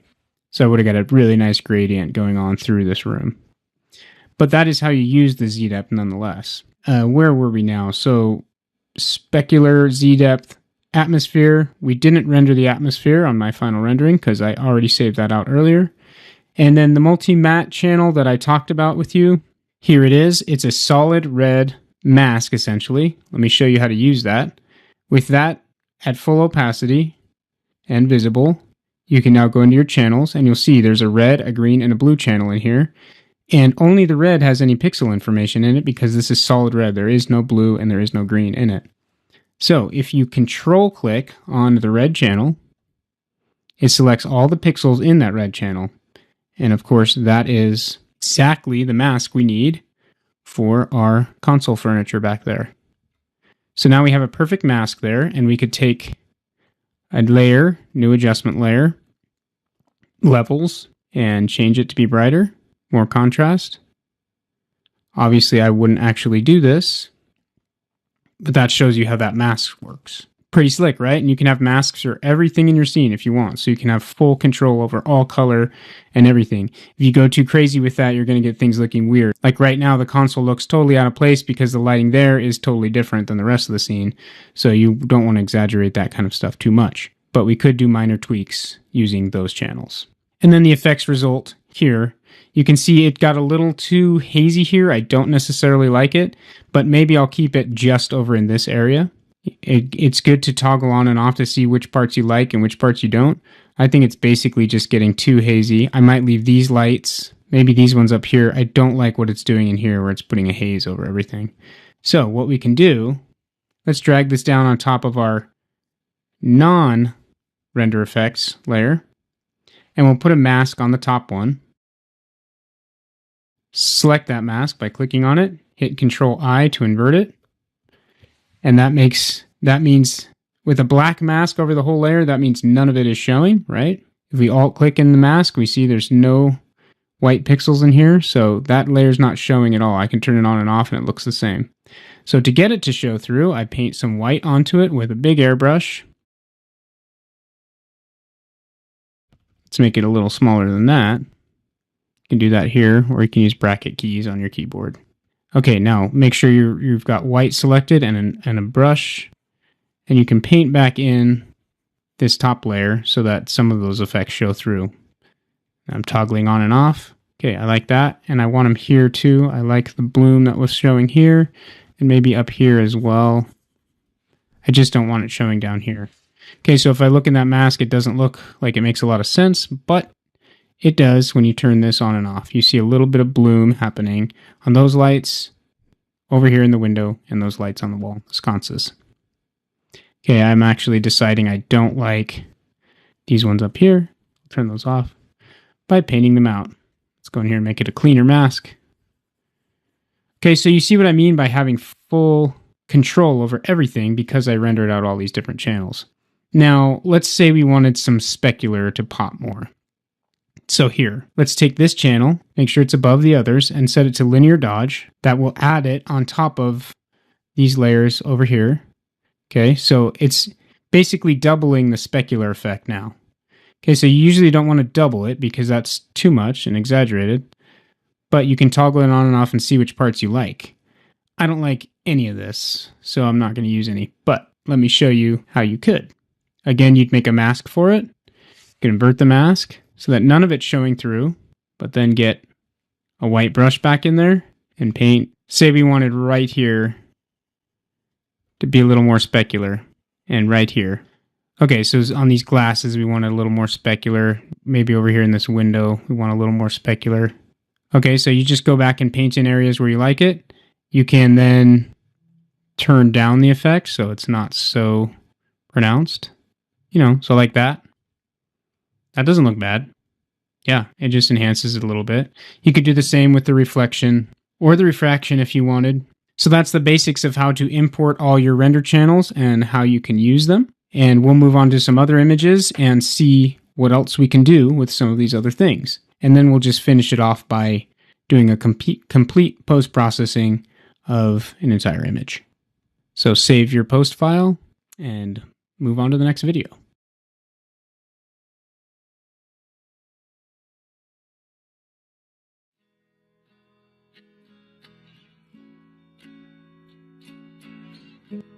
I think it's long past time that we talk about our render settings. So far, we've probably just been using basic default settings, unless you already know something about it, but let's go dive into it so we can talk more about what each setting does and which ones are important.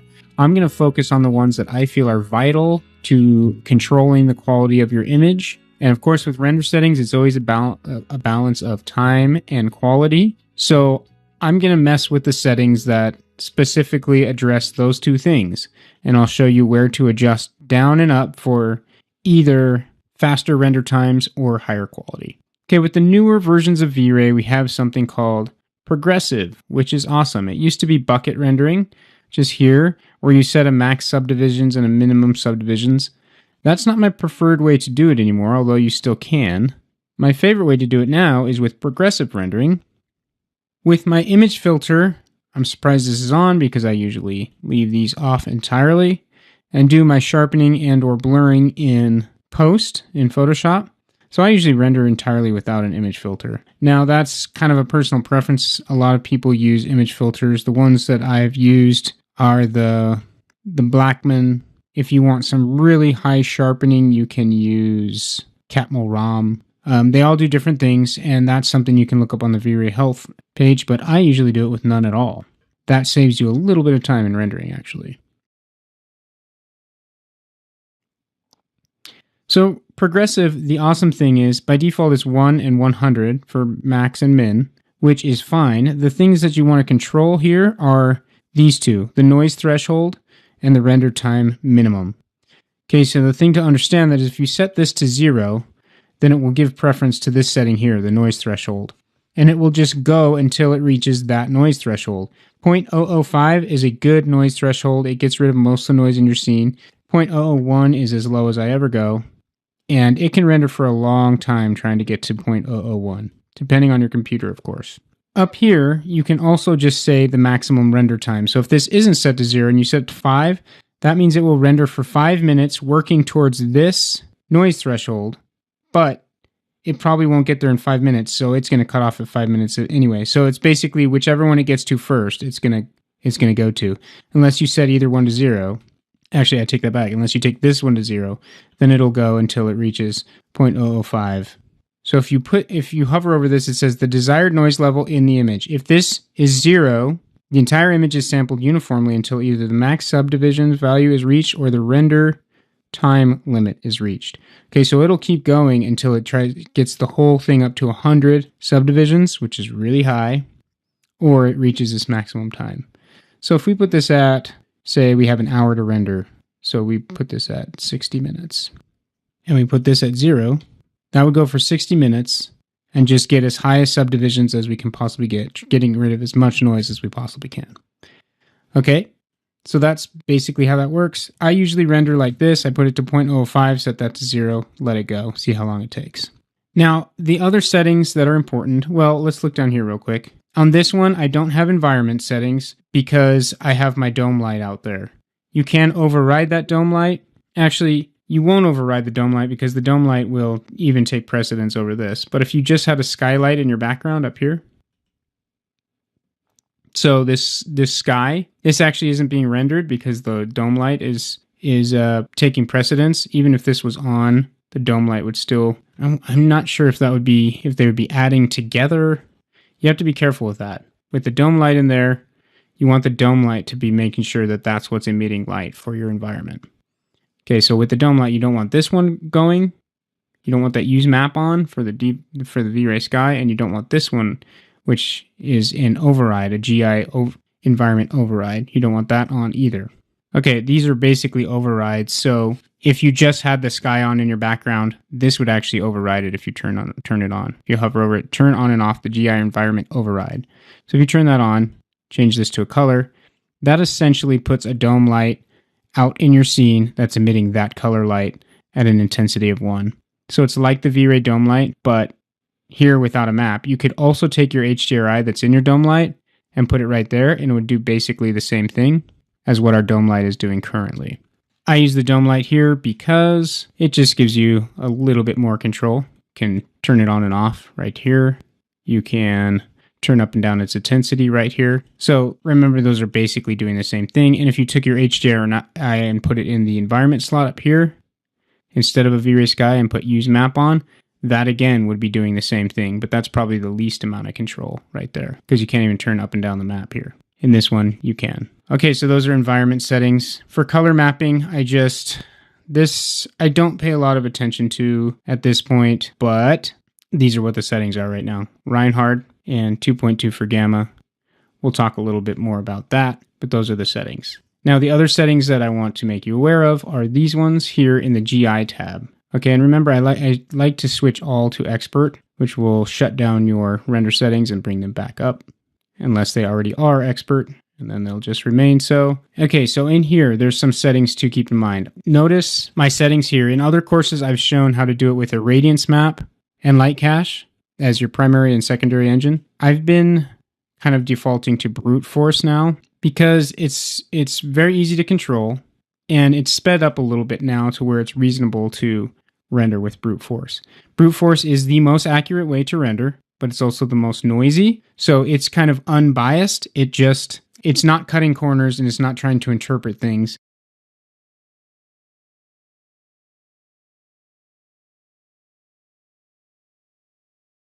The irradiance map will do that, and it saves you time, but it is less accurate. It might not look less accurate to your eye. It still looks photorealistic, but the way it's calculating the light is not exactly accurate. It's estimating things and guessing on things. Brute force used to take way too long, so I didn't use it, but now it works pretty well, and the only problem with brute force is that it's very noisy. But with progressive, you can just let it run until the noise goes away, essentially. So I like brute force. It's very straightforward and simple. I don't even change any settings here. It's just brute force as my primary engine.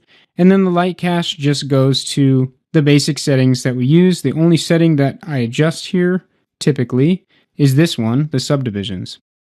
Default 1000 is a good starting point. Set it to larger values like 3000 for more complicated interior renders and to reduce flickering in animations. Okay, so this is kind of closely related to your resolution. 1000 is probably fine for resolution this big. If you go much bigger resolution, like it said, going up to 3000 might be more reasonable. I usually make sure it's about at least 75%, 50 to 75% of my largest dimension in my rendering for my subdivisions here. So you can see my GI settings are pretty simple, actually. I just run the brute force until it gets clean enough. And remember, it's unbiased. And it's just computing until the noise gets less and less and less until it's a high quality image.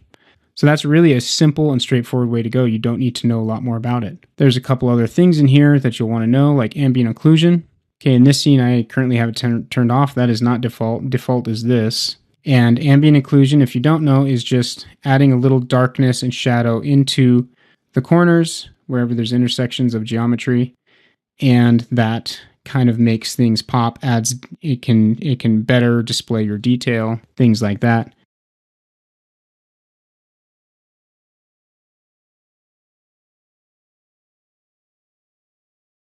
In this scene, where it's a very light, high-key scene, I opted to just turn it off entirely. If I was losing some of the detail because it was kind of too bright, I'm not seeing kind of in the creases of my moldings and things like that, these fine details, I could turn that back on.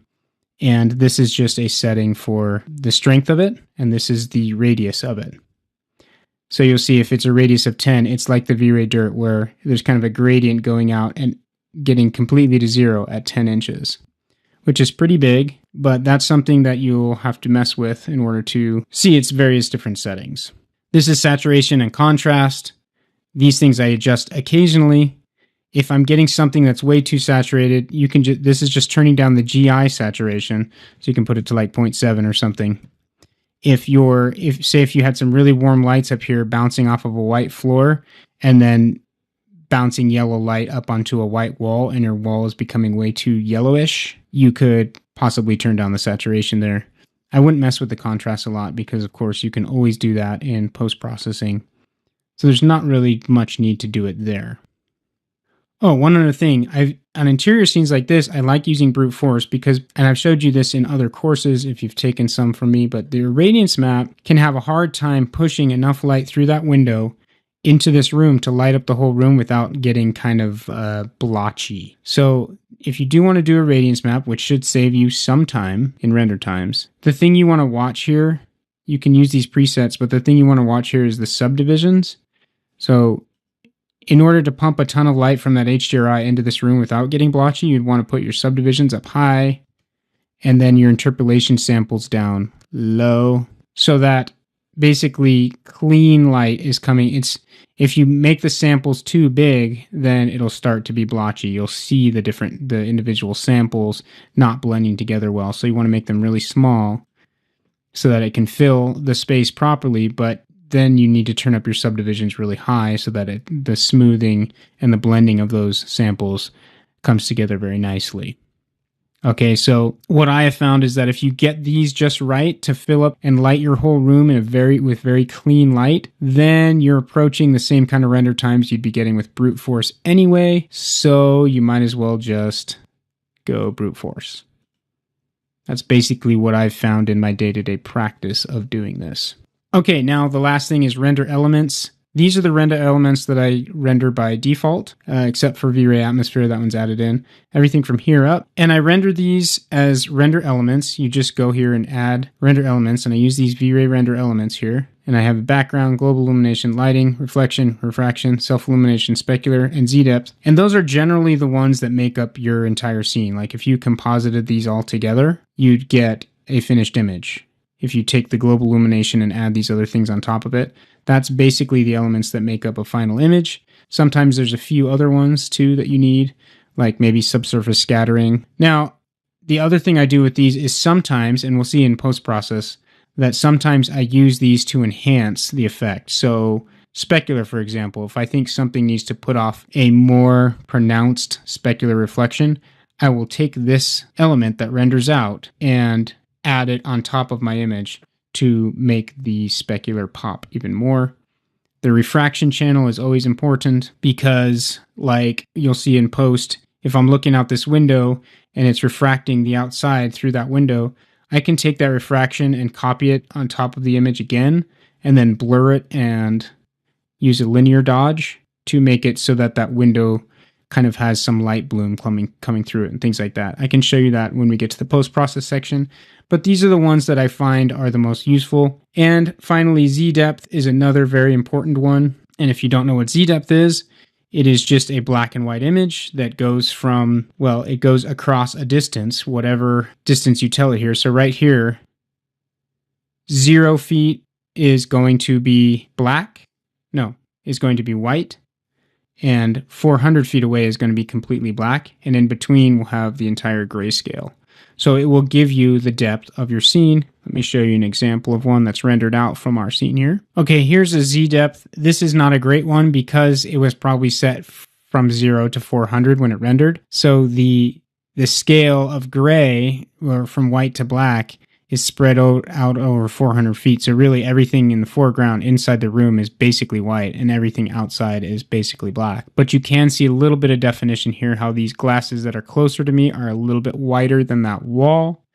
And things that are under the table looking all the way through back to that wall are darker. So this gives you depth information for your scene. And I can show you how to use that in post. It might not come in handy a ton for this particular project. However, I find it to be very useful on exteriors because you can invert this and use it as a fog layer. You can also do things like focus on specific areas of your scene by telling Photoshop, giving Photoshop this depth information and creating depth of field using this. You can do a lot of different things when you know the depth of your scene. So that's the V-Ray Z-depth channel. Those are the render elements that I typically use. The last one that I use is a multi-matte material. So if I go here and add an element, multi-matte is the first one. And what this does is take specific materials and render out a mask for them. So what I usually do here is say, is material ID yes? Okay, so now I have the B channel, the blue channel, the green channel, and the red channel, the RBG, and each channel is set to one particular material ID. So it will render out a solid red channel of whatever material is set to material ID 1, a solid green for 2, and a solid blue for 3. In Photoshop, you can select a perfect mask. If it's solid red, green, or blue, you can select those, and it gives you a perfect selection of whatever it is that you have, whatever material it is that you have set to that in here. So, as an example, let's take our wood material, and we'll just go into it here. Okay, inside this material, this one, let's go into here, into our base material. And right here in Options, Effect ID is what you want to click. And now it just gives you a number slider or number spinner to set it to whatever number you want. And that is making that material have an ID number for rendering. And that corresponds to these numbers over here. So if we set this one to effect ID 1, that's channel number 1, it will now render out a red mask of any material with number 1 assigned to it, and that will give us a perfect selection mask of that material when we render. Now, why would you want this, you might ask? Or maybe you already know. But if you had a perfect selection of this wood in Photoshop, you can now do hue adjustments and levels adjustments just for this piece of furniture, basically, all in post. So you don't have to get your material necessarily exactly the right color in here. You can adjust it very easily with a perfect mask using Photoshop after the rendering is already done.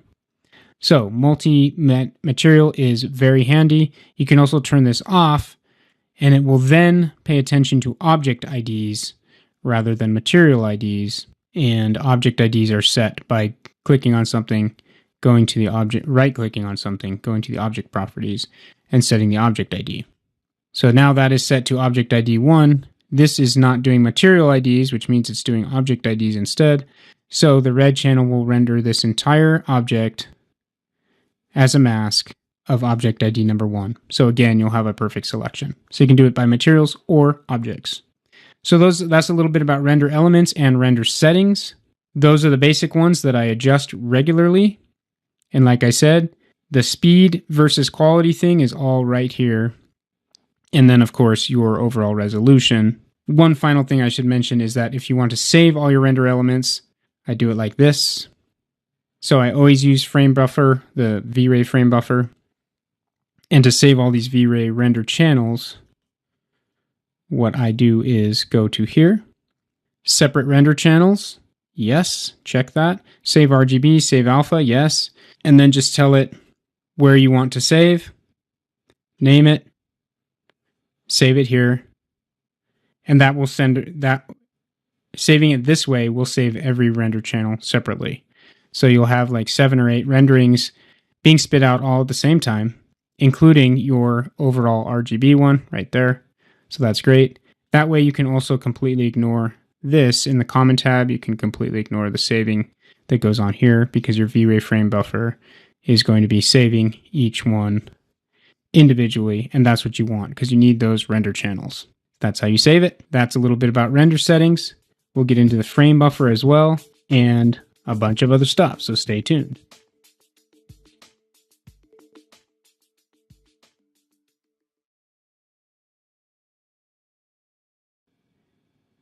Let's dive a little bit deeper now into the V-Ray frame buffer because it plays a large role in our rendering. And just as a note, I always use the V-Ray frame buffer because I prefer it very much to the standard frame buffer that's inside of 3 Studio Max. Let's look at some of the settings. I mentioned earlier linear workflow, and Chaos Group claims that default settings now give you a linear result. If you're wondering what linear result or what linear workflow is, it means that, well, Chaos Group gives a better explanation of it than I can. In their color mapping section, they say, doubling a light's intensity exactly doubles its contribution to the final pixel, and cutting a shader's light reflectance in half cuts its contribution to the final pixel in half. This approach corresponds to linear workflow. Okay, so it means that there's a one-to-one relationship between what you do and how the final pixel comes out. So the way that affects our scene is what it's taking into account is how our monitor is displaying the color to us. Okay, and it's making sure that the way we're seeing it on our monitor is the way that the computer's understanding it, so that we get the most accurate results. So there's just a few settings to know regarding this. It's under Customize Preferences. And I don't know what default is and what isn't because I have my own settings set up, obviously. But this is what my settings are, okay? So under Preferences in 3ds Max, go to Gamma and LUT. Make sure it's enabled. Set your Gamma to 2.2, which accounts for the brightness of your monitor. Okay, so that is making sure you see the right colors. And make sure it's affecting the color selectors and the material editor. Otherwise, you'll be getting darker colors when you're selecting in your colors, and your materials will appear darker here than they should if you had a one-to-one relationship. So if I turn those off, you'll see. Hit OK. See how much darker that gets now? And when I go to select a color, this is actually being affected too. Okay, so what you'll find if you don't have your linear workflow set up properly is that everything looks kind of harsh and dark and contrasty. So if you start finding that, it might be a linear workflow issue. Chaos Group claims, and I'll read it to you, there are different ways to approach a proper linear workflow. The simplest and most effective approach is to leave all gamma-related settings in 3ds Max and V-Ray at their default values.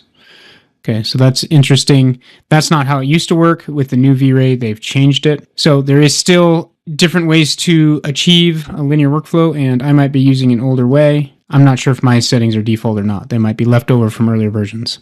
But mine does give me, indeed, a linear workflow using the color mapping settings here, which you see. This is how it was set up. So this gamma is actually not being burnt in because of my setting here. If I put this to color mapping and gamma, it would burn that gamma in, but I had it set to this, so it's only burning in the color mapping. That's set to 2.2, but the way that I adjust for that is in here, you can turn on display colors in sRGB space or not. Okay, and so make sure you're seeing this looking more like this. Your middle gray should look more like this, not super dark, super harsh. And then in your frame buffer, depending on what your other settings are, you may or may not need to turn on the render in sRGB space. So right now the lighting is proper in here. It's not super dark and harsh. It's giving me a linear result. If it wasn't, I could push this and you can see it gets much lighter. But now this particular scene looks kind of doubly bright, kind of washed out. So that's not the right setting here. That can be adjusted in color mapping as well. If you have your gamma set to 2.2 here and the gamma is being burnt in, color mapping and gamma is both affecting your final image, then you shouldn't need to hit the render in sRGB button in the frame buffer. If you're doing color mapping only and then rendering, you'll see it'll render darker like that. It looks really harsh and dark like I was describing. So then I'd say, oh, the gamma isn't bumped up to 2.2 as it should be. But if I hit render in sRGB space, that applies that curve of 2.2 to this, and now it's rendering in the proper color space. Okay, so the point is there's a lot of different ways to achieve it. Like Chaos Group says, it sounds like by default now it's set to achieve linear workflow.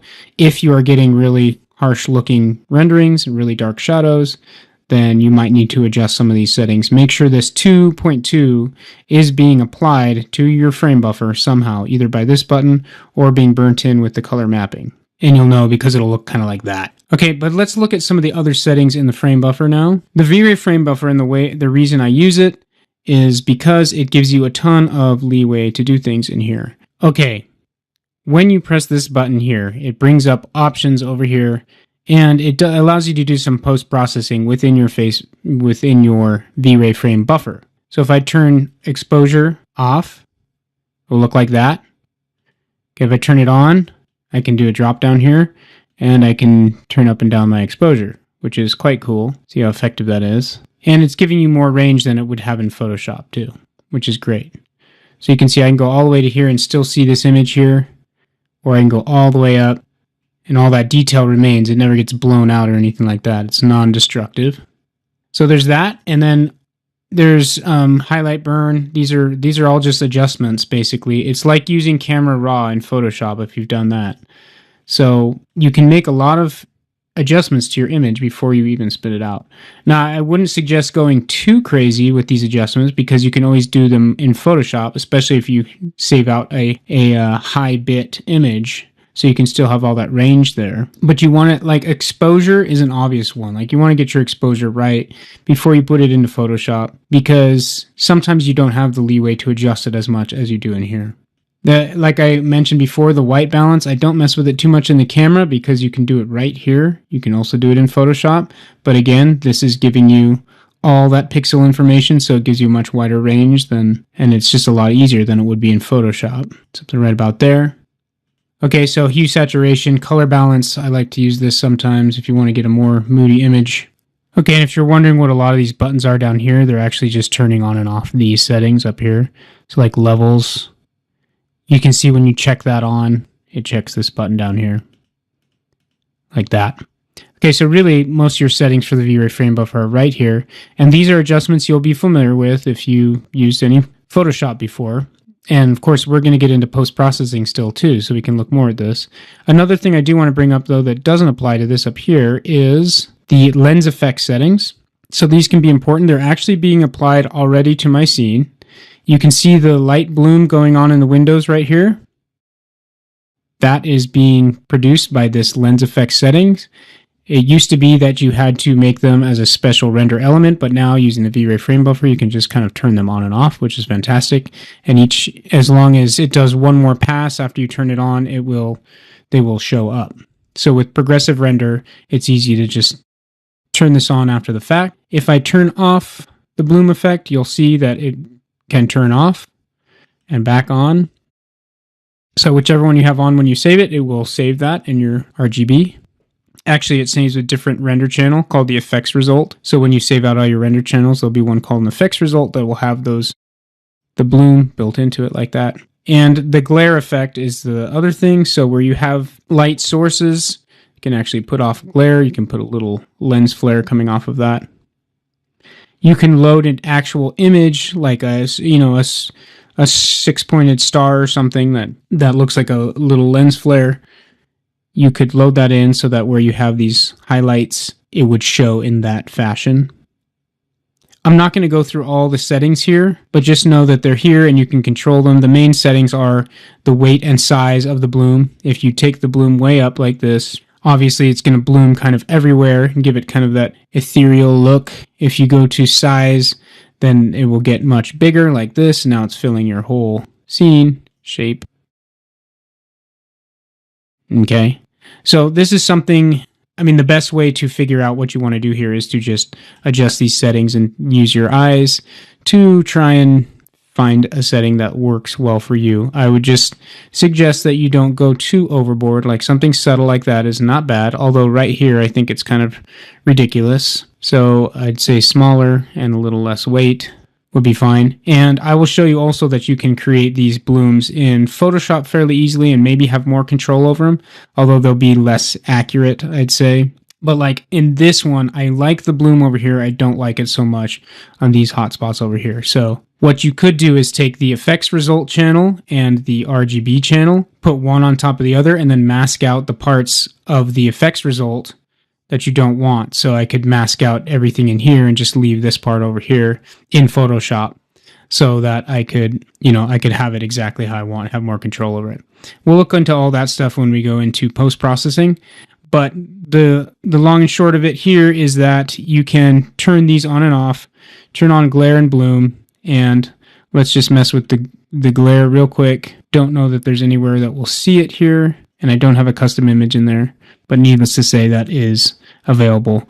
And again, the weight and size, I'd say on both of these, the glare effect and the bloom effect, are the important settings for this particular feature of V-Ray. You can see the lights changing a little bit as I do that. Okay, so that's the free V-Ray frame buffer. I prefer it definitely over the other. You can go through every different channel that you're rendering here. Here's my multimatte.